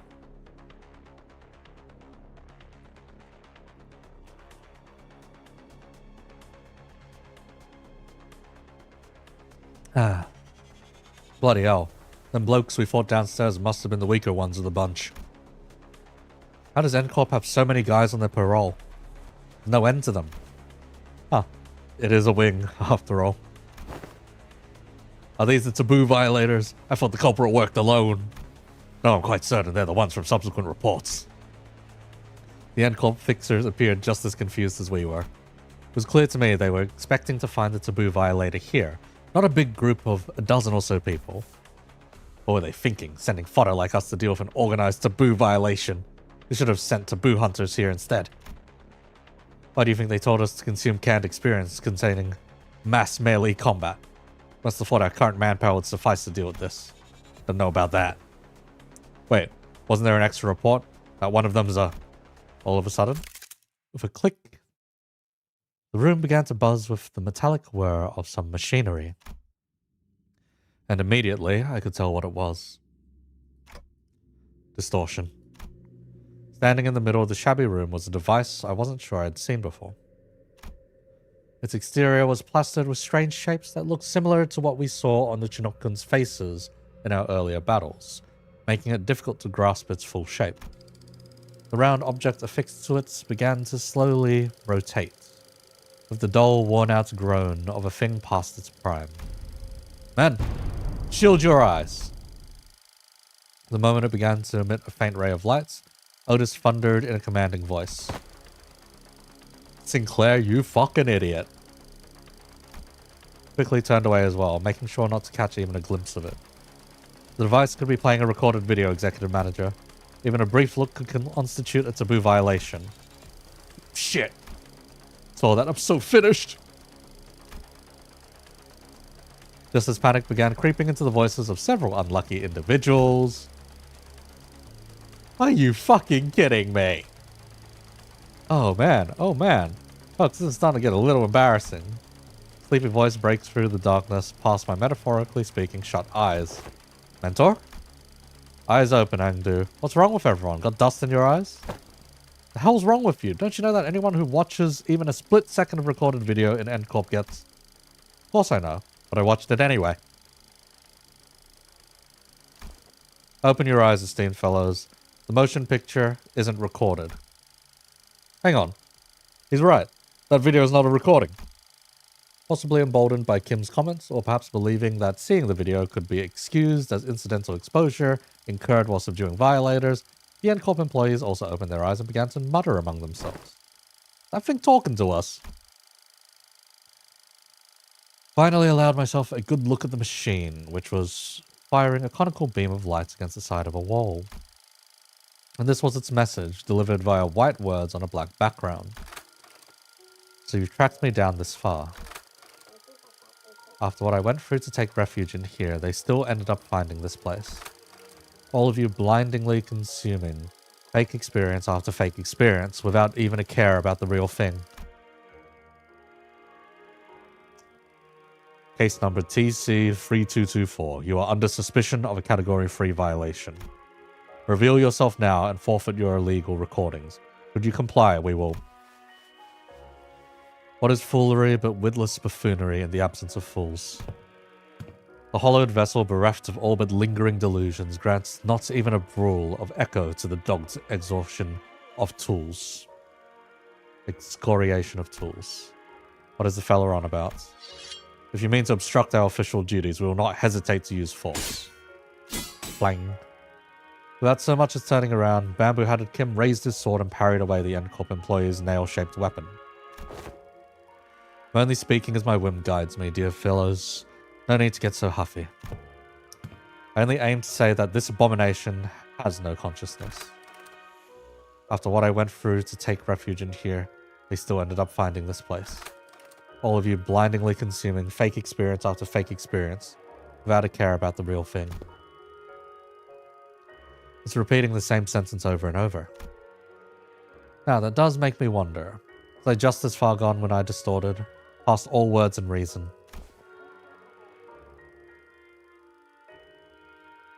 I mean, if anyone has an answer to that question, it'd be you folks, right? Kim said nothing more. He turned a piercing look on us, all the while effortlessly swatting away the N-corp employees' attacks, as though he was goading us into telling him the truth. Well, don't suppose there was any point in asking. I'm no different from this abomination. Just as it wields that contraption, I must have wielded the only thing I have really known, the blade, transforming into a mindless fiend, consumed by a mere tool, cleaving through both friend and foe, unrestrained. Hey, Junior, you still on about that? Tried to avert my eyes, I truly did. But such disregard is easier said than done. How can I, when that distorted being has no qualms showing me the... Doesn't he know how rude the unsolicited reflecting of the fathoms of one's heart is? That's got to be illegal or something. Illegal, I say. Turning a customer into a thug on a protection racket run. Mere ants before a car in motion into a swerving driver.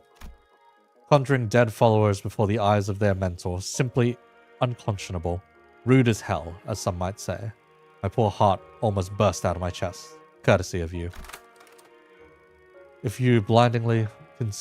all of you blindingly consuming fake experience after fake experience without a care about the real thing.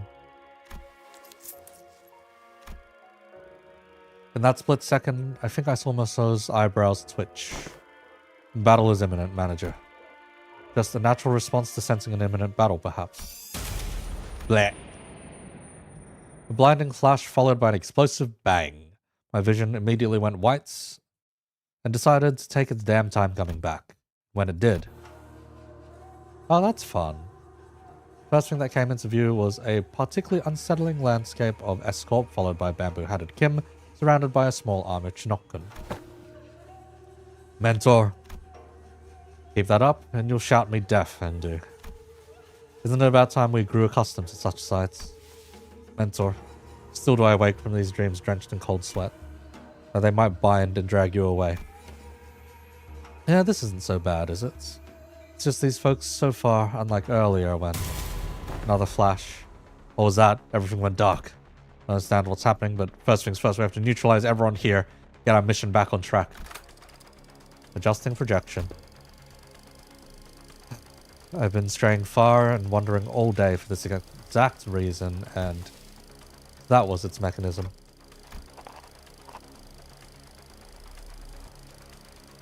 Forced? The words began to shift rapidly before I had the chance to ask Force what she'd meant. The one who finds comfort settling in lies, I give you what most deserved your gaze. Bollocks, I'll be blind before today's over at this rate. It changed. It did. Unlike the earlier instance, one of the distortions is different from the others. Wow. As Marceau identified, there was something different about the group of Chinookun this time. They were accompanied by someone else. Oh geez. A warrior in impressive armor, wielding a sword just as tall. That armor, and a great fondo of the South Circle. be reunited in such a manner. That's a big ass sword and a tiny ass bow. The warrior drew a bow that hung from the waist guard and knocked an arrow. I suppose this is how it would have gone down had you been the one to grab me. Military Commissioner Im Gyong-yuk. How do you fare, friend? At the signal arrows loosing, seize the accused. The warrior loosened the knocked arrow, which soared into the sky with a piercing whistle. And with that air-splitting sound as they cue, the Chinokun began to swarm us. Hey. It would have been cool if we got that instead of your normal Chinokun, but guess we can't have that, huh?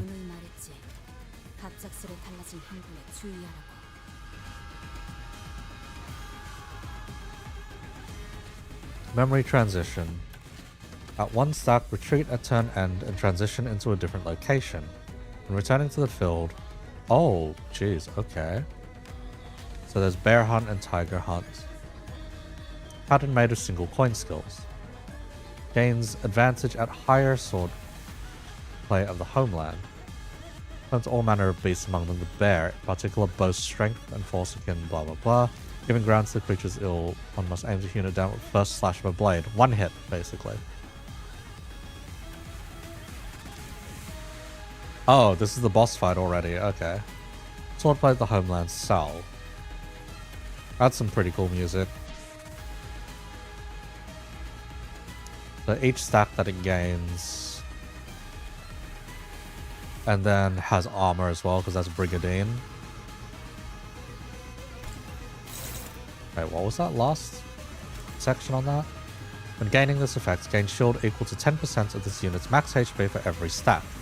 Minimum 1 rounded down. Shield gained due to this effect doesn't expire at turn end. So this is what we're going to be staring at next week. Great. Fantastic.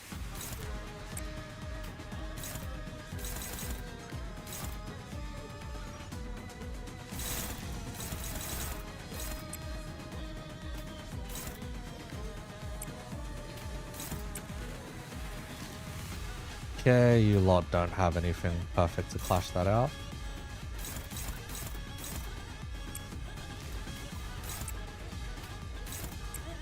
A little better, not by much. And you're struggling at the end there.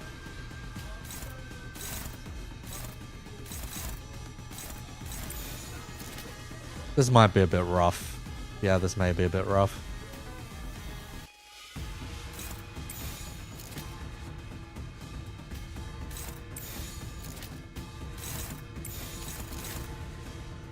Take less risks if possible, but looks like we're gonna eat some. Yeah, looks like we're gonna eat some bullshit. As for how much bullshit, I guess we'll find out. Clash lose. Wait, this can't get some unbreakables eventually. When returning to the field, gain or lose swordplay of the homeland. Take 30% less damage from status. So, poise is gonna be fun here, basically. When the Brigadine expires. Okay, how do we reduce the stack?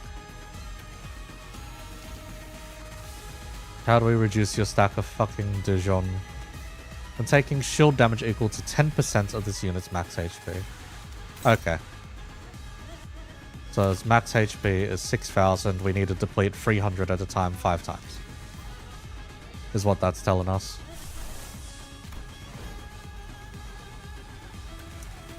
Oh. See how.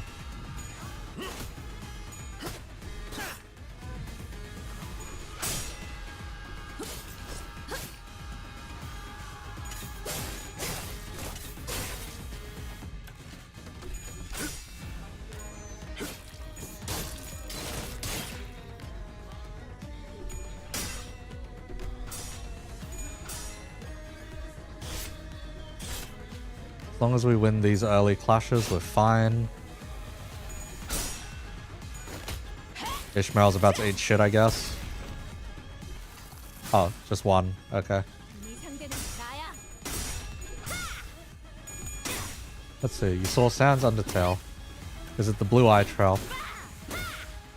Oh, funny thing. By coincidence, this model can do a very funny thing, by the way. 귀하들의 전투는 늘 We can do this. 올라오지. 기대하겠네.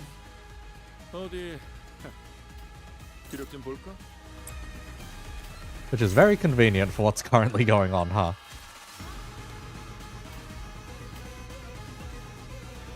The Angdu's handling that one. Ezra's handling the one out the back, but it's an unopposed. Great. Fantastic. Well, Rip Bones claiming, but at least we can ego.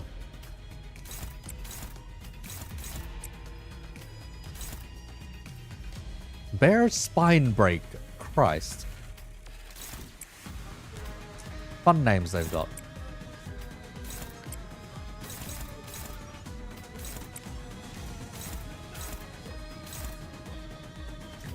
We're down a clash, so someone's going to take a hit.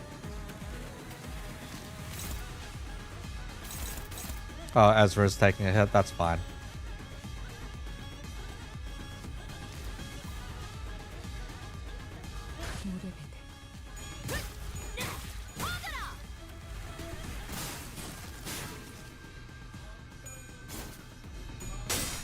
Up. Bones claiming time.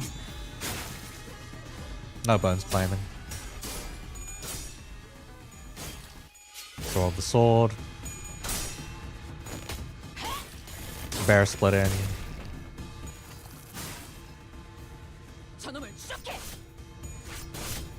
Okay. Claiming Bones. Yeah, some paralysis. That should make this easier. Interesting, S-Corp became the slavery wing. Ailamau.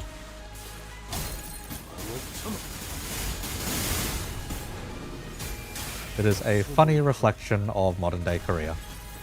Just different type of slavery.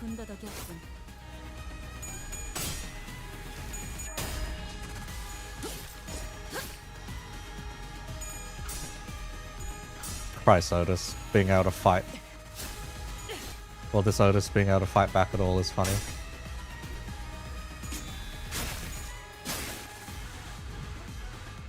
No Bones claiming from Angdu. Does she not claim Bones on a skill defense loss? Oh, it needs 3 plus haste. She has 4 haste now, so now she can. Now she can help claim some Bones. Okay, did you swap stance? Sword play the homeland. You are still in... Okay, you're still in Bear Hunt.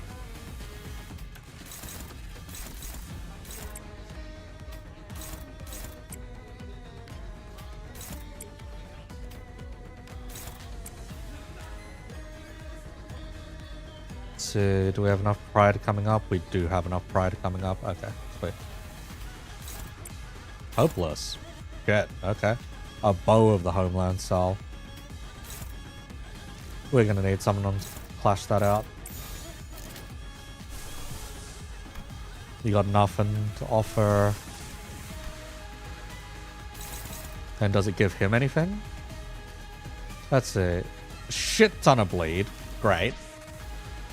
Consume free poise on self or final power +2. Okay, that's some Madhouse bullshit. We have a Fell Bullet here. I don't think we have much else in the way of egos to deploy. Other than, yeah, spamming Shadow Vested again. And Shadow Vested is only a favored in this case. It's only single target, right? Inflict bind, inflicts fragile. Ah, you can probably take the hit. She forced if she was good, yeah. He has 2 skills which reduce his power stack. Does he? Cannot critically hit. If he clash loses. Cannot critically, does not critically hits. Blah blah blah, does not critically hits. +1 final power. Clash start, gain free. Target skill is an assist defense. Exclusive skill, this does not activate. Bruh. Unfortunately, Angdu is not cooperating currently to help us with that. Let's see. On hit as an unopposed attack or on hit against a target that used assist defense. What, are we supposed to just let ourselves get hit by that?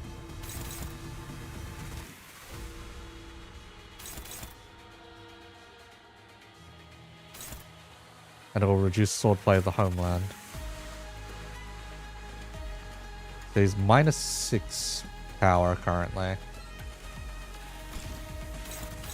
So if we let someone get hit by this, if I'm reading that right, clash start, gain 3. If it's an assist defense, does not activate. Okay?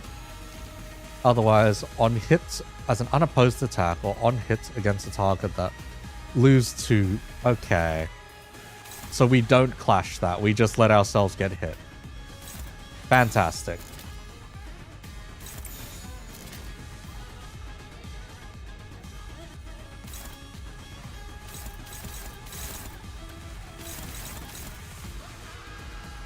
I guess we try it out then. Oh, Otis is the one getting hit. No problem then, no problem. 총원 불격! 네? 끄려!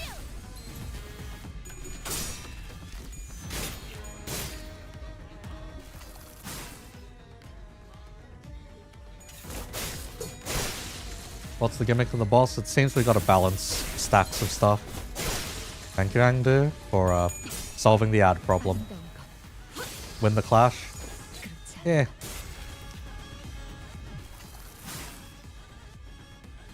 Test out what the gimmick is.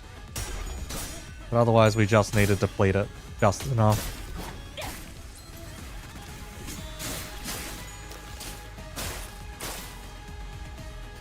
Uh-huh. Hey, Lamau. And now you'll hit Otis, and your swordplay stacks go down. That is fine with me. 나를 보호해라. Retreats, yep, 생각이 and become 많아지니 something different. 저런 실수도 나오는구나. Conditions not met yet. Okay.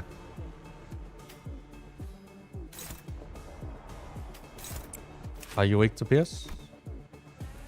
We don't know your resistances. Great. Are you guys close to staggering? Okay, you're my best bet to hit with that then. Kim still got stacks, so we're good.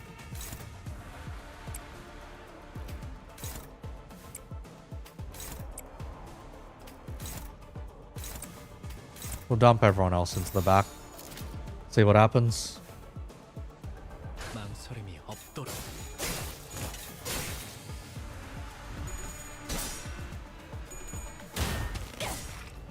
이 작살엔 필살의 집념이 담겨 있지. Thank you for the bonuses. 적은 이렇게 진리겨졌다. 우리의 확고한 승리가 눈앞에 있다.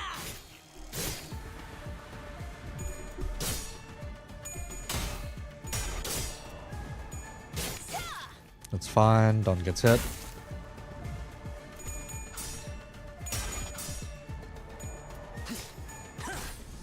Nice, stagger. Okay, so we can damage the thing out the back. Even Ezra wants to damage the thing out the back for some reason. Huh. Okay, so us bleeding also offers growing resentment. The blade arc from Don is the one that is currently... 이제 좀 The draw of the sword is fine. 고수만 남았으려나? So he's still got 2 stacks, so we can use... See, save the ego for next turn then.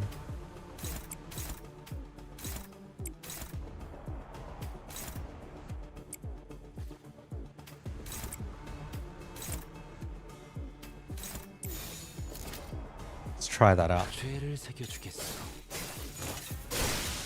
Well.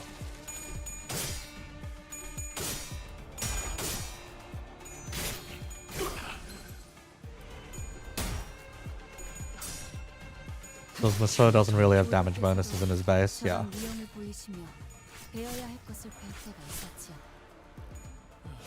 Yeah, the ego does offer him a lot of damage bonuses in 제일 comparison. 차 아니었던 내게 자랑할 만한 유형이 뭐 있다고. So you'll need like 2 people on you. Tom does 55, Striker Stance does 37. Should be enough, should be enough.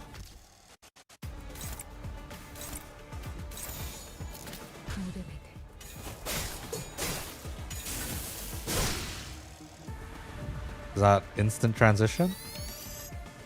It does instant transition, okay. 귀여들의 전투는 늘 낭구를 불러오지. 기대하겠네. He's only at 1 swordplay stack, which is good. 기록 좀 볼까? Okay. So the higher the swordplay stack goes, coin power becomes negative, base power becomes higher.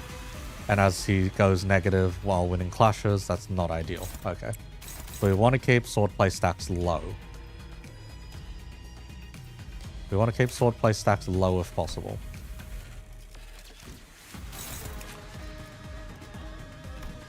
Because yeah, he'll lose, let's say clash start, he will lose swordplay stacks in this one. So we have to hit this one. We have to hit this one and we have to let that one go through. Okay. So the red one we have to hit.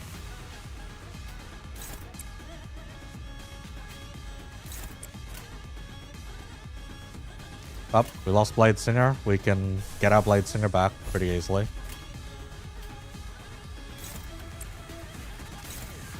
Arrow out the back again.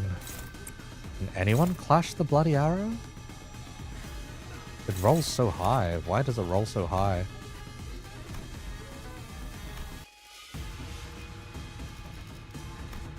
Targets the enemy with the most, unaffected by swordplay, the homeland.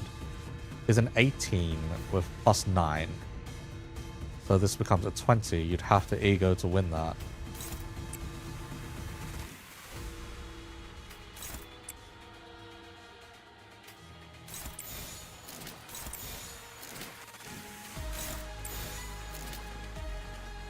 Yeah, we should be fine. Realistically speaking, we should be fine. Memory transition. Okay. Let's see. Lose 1 stack. 0 stacks at turn start. Sudden effects trigger. Blah, blah, blah. Okay. Pride. Evade. Superbia. Why is it all... Why is... No, we do not need the Superbia.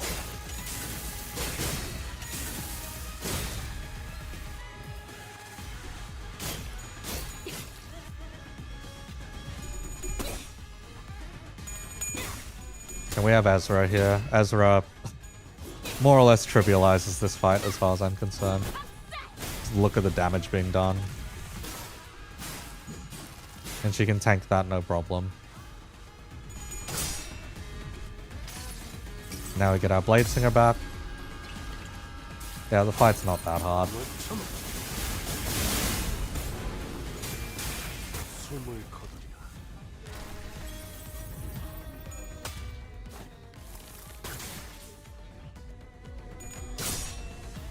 And where is Kim? Kim ain't helping us right now.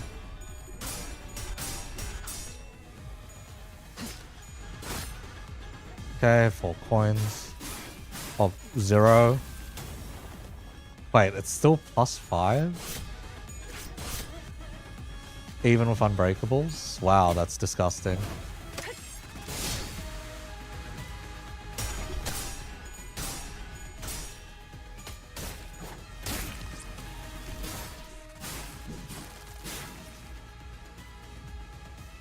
저들의 목숨이 다했어.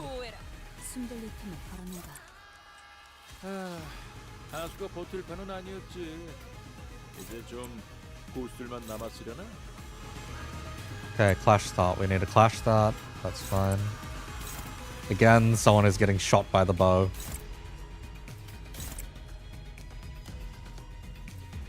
Let's see if False can do anything about the bow shot then. Really, you can't clash anything, Yisung. At 1 speed is unfortunate. Flash resistance down. Ah, so that's what the bow shot did to you. Can you 4 gear that? You can try to 4 gear that. He needs to roll tails. He needs to roll tails or you're getting shot anyway. Right. You can't really evade that reliably either. At this point, Otis can tank it. Why not?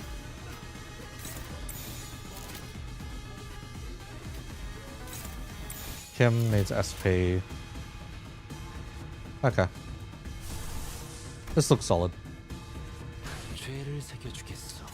Probably BL members got a lot of benefits from the ego. Yes, they got a stupid amount of benefits. Will BL Kim ego work good if you bring him a full House of Spiders team? Potentially, yes, since he's a lot of personal benefits as well. He doesn't need his team to function anymore, so to speak, or he doesn't need members of the Blade lineage to function perfectly anymore.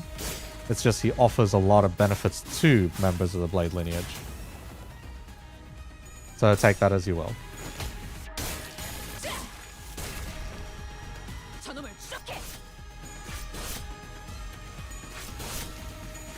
Just how much of this guy do we have to chunk through?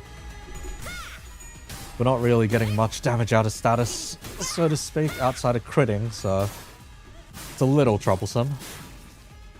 He doesn't need others to die to gain in memoriam. No, he does not. He just has it by default, and that makes him a monster. 이 몸이 직접 손봐야겠네.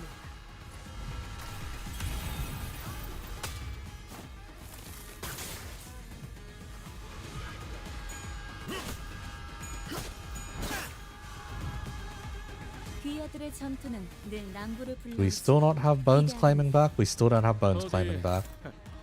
Lose free swordplay of the homeland on Clash start. Okay.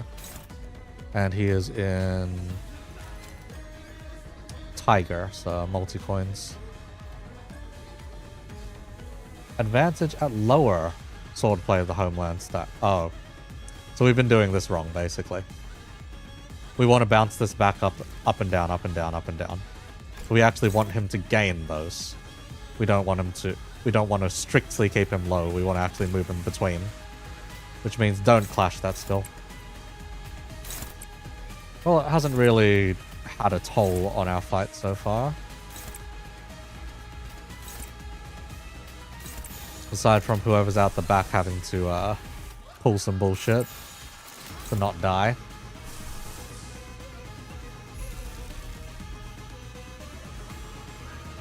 See how it goes, basically.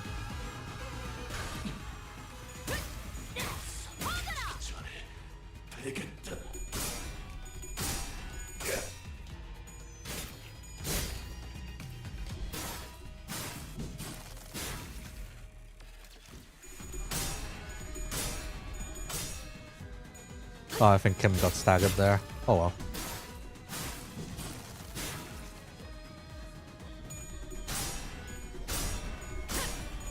If this guy can't roll heads, then it doesn't matter. But the moment he rolls heads, it's a bit of screaming because of those coins.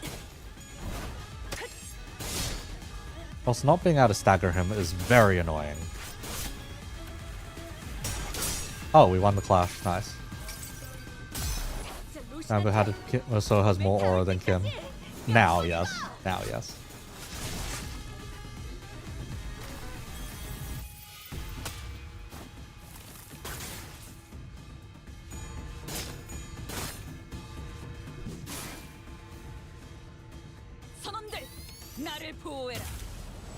Okay.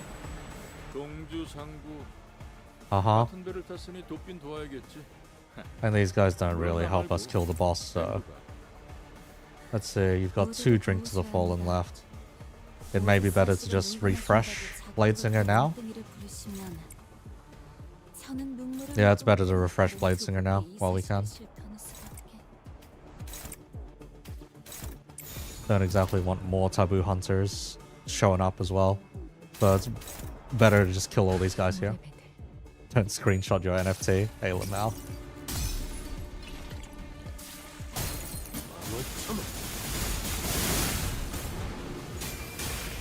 숨을 거두리라.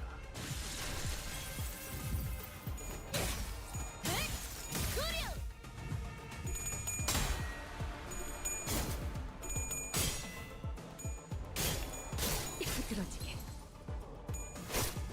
Yeah, some of these skill ones rolling as high as they are is like absurd. Also, Sinclair getting to like ridiculous poise count is like still one of the stupider things. 이 작살엔 필살의 집념이. Can you? Yes, you can. Nice. 적은 이렇게 진리가졌다. 우리의 확고한 승리가 눈앞에 있다. 아, 혹시 아냐? 나도 앵두 너처럼 세금 하나 생기면 필요하십니까? 그럼 사드려야죠. 값을 받고 빚이라도 내서 제일 좋은 검으로 하나 장만해드리면 됩니까? 앵두야. 아, 죄를 이거 하면 농연이를 새겨주겠어. 짓는 것 같으니 There we go. 부디 그러지 말았으면 좋겠구나.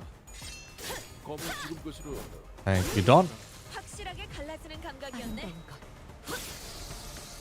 그렇지 않은 것. Funny if when the scene transitions to projector N-corp rises the guys that fled Kim. Yeah, it'd be funny. 아, 혹시 아냐? 나를 나도 보호해라. 앵두 너처럼 세금 하나 생기면 필요하십니까? 그럼 사드려야죠. 값을 받고 빚이라도 내서 제일 좋은 검으로 하나 장만해드리면 됩니까? 앵두야. 아, 이거 하면 농연이를 짓는 것 같으니 We don't do a lot of raw damage. 검은 지금 것으로 Well, if only we could do more raw damage. 전투는 늘 낭부를 불러오지. Okay, 기대하겠네. 어디 you are in battle form Bear, I believe, which is beneficial at higher stats. Flash start gain free. We want to lose those stats instead, so we want to let it unopposed. It's a bit unfortunate.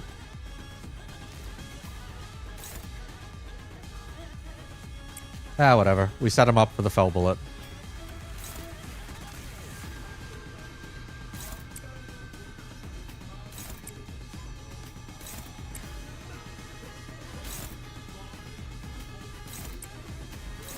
It was either getting set up for the fell bullet or it is what it is, basically.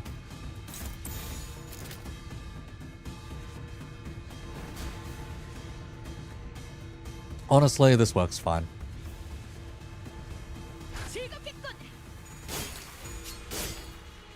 Oh, we have multiple fell bullet targets. 달빛이 밝 As appropriate, claim his fucking bones. That did not do very much damage, unfortunately.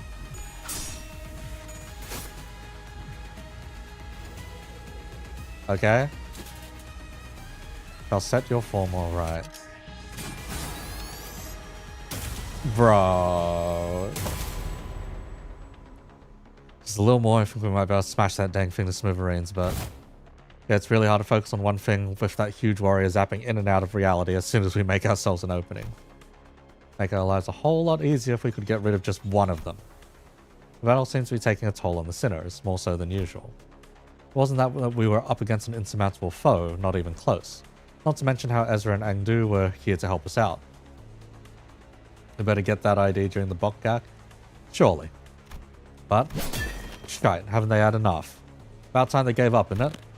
Why don't you go legging out again? The big sword-carrying fellow sure is kicking our butts.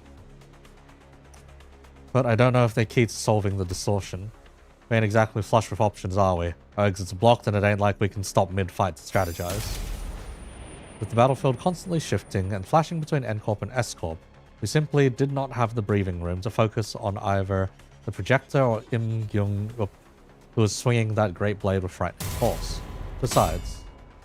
Oh, even Kim's getting rattled up. Angdu, go cover his back too.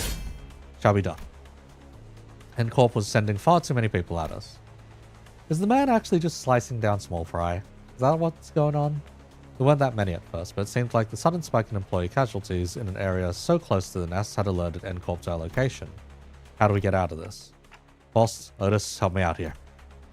Decided to stop racking my brains and navigate the situation I know so little about, and instead rely on sinners with possibly more experience in the field. First, I need to know if there's any way we can deal with the endless reinforcements N-corp is sending after us.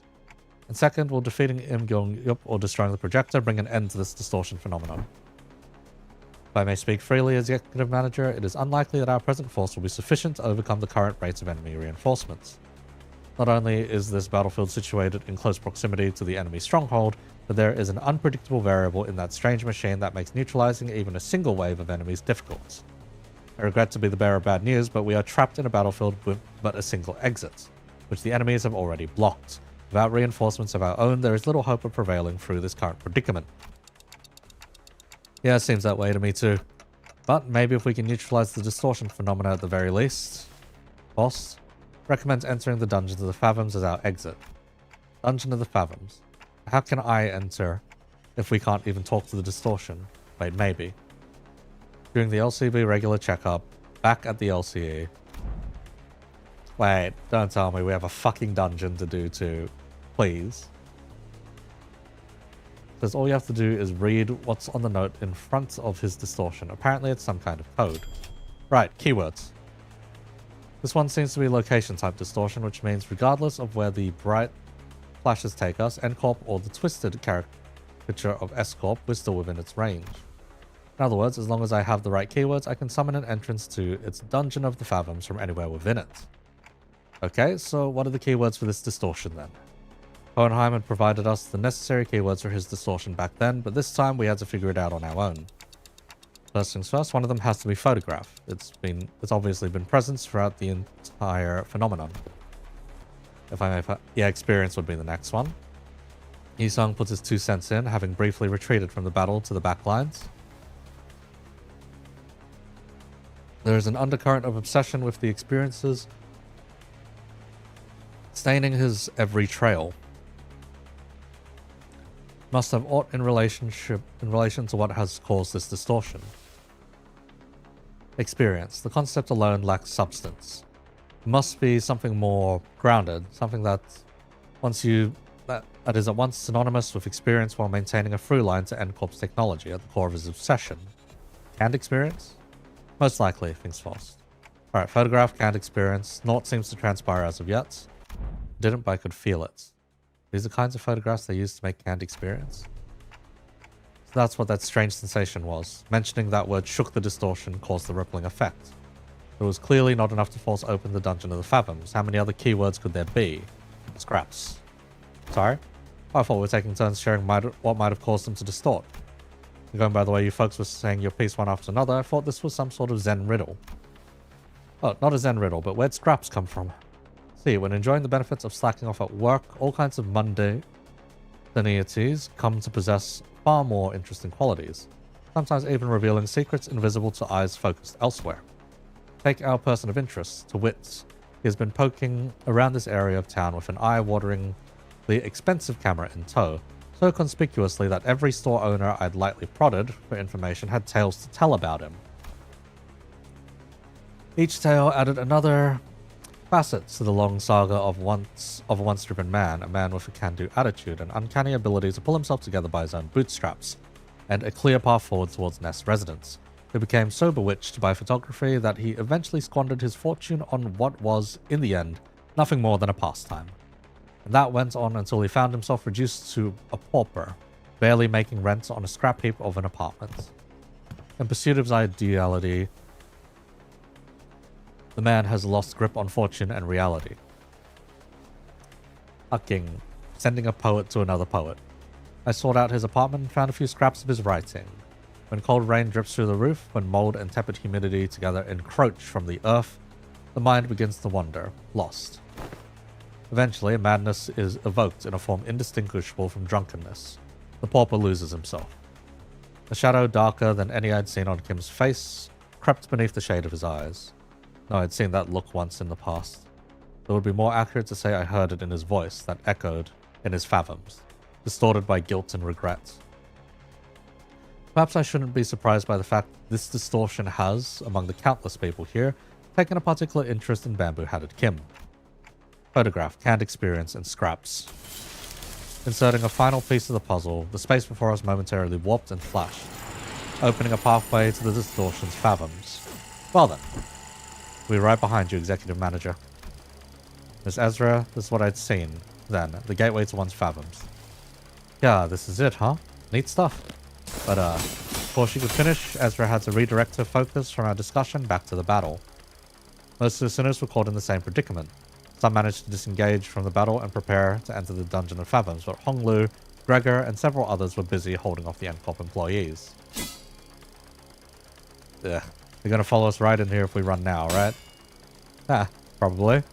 Even though those who aren't chained to Dante like we can travel through the pathway once it's open, so... Yeah, let's not drive ourselves into a narrower corner. I'll keep them at bay. Hearing that, bamboo-hatted Kim stepped up. My sword arm's not what it once was, but it should be enough for this. Besides, I have little wish to set foot in some ill-omened place and be tangled in such a bizarre mess. Is that what he really thinks? There was something in his eyes that led me to believe this was more than just staying behind to protect our rear. He was... What the fuck? Huh? What a terrible front. At least try to pretend to be sincere and make it easy for us to believe you. Did you think that terrible excuse was going to fly? What are you trying to avoid, sword swinger? You're not some kid trying to get out of doing his homework. I remember hearing that entering a dungeon of the fathoms will bring out the spiritual fathoms the distortion is gazing into. Then what lies within must be my very own. For that is the abomination. That is what the abomination is gazing into. It's decided. You're coming with us. Ayy. We ain't about to walk in blind to a place we know shite about, mate. Guide us in there, yeah? Oh, that's... He keeps it simple. You try that too. Learn the hard way that homework like summer reading doesn't go away because you don't look at it. It's still there, even as the summer break comes to an end, ruining the last day of your vacation into an all-nighter. Ariaski's scabbard vibrated cheerfully in agreement. Stop procrastinating, go do your summer reading. What was it you said? Face the homework, save the GPA. What the fuck, Grosher? Face the sin, save the ego. It is, after all, the attitude the company expects of its employees. Go, Junior. You guys too. LCB, I can handle them all on my own. You'll make a lone stand? Hey, who the heck do you think I am? Well, sure, why team leader Moses felt safe sending me alone with you guys. This is basically a monster of the week situation for team leader and me back in our duo days. I can handle them on my own, no problemo. Want to see how you guys handle the inflection point, but I guess you can never really have it all. Well, finished. Nice.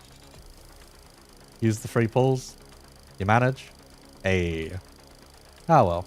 Guess I'll just have to trust our two OCR team newbies to handle that. Now that I think about it, I think I'm getting a pretty solid example, setting a pretty solid example as your team senior, aren't I? Don't like this, but I have no choice in the matter as long as this employee card hangs from my chest. With a sigh, Kim shook his head and joined us, dragging his feet all the while.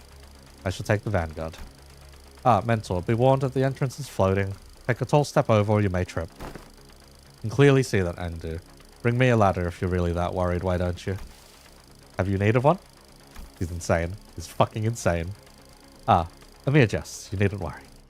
귀하들이라면 능히 이길 것이라 우두? 벌써 어딜 가십니까?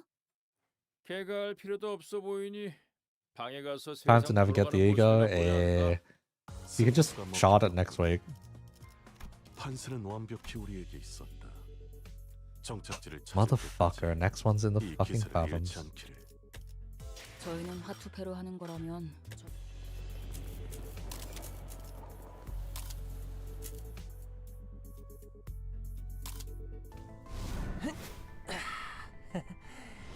제가 분명 말했죠.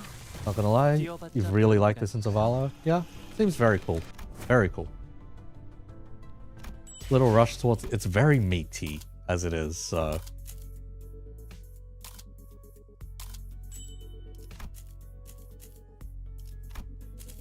Let's do one last attempt. Nope, we got fucked. Oh, nope, maybe not. This is like, this is the 50-50. We've lost the 50-50 multiple times. And we will proceed to lose it again to Otis. Thanks, Otis.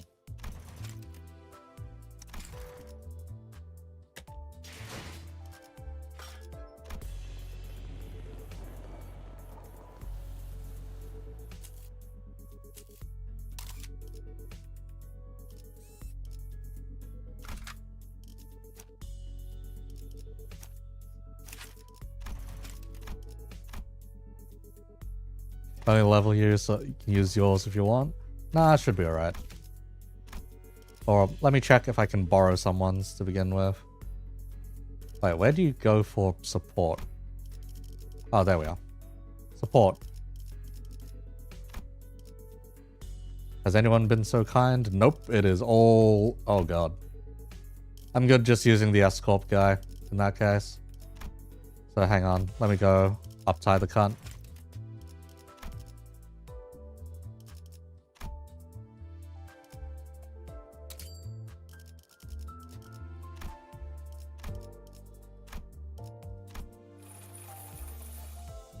I will skip his story for now. I will take a look at his story much later, but yeah.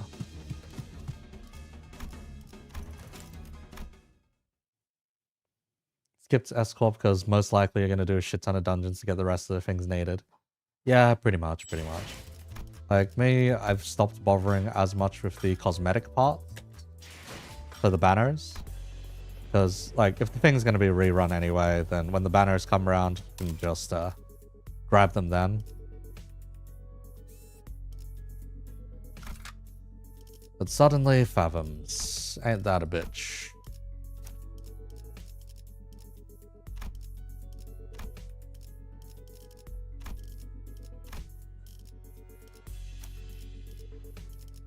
Harmony would be nice to have, at least.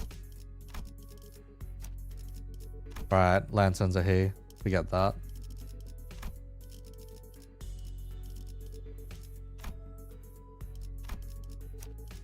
And for Otis, we specifically want to swap you, so I'll go for scissors. Okay, at this point, since I'm expecting some guys to die, it may be better that I just bring some actual backup units. Yeah, bring some actual backup units in case people do kick the bucket. So some usable enough guys. Yep, everyone's 60, everyone's good to go. Alright.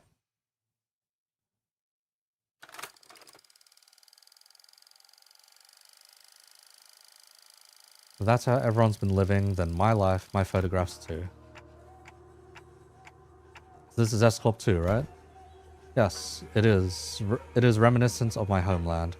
The sights are much too hideous compared to what rests in my memories. Hideous was apt. When we emerged from the entrance of the dungeon into N-corp streets, what greeted us was a distorted and eerie scenery that I wouldn't be surprised to find in an N-corp themed haunted mansion. The place hardly fit for human habitation, far more dilapidated than once expected. Thou sayest that people inhabit these lands for truth? Really, I think it has a cool vibe. Vibe's my foot. Don't think I'd be able to get a wink of sleep in here. The lives of the downtrodden were beset by 1,000 woes and tenfold more struggles, and the streets they inhabit reflect that reality. Many times I had contemplated in consternation how the folk here had even the will to live on.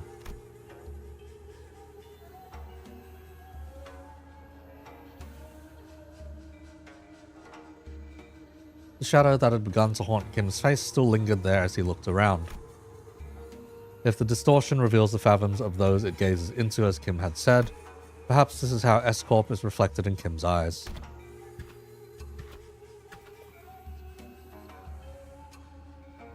On the days when the skies were spotless blue, and without orders from the counselor, I would scale to the roof of that choga and feel it rustle beneath my back as I lay upon it.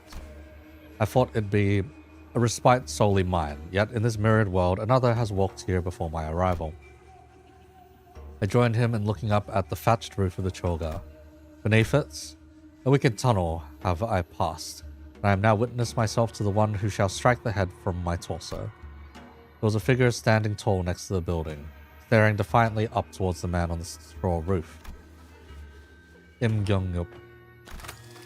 Are you home? Are you home, I asked. Wow. Straight up Joseon. Christ. Actual just Joseon.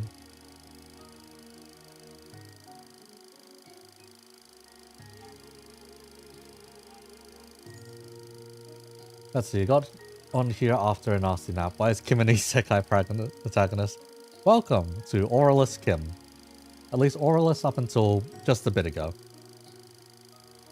Onimusha? Nah, this is just very Korean instead. Very, very Korean. What a strange visitor I have. Why not call at the front gate if you've come seeking the master of the house? You're not like a dog barking up the wrong tree. It's unbecoming. Not even Ming Dynasty, mate. This is very Korean. You're staring at something very Korean. Joseon era. I can see you up there, lounging on the roof. I'm not going to speak to the door like I'm blind. Has a spell of some sort befallen the day? To have such an odd occurrence transpire twice excessive. The work of a bewitching spirit, I'd say. What's so bewitching about checking in on someone? Isn't it odd that a high and noble military commissioner of our esteemed corporation would come in person to simply check in on how a lowly mercenary fares? You know me? N-corp bodyguard, I say. She certainly knows her jests. He marches forth, vested in Warstrider armor, yet expects no violence. He wields a two-handed great blade like a demonic yaksha, yet harbors no hostile intent. Why? Who else might she be but the military commissioner, Yongyup the Principled, of the famed Im family? We're certainly in the habit of speaking in hyperbole. I'm not so noble that I deserve to be complimented with an epithet so grand as the Principled. Not a compliment. You see, Commissioner, this is a rhetorical technique known as a backhanded compliment, in which I damn you with praise, for you are so bound by your precious principles that you would rather be unreasonable than betray them. Does an officer ranked below 2nd Ordnance have no wit to engage in such banter? Why? Am I out of line, as they say? You two are friends, right? This was our first meeting, so no, not at that precise moment. I know, I'm just saying that if I were her, I wouldn't ever let myself become friends with you after such a bad first impression. Can't imagine becoming friends with someone who keeps pushing my buttons. Maybe, but people do find friendships in such personalities if they have a taste for prickliness. You've got a friend in us, don't you? Fine, you have a point. I guess I do have a habit of pushing people's buttons too. But still, I hope you're not seriously comparing the way I talk to his sassy, gotcha-digging, unriddled... Well, the world we live in is a vast and diverse one. Consider yourself lucky that you're surrounded by so many quirky characters. It's because of that same luck that she took the joke rather well, then responded to trying to cut off my head. You are out of line, yes? But I knew you would be, so I won't take issue with it. Though I must admit, the rumors of your sharp tongue do you no justice. The streets speak of a man they call Kim Lim, Ambu Rain Hat. A man who once had intended to pursue the path of the brush, only to realize the sins of his forefathers and exiled himself to the backstreets. Yet with sheer power of will, gritted teeth, and scarred heart, did he find in the path of sword another way into the nest. As the right state councillor's sworn guard at that. That's you, isn't it? All those superlatives. Yet the reality is that I've merely found the path of man butchery as a viable way of life. Direct any compliments you have towards the right state councillor, if you will. I am but a butchering blade that happened to fall into the right hands. Not a compliment. Just word on the street. You're a quick learner. And spare me the fancy reading of my name. Watching you pretend that pompous posturing comes naturally is painful enough already. Keep it simple and spell it out as Bamboo-Hatted Kim, thank you. And does he continue to veer away from the line? I'd rather be a corpse cold and dead than stay in line. Have a shred of mercy on me, oh mighty one. If I'd come all the way here just to punish you for every little misdeed and ill manners, I would have laid you out and split you in two. 3 ways before this riveting dialogue brought us this far. To feel safe to continue traipsing outside the line, but in return, would you answer a few of my questions? I've been watching you from a distance for a while now, and really, stalking someone's not very principled of you. You sure she didn't give you a good wallop after that? Nope, truly a mystery, isn't it? Besides, she did give me free rein to continue traipsing outside the line. I couldn't, in good conscience, turn down such offers of kindness. Not that I ever do. You sure have a way with words. A way of finding your way under the listener's skin, huh? Perhaps. Yet such japes not to be expected among fellowships. Yet are such japes not to be expected among fellowships of close mutual bond. They don't look like friends yet, though. Shakira, tell us why she's been watching you. I was engaged in the age-old pastime of throwing rocks. Oh, you speak of the game of Sukjum? Save them for the festivities of Dano. I was throwing rocks at the passerbys. What a cunt. What a cunt. Fion fee. That is a wrong deed, good sir. I suppose it is. People of Pepyor and Sal in particular found it to be distasteful. And yet they did not let their discontent be hidden. But in the pie and the downtrodden cheered me on to a degree. They found it cathartic. Oh, curious, then it is. Oh, curious. And is it a right deed or a deed not right? Yep, So? Whatever is it Outpart describing? It's a well-known truth that S-corp is also known by another name, Salpipio Agro Industries. A wing specialized in the general agriculture and livestock industry of the city, the vastness and depth of its responsibilities have necessitated such divisions of labor. Thus, District 19 is split into 3 court cities responsible for different aspects of the industry, Sal, Pip, and Pepyo, each meaning flesh, blood, and bone respectively. Sal responsible for the cultivation of rice and other grains, Pepyo responsible for meat and livestock, and P in charge of the technological aspects of both. As a scientist and researcher who once told at S-corp, you must have felt the persecution of P at faced firsthand. It is believed that the Trinity was designed for their balance, that they would provide assistance when requested and keep one another in check when needed. It was once a promise of cultivating a fair and sustainable S-corp.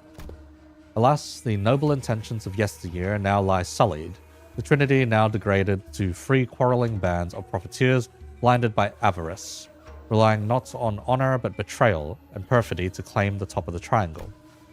An adherent of the flesh claims the position of the chief state councillor and monopolizes rice as the common folk starve. An adherent of the bone, once a right state councillor, toadies to Sal and rises to the seats of left state councillor. When such shameless conspiracy permits not the common folk to even till the land as they please, anguished cries of suffering flood the streets. Thus, the common folk are reduced to livestock, bleeding out, hanging from a hook, while bone and flesh collude like that of the emaciated dead, who shall claim the severance of flesh and bone and force both of them to yield. An oft-heard poem when walking the streets of S-corp. Oh. Then the people whom thou have targeted with fire rocks they weren't people. Rats. Rats? Oh, yes, Councillor finds rats detestable. Much better to stop them from a distance if you want to crush them. By any chance do these rats have a habit of sneaking into the royal courts to better pilfer what the common folk rightfully deserve? They certainly suffer from a severe case of kleptomania. So you purposefully threw a rock at his feet to trip him to the ground, knowing he was a kleptocrat? Well, I simply could not help but react as such in the presence of scurrying rats. Is there aught you find funny? Speak if you do. I could use a good laugh right about now. Just heartily expressing my gratitude is all. Those whose corruption is revealed ought to readily receive their scarlet aura bonds. The gold scamper away with their expensive prosthetics. My men were having some trouble apprehending them until now. Well, if that is your intent, you're invited to leave a token of gratitude somewhere in the vicinity. Perhaps I'll happen to pick it up. Wouldn't want to get thrown in the dungeons teeming with real vermin. Oh, I was going to do just that. So, when will you stop being a sword and be a human again? What? When do you clock out? The way I see it, you're not the kind of person who will ever let a drop of liquor get to his tongue while on duty for the right state counselor. Oh. Oh, Lamau. There's a face. Return to this Choga when you're a human again. I'll buy you a drink as thanks. Ah. She's a funny one, hmm? Mentor, then this fellow you had often mentioned fondly was... Correct. Haven't I mentioned a few times as a drinking fellow I had left behind an S-corp? I must say, found that relationship most intriguing, that a military commissioner of the Sal faction would fraternize with a bodyguard of the right state counselor, who was of the P faction. Still, I knew not that the fellow was none other than the military commissioner of S-corp. Hangdu's eyes had gone wide in shock, her voice rising unconsciously. It is news to me that you had ties to the second ordnance official, a military officer of command over high-ranking employees of the wing that, well, I was in the service of the right state counselor, who was first ordnance, you know. But, well, that might be true, yet would you like to know why I, with such powerful friends by my side, have ended up in exile from S-corp? Yes, your silence over matters of such great import is why I've come to introduce you to others as a reticent one, Mentor. We had made the Blade lineage our home, but S-corp availed no home for us but the lineage, but you, Mentor. But rather show than tell. Let us proceed, shall we? This enchanted place seems intent on unearthing all of my past, both savory and unsavory. All shall be revealed in due time. Kim looked around, a twinge of loneliness in his eyes, before moving on. We followed without a word. Oh, this is going to be a long one. Jesus fucking Christ. Is it? Wait. Oh, what the fuck? Uh-huh. Okay. I see. We emerged into a dark and muggy cavern, blah blah blah. Thin ray of light, four-way fork down the road. Constant powerful gusts howled through one, another was a metallic tang. There was a path eerily silent, the last one, sword striking sword.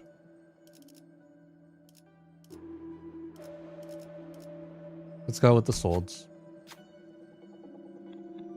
Unmistakable sound of battle, sudden silent stop, pedestal made of stacked stones.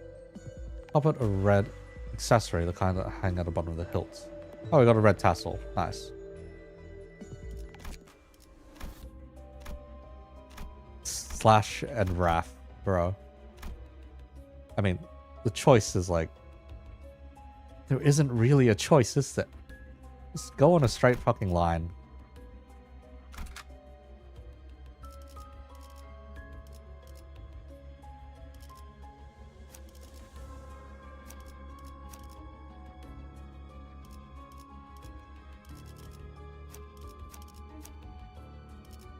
Try out the new guy.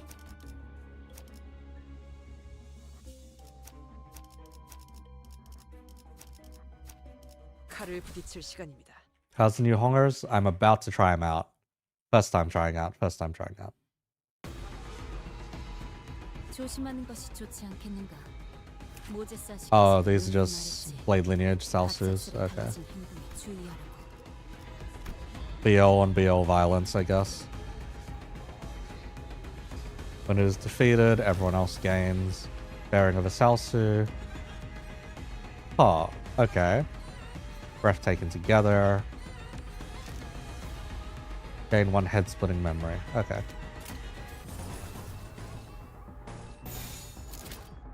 And this works, honestly. 망설임이 없도록.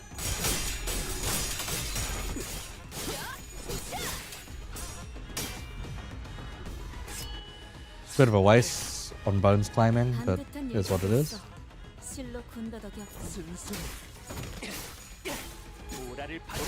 Wow. Let's check your numbers. Trust. Oh, it's -2. Oh, that's actually pretty good.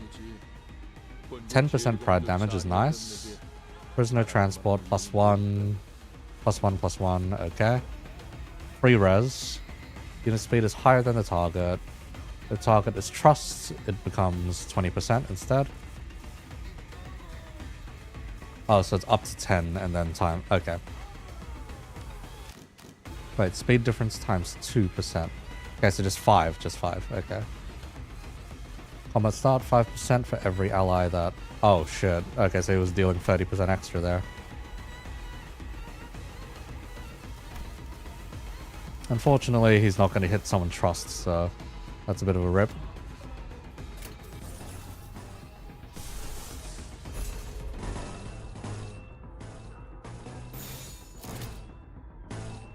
Let's see, can we get a blue anywhere? Yes, we can get a blue somewhere.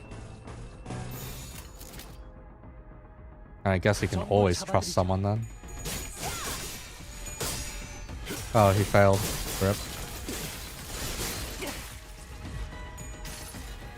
You like Kim Sprite to the edge? Oh. Oh, we do have Kim here, don't we? Wait, do we? I haven't realized. 그래, 그게 정석이. 아름다운 것. 그렇지 않은 것. Nice. Kim's in the fight? Okay. 뺄수 있겠죠? 혹시 아냐? Oh yeah, he is. 그럼 세금 하나 생기면 Oh, that's pretty cool. That's actually pretty cool. 그럼 사들여야죠. 값을 받고 빚이라도 내서 Wait, he has question mark? Bro. 거물로 What a 하나 con. 됩니까? Question mark offense level. 1000 HP. Question mark defense. We can observe this guy, surely. 검은 지금 것으로 And yeah, he can... It's a lust skill for him, bro. Yield my flesh, and his bones claiming is... Oh, jeez, his bones claiming is like souped up. Jesus Christ. Man's a fucking color. Man's a fucking color in disguise, man. Yeah, we're gonna eat a bit of shit. It's fine. 망설임이 없도록.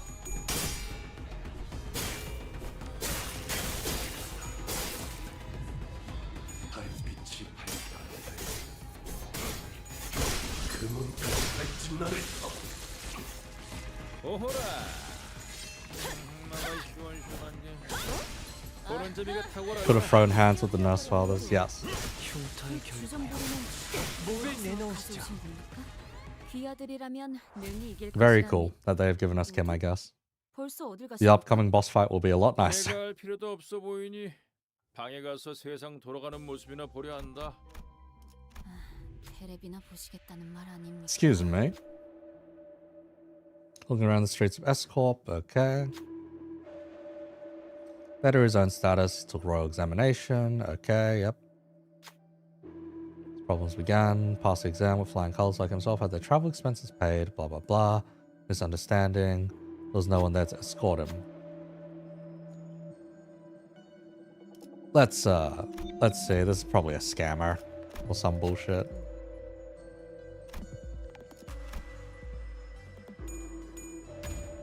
Guide on the boss. You need a guide on the boss fight because you brute force the gimmick. Far as I can tell from like our first encounter, 미호스럽군. for our first encounter with the boss, you have to move up and down the Sword of the Homeland stacks. When an allied identity gains assist defense, as said ally, okay, this is useless to us. Since we don't have the new Ishmael, that is useless to us. 그대, 이 검이 필요하오. Don't clash the pride skill. It's not exactly don't clash the pride skill. It's the pride and the wrath skill you have to figure out. 좋지 않겠는가? You want his swordplay of the homeland low, specifically when he's doing single coin, and then when it's high you want multi-coin. At least that's how it seems to play out.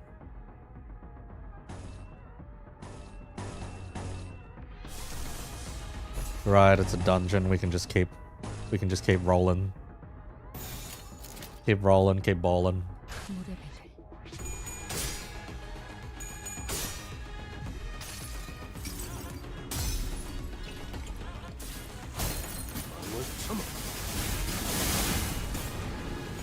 The reason keeping Swordplay the homeland low on that boss works 반듯한 일격이었어. is, 실로 군더더기였군. yeah, specifically because his SP gets low. If his SP didn't lower, then we'd have problems, basically. 우디께서도 저런 미움을 보이시. Yeah, you're supposed to check it. 배워야 할 것을 배우고 있었지. 과거는 과거일 뿐이지. 본국 제1검조차 아니었던 내게 자랑할 만한 우연이 뭐 있다고. Also, yeah, these fights are easy enough that I can probably just win right through them, honestly.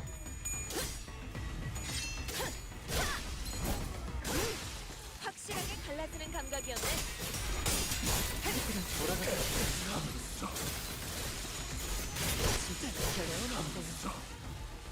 Because, yeah, currently everyone is just a fucking beat stick. An ungodly beat stick.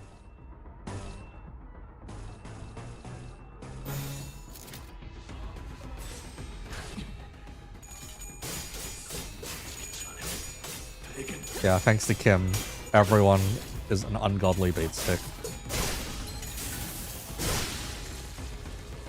Died the first time because he was clashing, but Kim was clashing with Yield and Flash and your whole team died. Hey, Lamau. 목을 내놓으시죠. 침착한 결과 Wow, Otis getting a kill. Holy shit. 능히 이길 것이라 믿. 우두? 벌써 어딜 가십니까? 개갈 필요도 없어 보이니. Thank Kim. 방에 Yes, 가서 thanks 세상 Kim. 돌아가는 모습이나 보려 한다. 테레비나 보시겠다. Okay, prisoner. What should we do? Claim that we're prisoners gods. Unsheath our weapons. Claim. Nothing happened. Rip.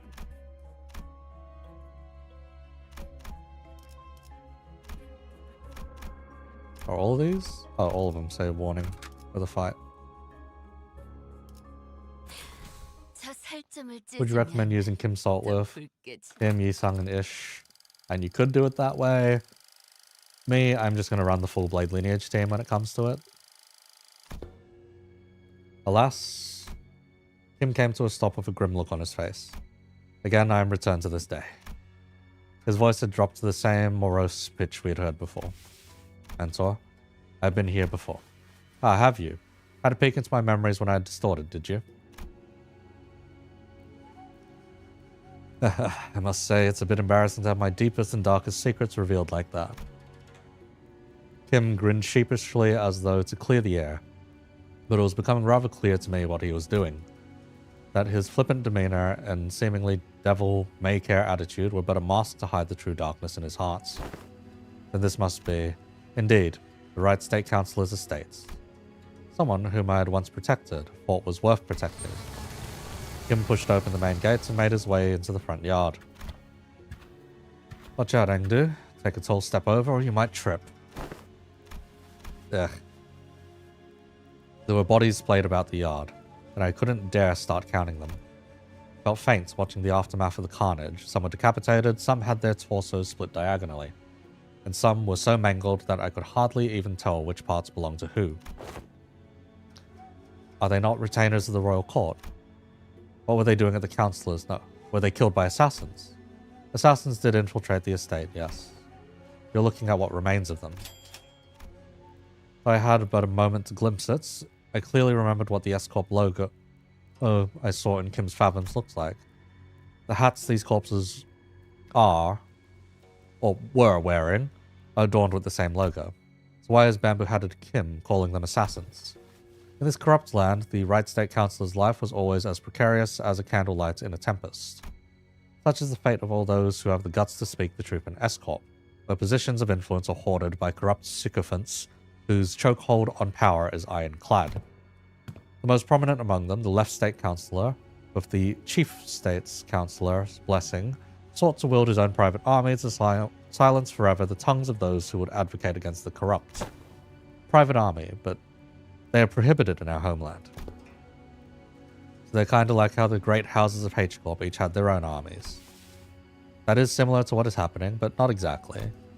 If S-corp's circumstances were explained in plainer terms, it would be akin to the situation in which a company whose employees outwardly appear to be working all for the same side is in fact fractured within, with certain departments pledging allegiance to a different individual than the chief executive. What assassins there had been in the past at least wore masks to hide their allegiance. I had thought this no difference, though with assassins significantly less invested in maintaining their disguises. Not realizing that I had just placed my stone inside the tiger's maw. Yeah. Looking around at the yard teeming with assassins, I recall thinking it odd just how many of them they had sent. Though the left state councillor's power had grown to loom over that of a king, I should have realized how ridiculous such a brazen attempt on the life of one of the triumvirate councillors at the royal court would have been. Foolish. But I have failed you, councillor. There were simply too many of them, as though they had decided that tonight was the night they would finally slay the councillor or die trying. I was soon overwhelmed, and some of them eventually managed to get around me and reach the councillor's bedchamber. The moment I heard them breach the door, all strength left me, and I fell to my knees. Gimlib, I'm a poor excuse of a bodyguard, and I have failed you. And I knew who the author of the failed scheme was, the left state councillor. Let this be my final act of loyalty ere I depart this life. Though I am too meager a person to carry on your will, councillor, what I can do is plant the seeds of terror in the hearts of the unjust, if only to shackle their blackest hearts from committing greater misdeeds. I shall go before the villain who contrived this betrayal and see that the favor is repaid with steel. Only by such vengeance shall the councillor at last close his eyes in his grave. Or so I had thought. What? Greetings, honoured bodyguard of the right councillor. I see you've been hard at work. Accursed parasite. I ought to flay you alive and reel the wretched soul underneath. Some goal you have to show your face here.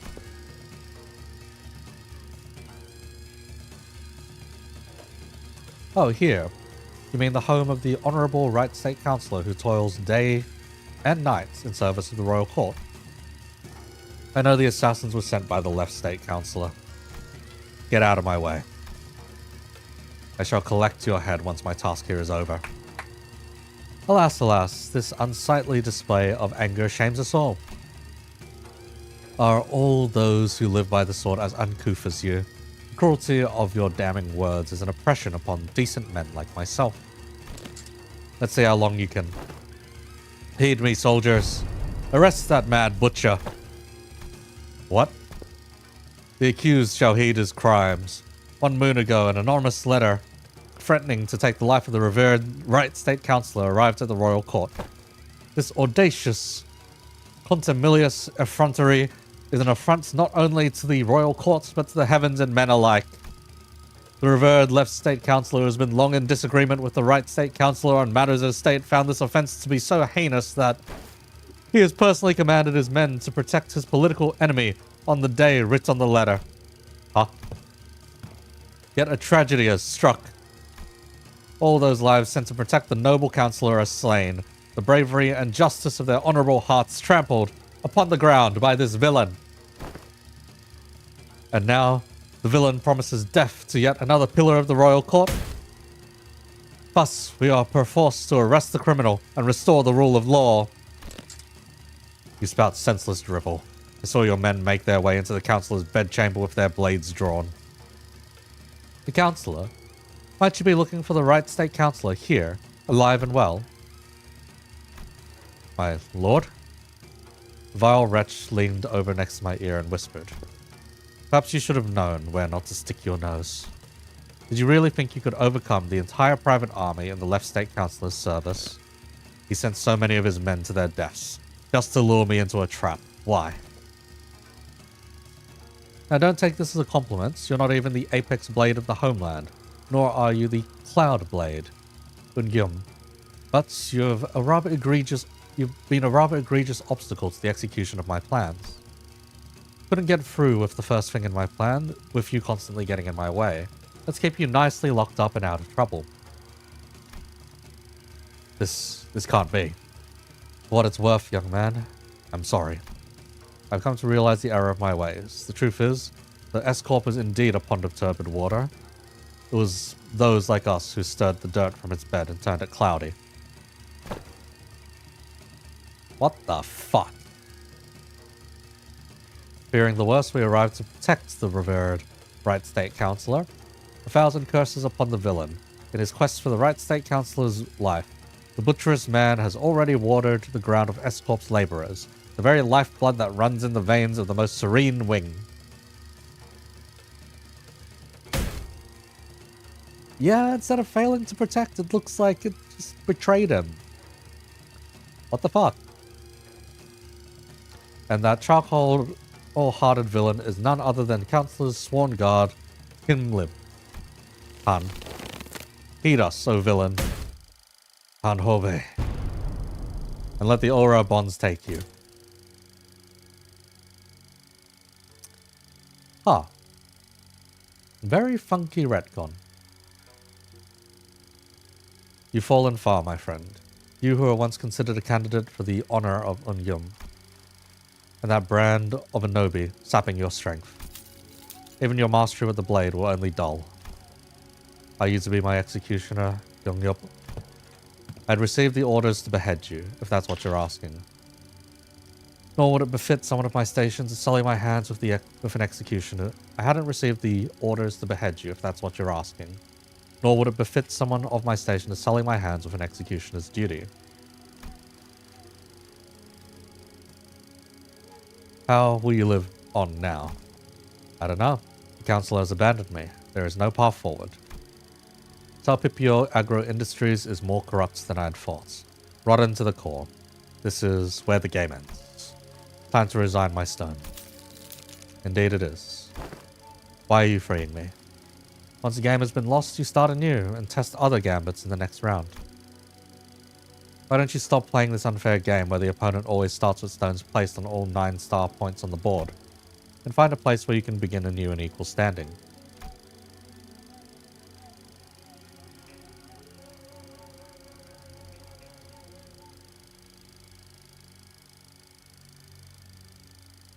Let's see, to be fair, there's a clear difference between him and Maso, so maybe that's the diverging point. Could be, yes.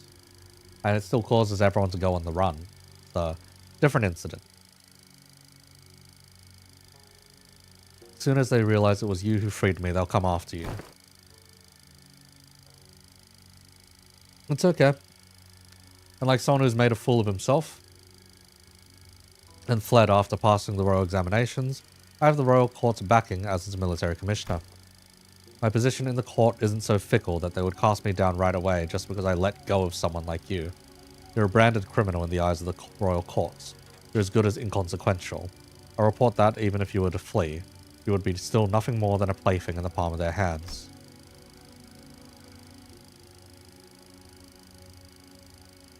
I didn't think you were the kind to go against your honorable principles. Some things can't be done without bending a rule or two. And you are needed. S-Corp's future is in need of those who are less bound by expectations, like yourself. Besides, it's not the rules I stand by, it's my own principles. I did say I owe you a token of gratitude, didn't I? Consider this a settlement of that. Gratitude and vengeance, after all, share a common quality. They are both debts to be repaid. Yongyup, come with me. There's no hope left to S-Corp. You said it yourself, didn't you? We'll never win as long as we're playing their rigged game. Listen, they might have a 9-stone advantage over you, but to me, it's as small as 3. I'll manage and keep my finger on the pulse. Besides, change doesn't always come from the outside. The old wisdom says to catch a tiger, you must enter its den. But wouldn't it help to have an ally waiting in the tiger's den to back you up when the time comes? There, all done. Your bonds are severed. Go now. Go and build your strength beyond the walls of S-Corp. Yet beware of relying overmuch on foreign powers. Don't have it in me to take up such a grand purpose. I'm done with S-Corp. You know how I am. I just go with the flow. Yes, do as you will. Go with the flow. Be whatever you want to be. But I'm just hoping that the currents of the river will someday bring you back to S-Corp. That's all. Though I had left the rigged game, my records afterwards weren't stellar. The laying of stones on my board was always full of holes and mistakes. I joined the Blade lineage, became their mentor, dragged them into the library, until eventually I cut down those who had placed their faith in me. Self-defeating move after self-defeating move. Wait. Hey, this is like a full retcon. Full retcon. Huge retcon at this point. What the fuck?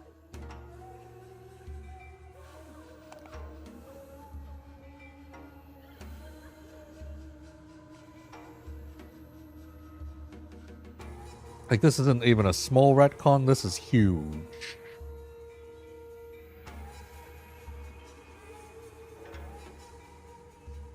The Yongyop had let me go, I thought I'd escape the tigers more. But as I let the game progress with the flow, I soon came to the realization that my life was an endless sequence of connect and dies.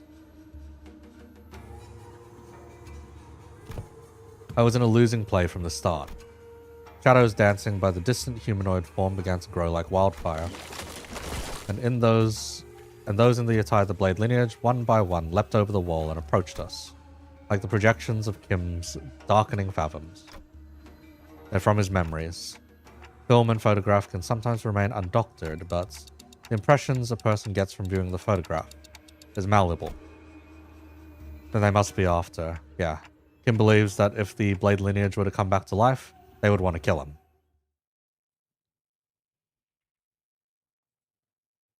Yeah, this Kim is more consistent, but now it's a third retcon, which is kind of horrifying. Kind of a, was this necessary? No. Is this happening now? Yes. Let's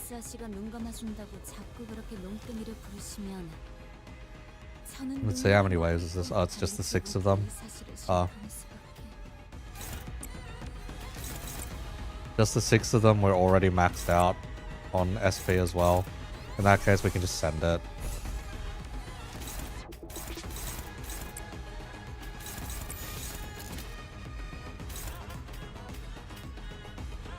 Brand? No. Huh.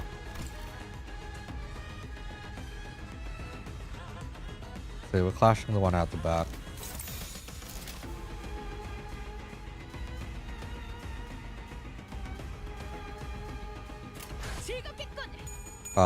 My enter key on my mouse is starting to act up a bit.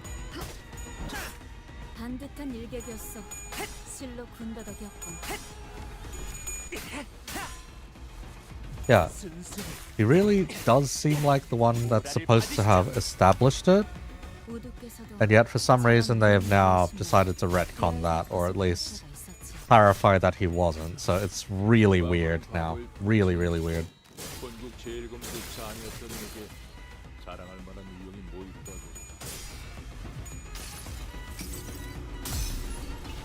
They're hard to say at this point.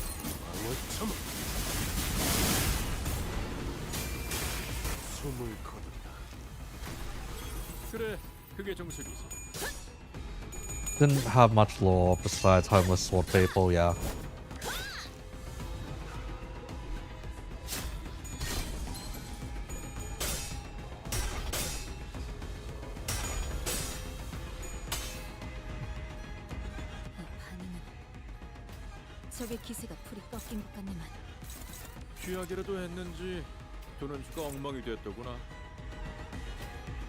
So you trust this guy, so just ended at that guy.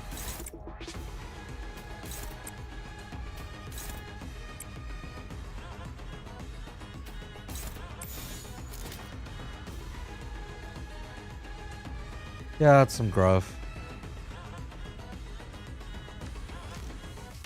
Right, is my enter key just not working? Okay, my enter key is just not working on Limbus right now. Interesting. Why is that?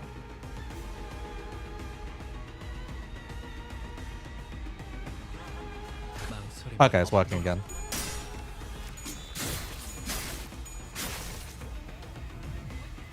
No, it's working. Software issue, not hardware issue.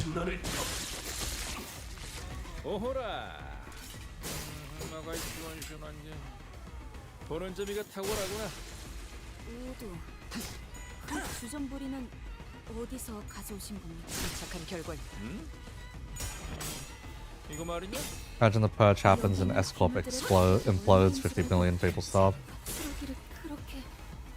Can someone summarize the retcon real quick? Okay. The original implication is that Kim failed to protect his master, and then his master died, took revenge, ran off with the Blade lineage. It has been changed to He was lured 벌써 into a 어디 trap 가십니까? where he killed a bunch of 걔가 할 S-corp 필요도 없어 people, 보이니 blatantly 방에 가서 shouted 세상 out 돌아가는 about 모습이나 보여야 corruption, 한다. only to be betrayed by 어디를 said 보시겠다는 말 leader 아닙니까? that he was protecting, causing him to get jailed, then released, basically. He then went on to join the Blade lineage and run along with the Blade lineage. Which makes it really weird, because all of the Uptie stories that we had followed pretty much told us the original story where it was the Blade lineage was Kim's posse, and that he had already been running with them at the time of killing, basically. So the whole thing is turned on its head.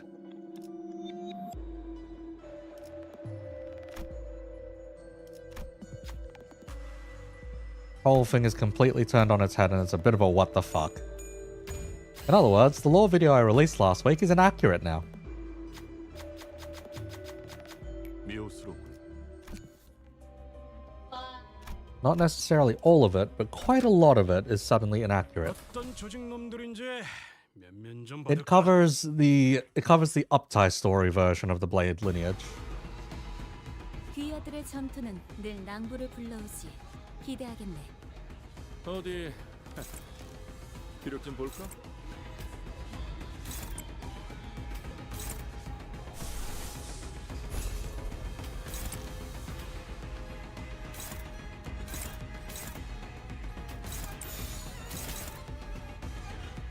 The Engdu is not attacking the one we'd like her to. It's fine.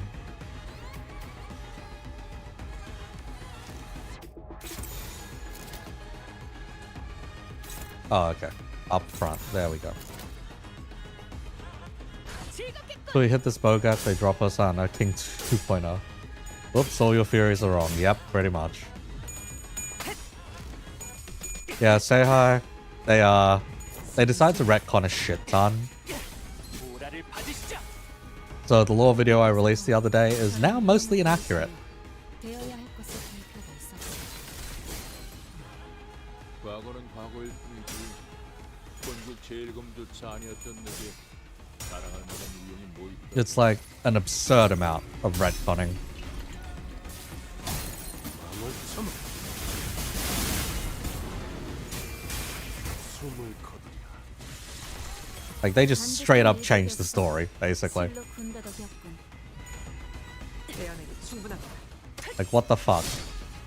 그래, 그게 정석이지. 아름다운 것.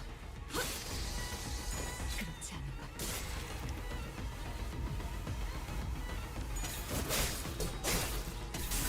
You had a comedy moment watching last night? What the idiot do? 개운했어요. 이 반응은 적의 기세가 풀이 꺾인 것 같네만. 취하기라도 했는지 눈은 엉망이 됐더구나.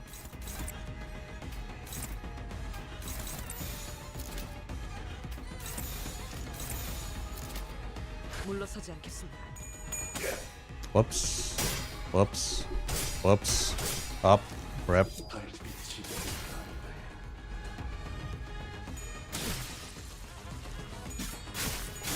Inactivated 30th anniversary dungeon, blah blah blah. Untold greed stacks. Oh.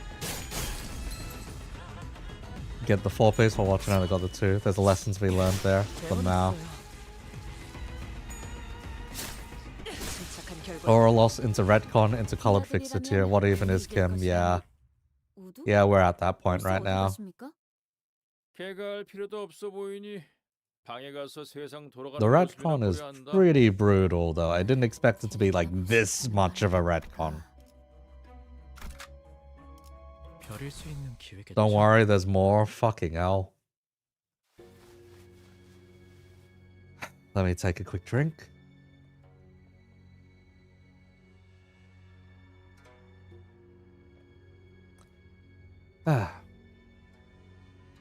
Like a prey backed against the cliff's edge, I am bereft of paths. My hand hesitates with no room to place the stone. Misjudgments burgeon when contemplations harrow the mind indeed. Now all that remains is to neutralize that one enemy combatant in the yard. Tell me, who's waiting for us in there? You should know, this place and its enemies are projections of your memories. Not the hardest guess to make, is it? I expect to find Im Gyung-yup there. Gyung-yup was a woman of loyalty and principles. Even as military commissioner, she never stopped wanting to change the way the royal court was. But even she must have broken in the end. I scored the newspapers and TV for anything I could find on the current state of N-corp, but it was plain as day that nothing had changed there since my departure. Mentor, is that not but a baseless speculation? Your concerns grown uncontrollably.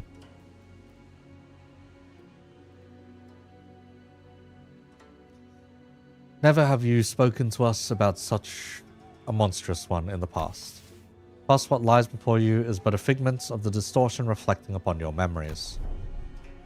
Does this Im Gyung-yup appear as that monster does, Mentor? No. Gyung-yup wasn't like that.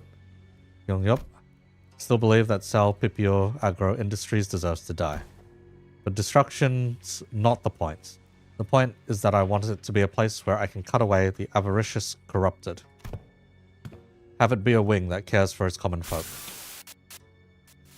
If I didn't know any better, I would have thought you were seeking to supplant the current N-corp. You know that's not what I'm talking about. I'm just a wanderer, floating down the river's flow to where the current's taken. When the river bent and hit a wall, someone picked me up and made a blade out of me. Once abandoned, I returned to the flow, found myself a mentor to those who afforded me undeserved faith. Like, bro. And the river continues to wind, carrying me back to, N-corp, whence I had fled. Shall I let the blade sing my inner thoughts? You think I'm satisfied with the way N-corp is? But your method, as it is now, goes against the principles. I expected better from someone of your wiles. If you enjoy those principles so much, then why ask me to leave the game? Because someone has to stay behind to try and bring change within the limits of their principles. I only hope that one of those bends in the river of yours would float you back to knock on the gates of N-corp once it was primed for change. Has that changed? What do you think? You at least seem to think that I have. Because you believe that I shall stand in your path. Stand in my path. And stem the flow of this river evermore. Very well. The law states that denial of the will of the royal court is a crime deserving of death by beheading. I, Im Gyung-yup, second ordinance of the Sal Pipio Agro Industries, official of the Sword and Military Commissioner to the Royal Court, shall uphold the command. Okay, that's a little too goofy. That's a little too goofy. That's a little too goofy, man. What the fuck? And sever the buds of rebellion before they propagate. That... Yeah, that's stupid. It just looked really stupid. Oh my god. She. What? Yes. Yep. Let's see. 5 stats to Sword of the Homeland. Battle form of the bear. Gains benefits from higher levels. Lose at clash start. We have to clash into that.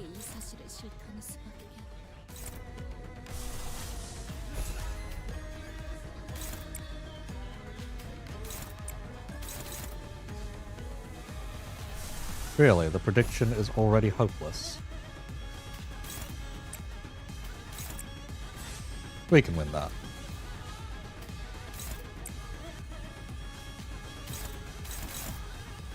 Unaffected by Sword of the Homeland.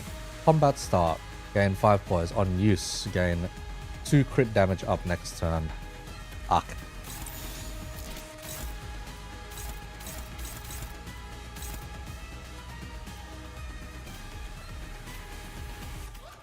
Engdu's handling that one, so whoever striker stands in this.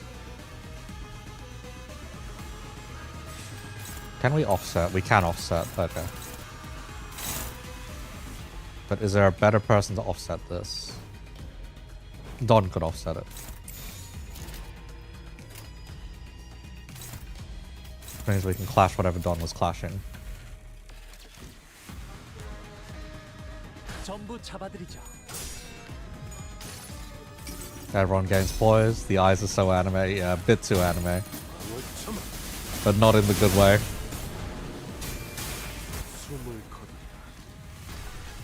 반듯한 일격이었어. 실로 군더더기였군.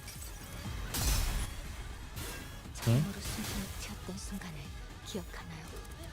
Or like, That they were like way too inwards. no, you know what happened? 그래. Go on. 그게 좀 Okay, so it was like the top half said it's serious, and someone probably there went, it's too serious. Can we make it unserious? in the bottom half? Yeah. And somehow it took up like 3/4 of the face. Mm-hmm.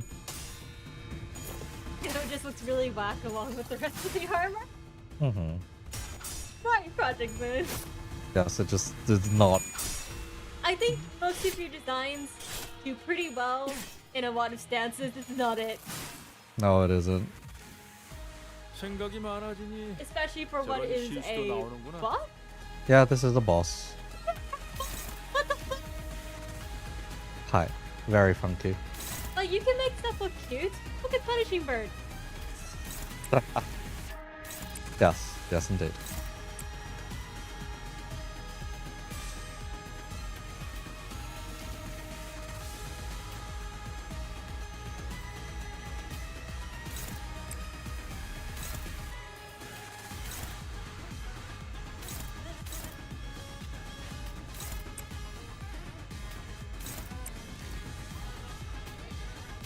Okay, you go up to gain for the clash. So we just need to let someone get hit instead.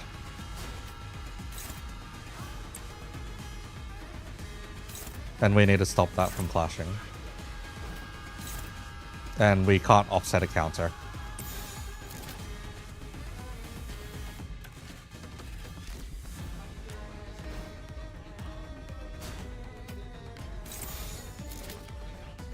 And it doesn't count as a clash, right, if we dodge, right? Yeah, we're about to find out.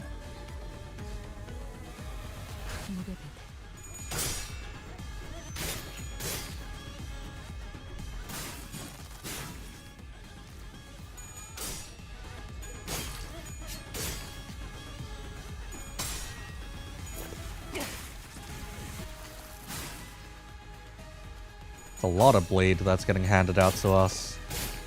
Maybe I should have put Dulcinea in the back. Actually, no, it wouldn't do anything.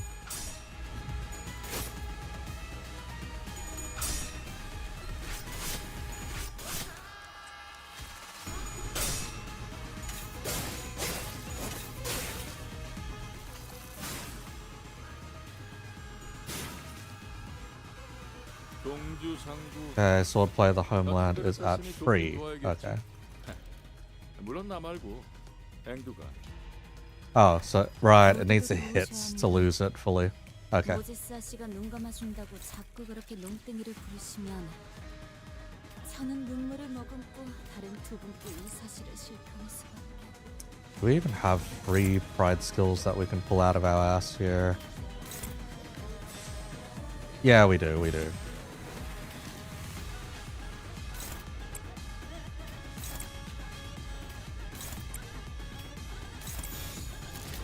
And if we're keeping it low,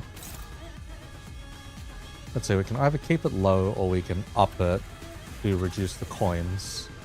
But since Clash, or since coin power down anyway, it's not going to matter.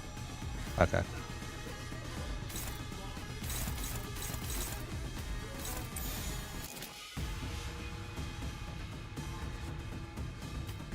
Okay, you're clashing something. Okay, you get to not clash something. Alright. Kim is fast. Both Kim and Aang do it really fast. Probably read the let's see, for units, boosting event mats, yeah. 달빛이 밝다. 그 문까지 밝힌 나를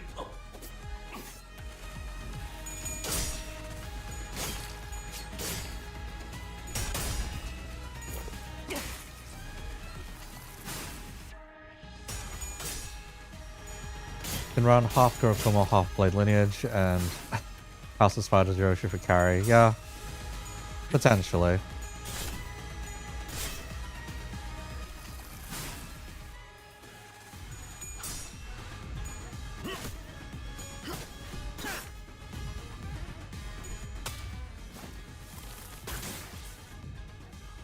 동주 상구 같은 배를 탔으니 돕긴 도와야겠지. 물론 나 말고 앵두가.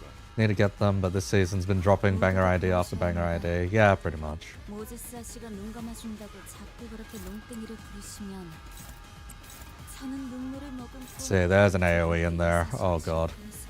Can clash with this regardless of speed. Oh, we have a dominating here. 4 coins versus 4 coins. Why are you at 0? 5 paralysis. What the fuck did we do to you?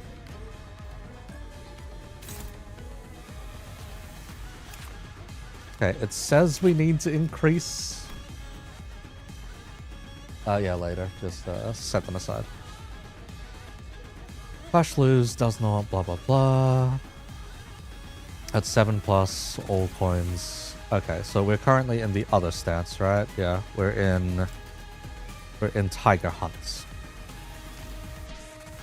We're in Tiger Hunt. They want us to raise the stack specifically.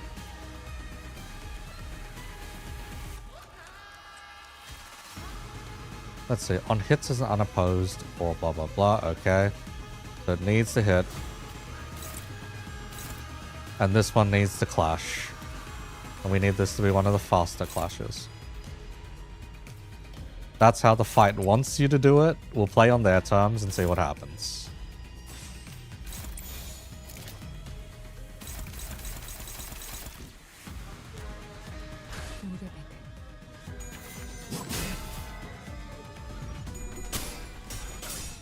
Bruh, he's rolling 30 for his fucking yield my flesh. Like hell.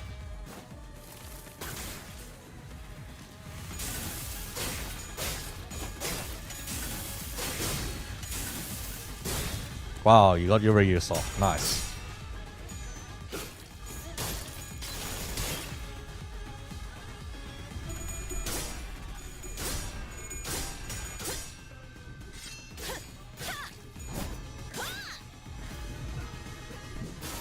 Unless there's another phase to this boss fight, then this is quite straightforward, honestly.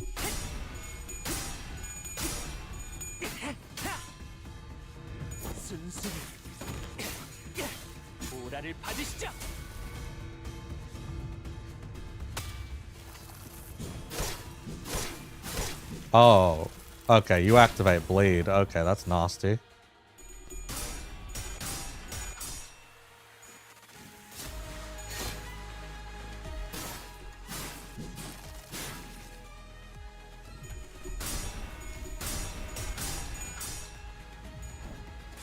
Eat shit.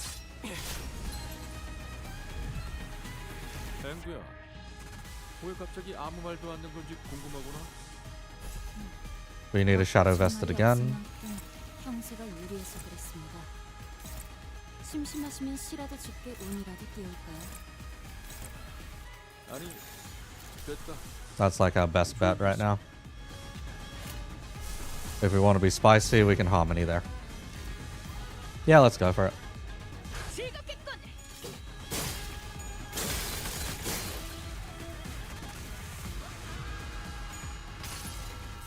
If she just denies us the kill and just phases for fun, then bruh.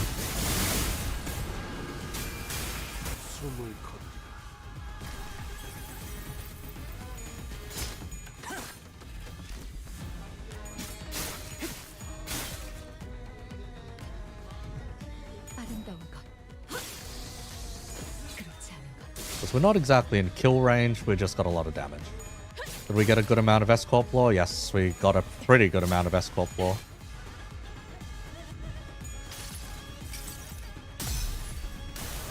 A reasonable amount, at least.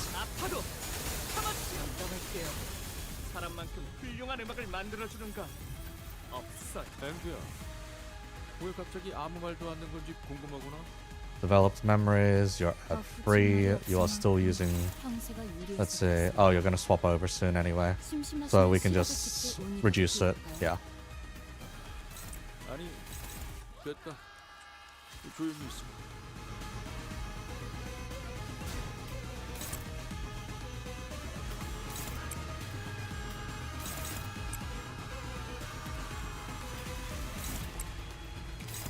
All the bleed activations are kind of scary, but not that scary, honestly. Now that extra crit damage might be scary, but also still not really that scary. Let's see, Bow of the Homeland, okay. Otis can't dodge that, I don't think. Let's hit the binds button, why not?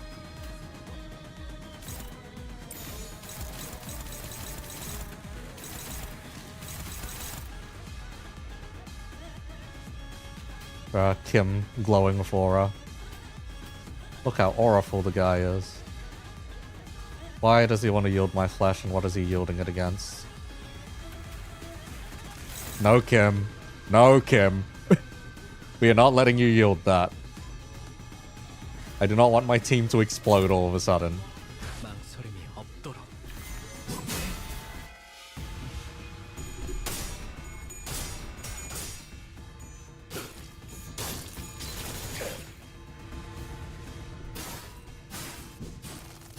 Let him do it? Nah. It's over.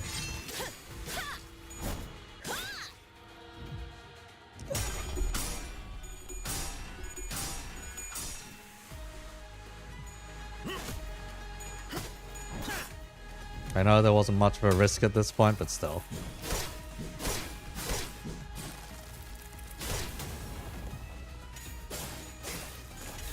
Yes, Kim got betrayed by the counselor instead. It's so stupid that they decided that would be the retcon.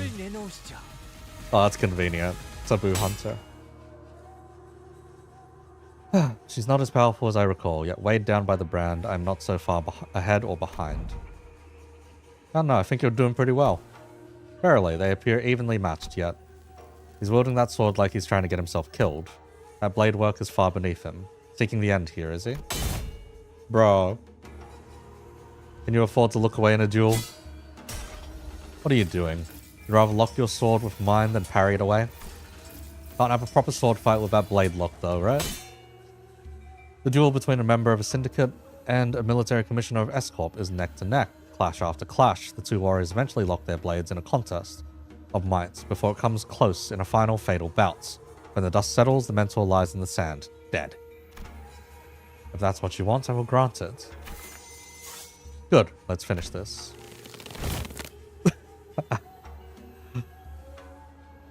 Just as Bamboo headed Kim and Im Gyung readied their final bout, Engdu leaped in between them. Engdu? Are you really so ashamed that you would choose death over life, Mentor? Are you so scared to live that you would rather die? Yes, that face. Yes, I am scared. I'm terrified of my own audacity to live my days as though I hadn't failed everything and everyone who had had the misfortune of placing their faith in me. My mission, my honor, my fellows. As though my path isn't haunted by ghosts. As though I can stand shamelessly before the watching eyes of the heavens. What have I done with the life that was given to me? Blind to the realities of my homeland. I served a master who chose politics over loyalty and justice. Cut down my very fellows who chose to trust a fool like me. I walked my entire life as the flow carried me, and when I finally had the mind to look back, all I saw were blood-red traces everywhere I'd gone. Isn't it about time I admitted that this game cannot be won, that... Mentor, the weakness in your strength has failed your mission.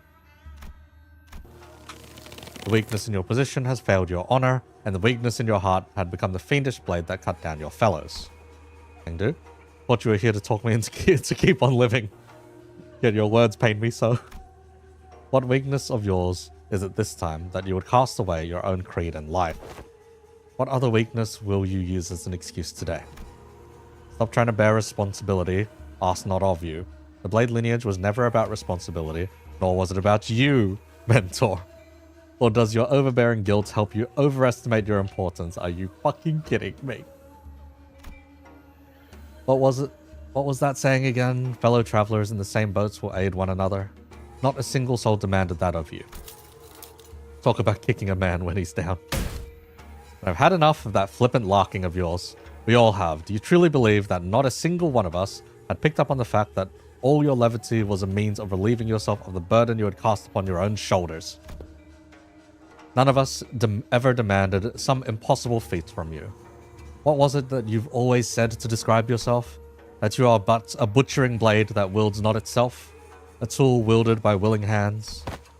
My mentor, I know not what kind of shame or responsibilities a mere tool has, do you? Because I fail to see any. If the shame does not subside still, then shroud your face with that bamboo hat of yours and live on. Live on so you may repay your debts. Out of blades, out of arrows. Even the heart that sought death lies defeated at your feet. There is no stone left for my next gambit. There is nothing more. Indeed, perhaps there was some merit in your words that I must retreat from this silly game of stones and become a fiend of blades. Mentor, that is not what I said. Ominous bell alert, Ailamau. Interesting. Whence did you hear that poem? Yes, when inverted, a bamboo hat is like an unladen ship. Angdu and Im Gyung-yup were knocked away from bamboo-hatted Kim as though bounced off by an invisible force. Kim raised his gaze to meet the empty air as though someone were there, a hollow laughter escaping his lips. We know who he's talking to. Oh, for fuck's sake. Really? It's the voice. But your last move was not a good one. Indeed, I did wish to become a blade, and what did you do? Forge me into an indiscriminate one that cleaves blindly into friend and foe both. It seems that in your excitement you've cornered yourself with that last move. Well, as it seems that I've had an opportunity to retrace our past moves, allow me to try something different this time. Be not so vexed by this round, as you say. We never know what the next game shall bring. I appreciate and will treasure the other bits of your advice, but let us play by my rules for tonight's game. Something's different this time, innit? He ain't distorting. I think that's an FLS, perhaps. Yes, the bell.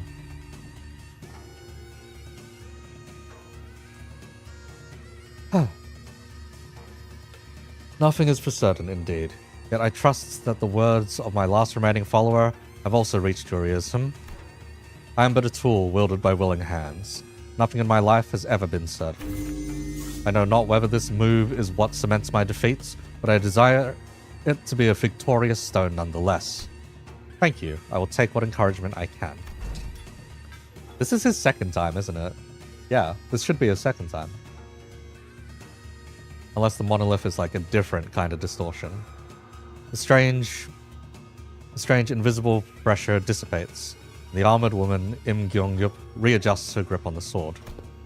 Kim turned around to look at her, and I saw that a weighty shadow seemed to have been lifted from his face, replaced by a mix of relief and determination. The fucking blue eye. I can't take it seriously anymore, man. A bit embarrassing to change my stance now, but now I fight to live. And I suppose you will be okay with that? Of course. Ah, to hide from heaven's gaze this hat I wore. An empty boat, it bore my friends along. In bamboo veiled, we drift from shore to shore. With wine, I don my hats to watch blooms throng. In mirth, I doff that shroud's moon adore. Bruh.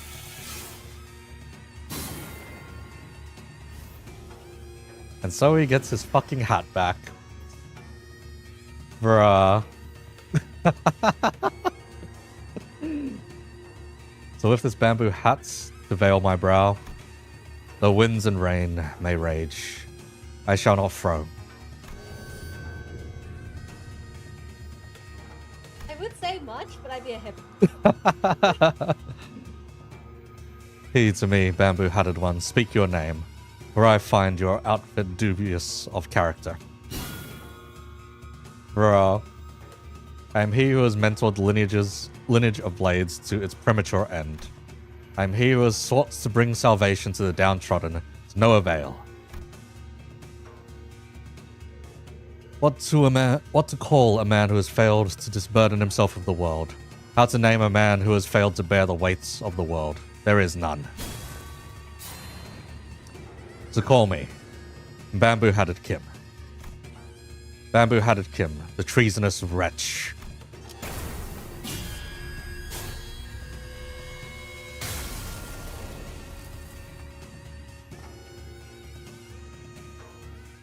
귀하들이라면 능히 이길 것이라 우두?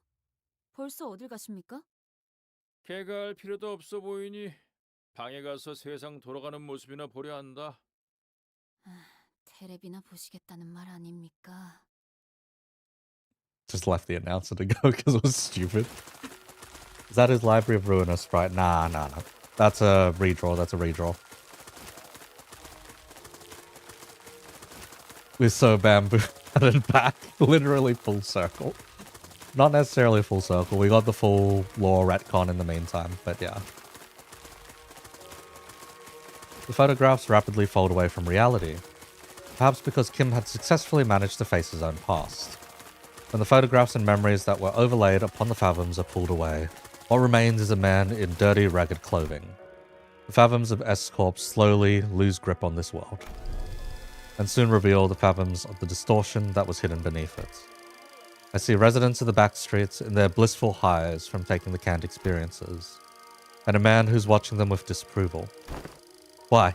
Why is everyone running away from all of this? A baker, always surrounded by the smell of freshly baked bread. A florist, who makes lovely bouquets for graduating youngsters. A photographer who captures beautiful sights to remember. They're our lives, our experiences. You want to be a billionaire with an extravagant mansion and a nest? A legendary fixer who can make the syndicates cower in fear just by going on a stroll? What you get from those cans is not real. Everything in your lives, all of this, just empty means to an end. That you can get high on fake, purchased experiences nailed into a can. If that's all your life is, then my life and the photographs I've taken are all... No, it can't be. My life. Those experiences and memories I've photographed are different. You're all blindly consuming fake experience after fake experience without a care about the real thing. That's why you're all floundering, grasping at illusions. So let me show you the things I've shot. The memories, the experiences, the reality of your lives. It was only in passing, but I glimpsed an unmistakable grimace, a scowl on Musso's face. I reflected upon the events of today, and could at least begin to guess as to why that might be. You don't believe there's any experience in either the canned experience or that guy's photographs, do you, Musso? Because experiences and memories aren't the same thing. What really distinguishes them, I wasn't sure. Correct, manager. What I knew was that the distinction was, for whatever reason, important to Musso. Huh? The figure materializes into humanoid form, swirling out of the projector. He must be the distortions. And next to him is another figure, stumbling out in a giant suit of armor. Yo, what? Blimey, that thing's still alive? It is but an overlay of fathoms created within a distorted space. The concept of life and death has little meaning for such a thing. Yet faint does she grow. It must be that the distortion's power is waning. Distorted Im Gyeongyup. Huh. Actually, no. That's still probably right. Hark, accused one, for these are your crimes. The crime of fomenting chaos in a foreign wing while impersonating Chinokuns of Salpipio Agro Industries. The crime of exploiting the suffering of Salpipio Agro Industries downtrodden as a mere veil for one's own fathoms. And, though it may be part of reenactments, impersonating a military commissioner of the kingdom without the royal decree. Pursuant to the law of the homeland, the accused is to be sentenced to death by beheading. And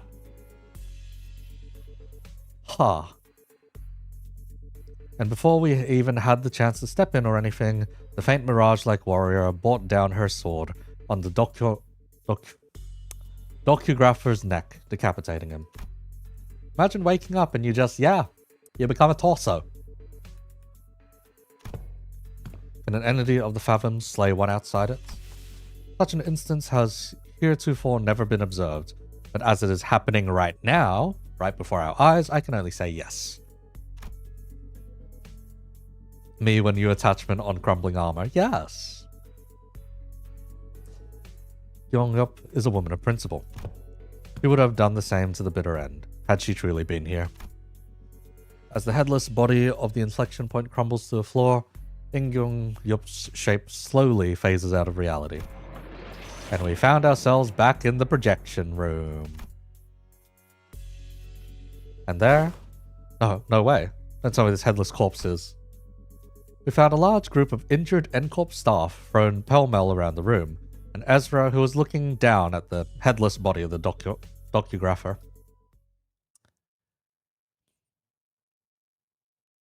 You know this game is bloody? It's like, you showed my friend this and they hit me with gore warning. Hey, Lamau. 판세는 완벽히 우리에게 있었다. 정착지를 찾을 때까지 이 기세를 잃지 않기를. And like, in the back over there. Just look at it.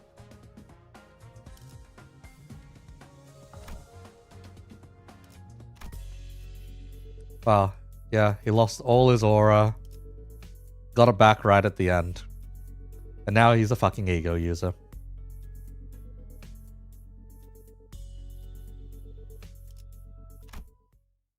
Time for the insane ending? Okay. And this is our lead into Canto 10, so let's see then. Yep, right on. Gotcha, team leader. And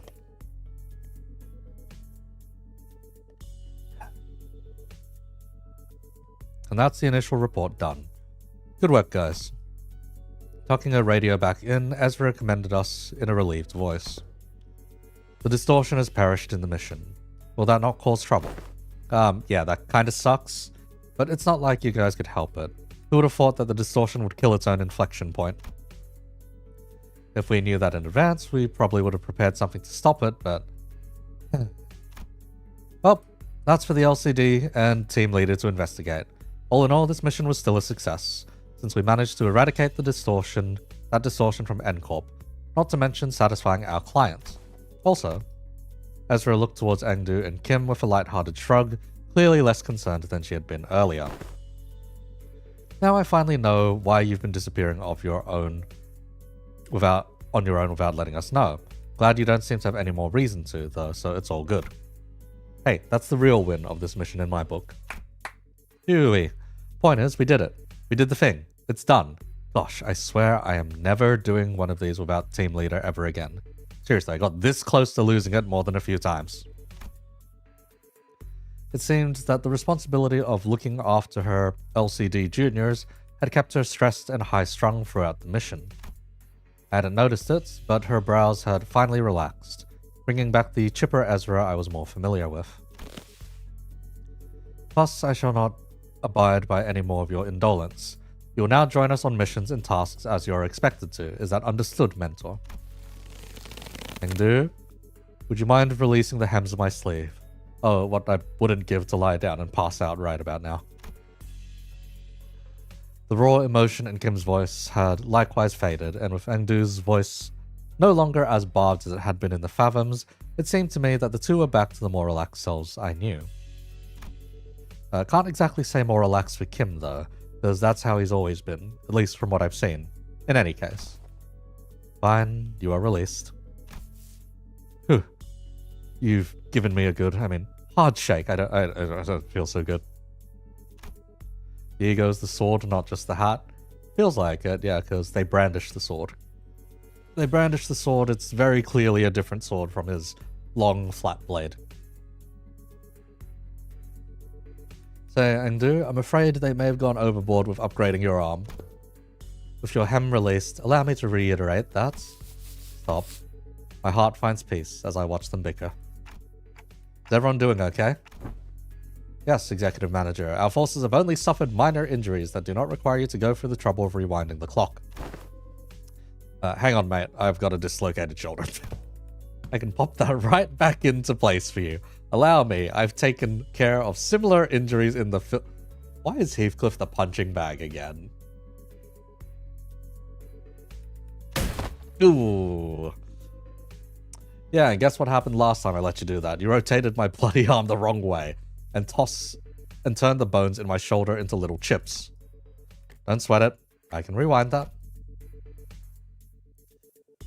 By now, I've already grown used to the pain of rewinding the sinner's injuries. A dislocated shoulder shouldn't be a big deal. ought to ask for your clarification if Foul will. Yeah? Does Foul recall how, as we battled the N-corp's pinframe team, the foes have taken photographs of us? And they are those who were sent to identify and capture the one who have violated a taboo for Sue? As we stood in their path, 'tis no mystery why we had come to blows, yet I find this to be most perplexing. Wherefore did they take so many photographs of us? Maybe they were taking photographs to report their locations. Recording footage is taboo in N-corp, meaning they can't install security cameras here. Their only option for keeping a consistent record when tracking down a case or person is by photographs. Find words hold water yet. Most puzzling for Soof. If I recall with clarity, from a certain point they had begun photographing us with renewed obsession. Oh, hey, that sounds like a question for Maso. Given how often I had to rely on the information Maso had provided me in this mission, I think I've gotten enough practice on how to phrase my questions the right way to pull the answers I need from him. We call upon Maso GPT once again. I couldn't get him to tell us his own judgments on matters, and since he seems to have a near photographic memory of what he's seen... Maso, do you remember how many pictures of us the N-corp staff took? I do. 56 times. It's a lot of pictures. You actually remember the exact number of times they shot us? I do. It's always so neat seeing his memory in action. So, did you get the chance to see which one of us got the most photographs taken? I did. Oh, who is it? Is it me? I make for a fine model if I say so myself. No, it wasn't you. It was me.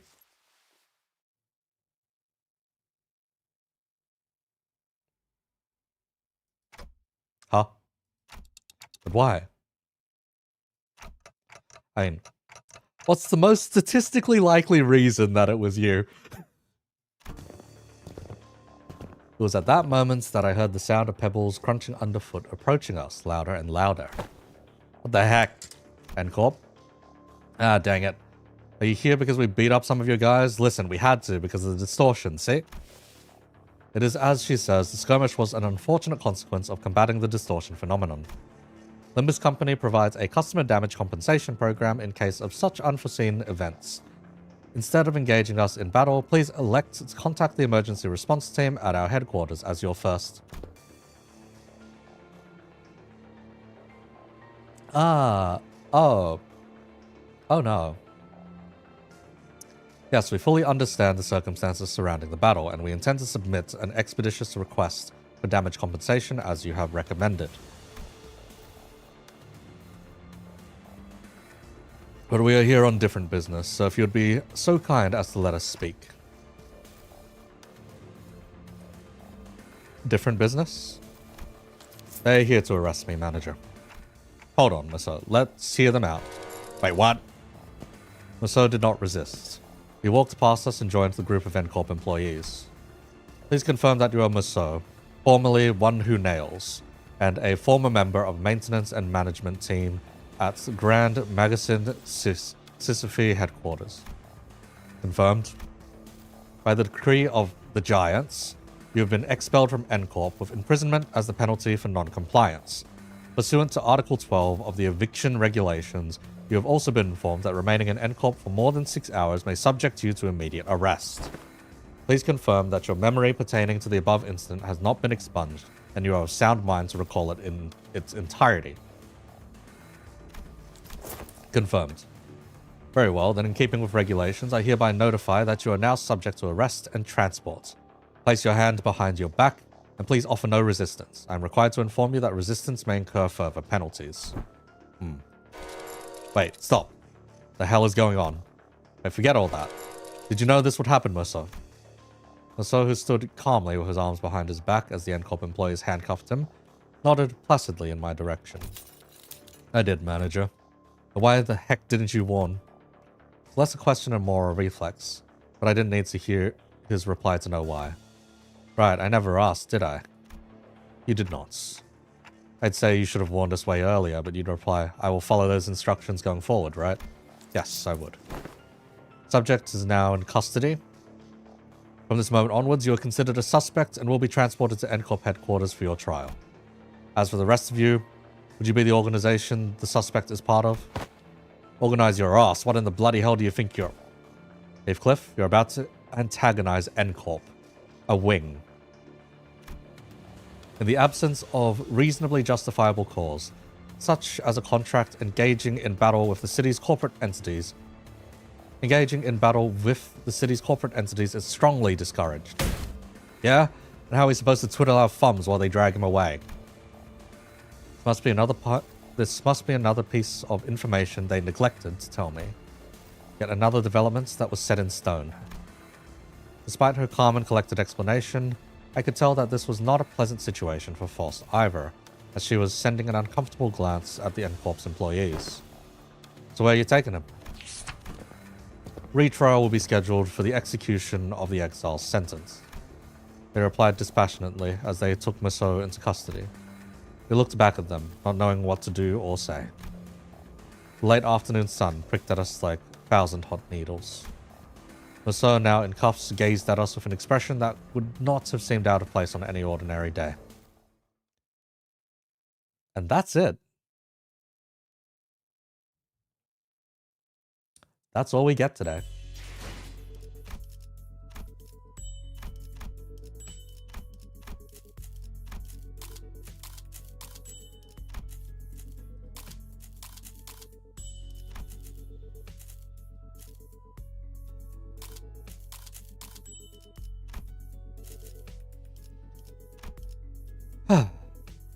Yes, we get Bamboo-Hatted Kim pulling his auraful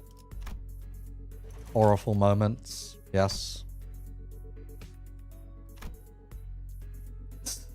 5 turn clears on that finale. Not surprised.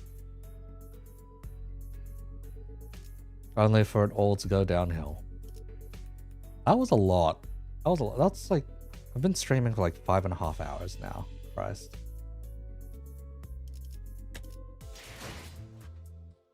No one using BL team in the Fathom. Just me. Just me. And we're getting jobbed again.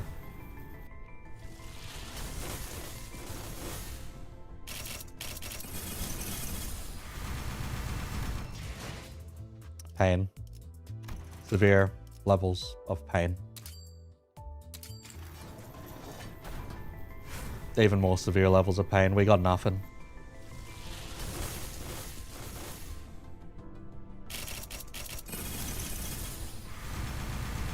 Stop pulling, please.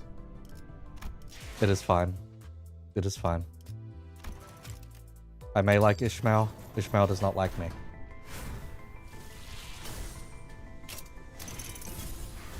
Here you present streamer bad luck, yes.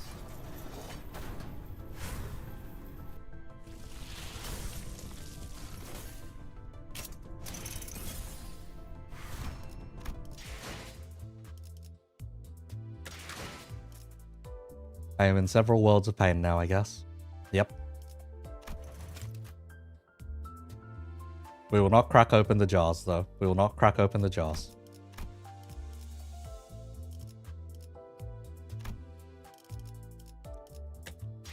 Do you think we'll have to defend this man in court as an actual mechanic like Ace Attorney? Nah, I don't think so, don't think so. Anyway, anyone who actually did manage to pull the new Ishmael and is willing to put them on support, please do so if you can, and please drop your UID in chat or in the Discord. Otherwise, yeah, I am just going to be looking at raw numbers, basically.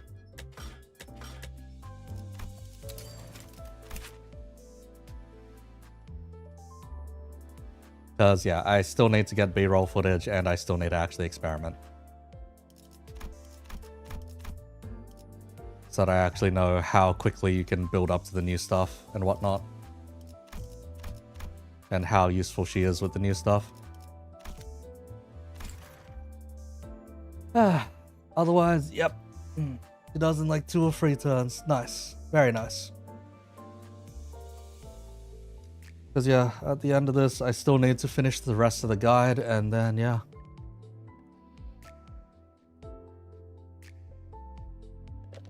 Alright.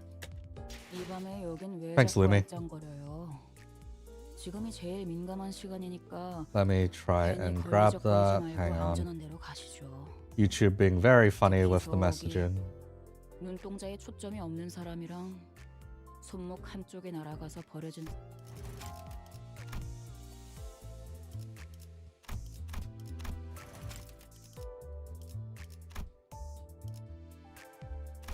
I say, Christ.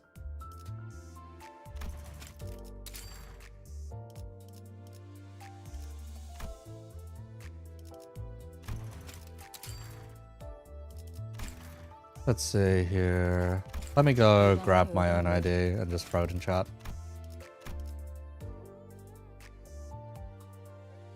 Let's see. If you have Ishmael on support, just add me. Ah.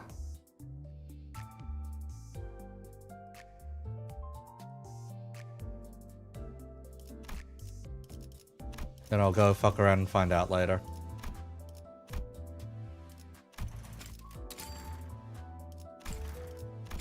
이 밤에 여긴 왜 자꾸 알짱거려요?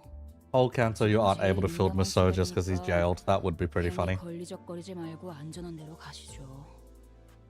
특히 저기 Which is better in slot, title, or wingbait? Throw in wingbait for me if you can. Throw in wingbait if you can. 가지도 마시고. Because I've so far written the guide with wingbait in mind, basically. Bills should be sent? Okay, sweet. Anyhow, let me find someone that I can redirect all of you guys to. There's probably at least someone who's approaching the end or just about to start and whatnot. See if I can use YouTube's features.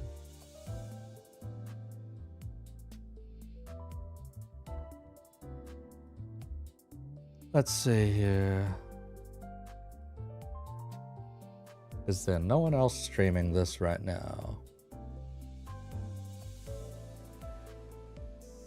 No one that I am particularly friends with is streaming this right now. Okay. That is fine. 고코? Alright, guess we're just ending stream then in the end. Think almost everyone's done already? Yeah, I might be one of the last ones to finish up, I think. Considering that I was reading everything instead of just fast forwarding the text. Anyhow. You can watch me hit the floor for a bit. After that, well, I am getting my head stuck down writing, recording, editing, and video should be up in like 6 hours, give or take. 4 hours if I'm fast, 6 hours, thereabouts.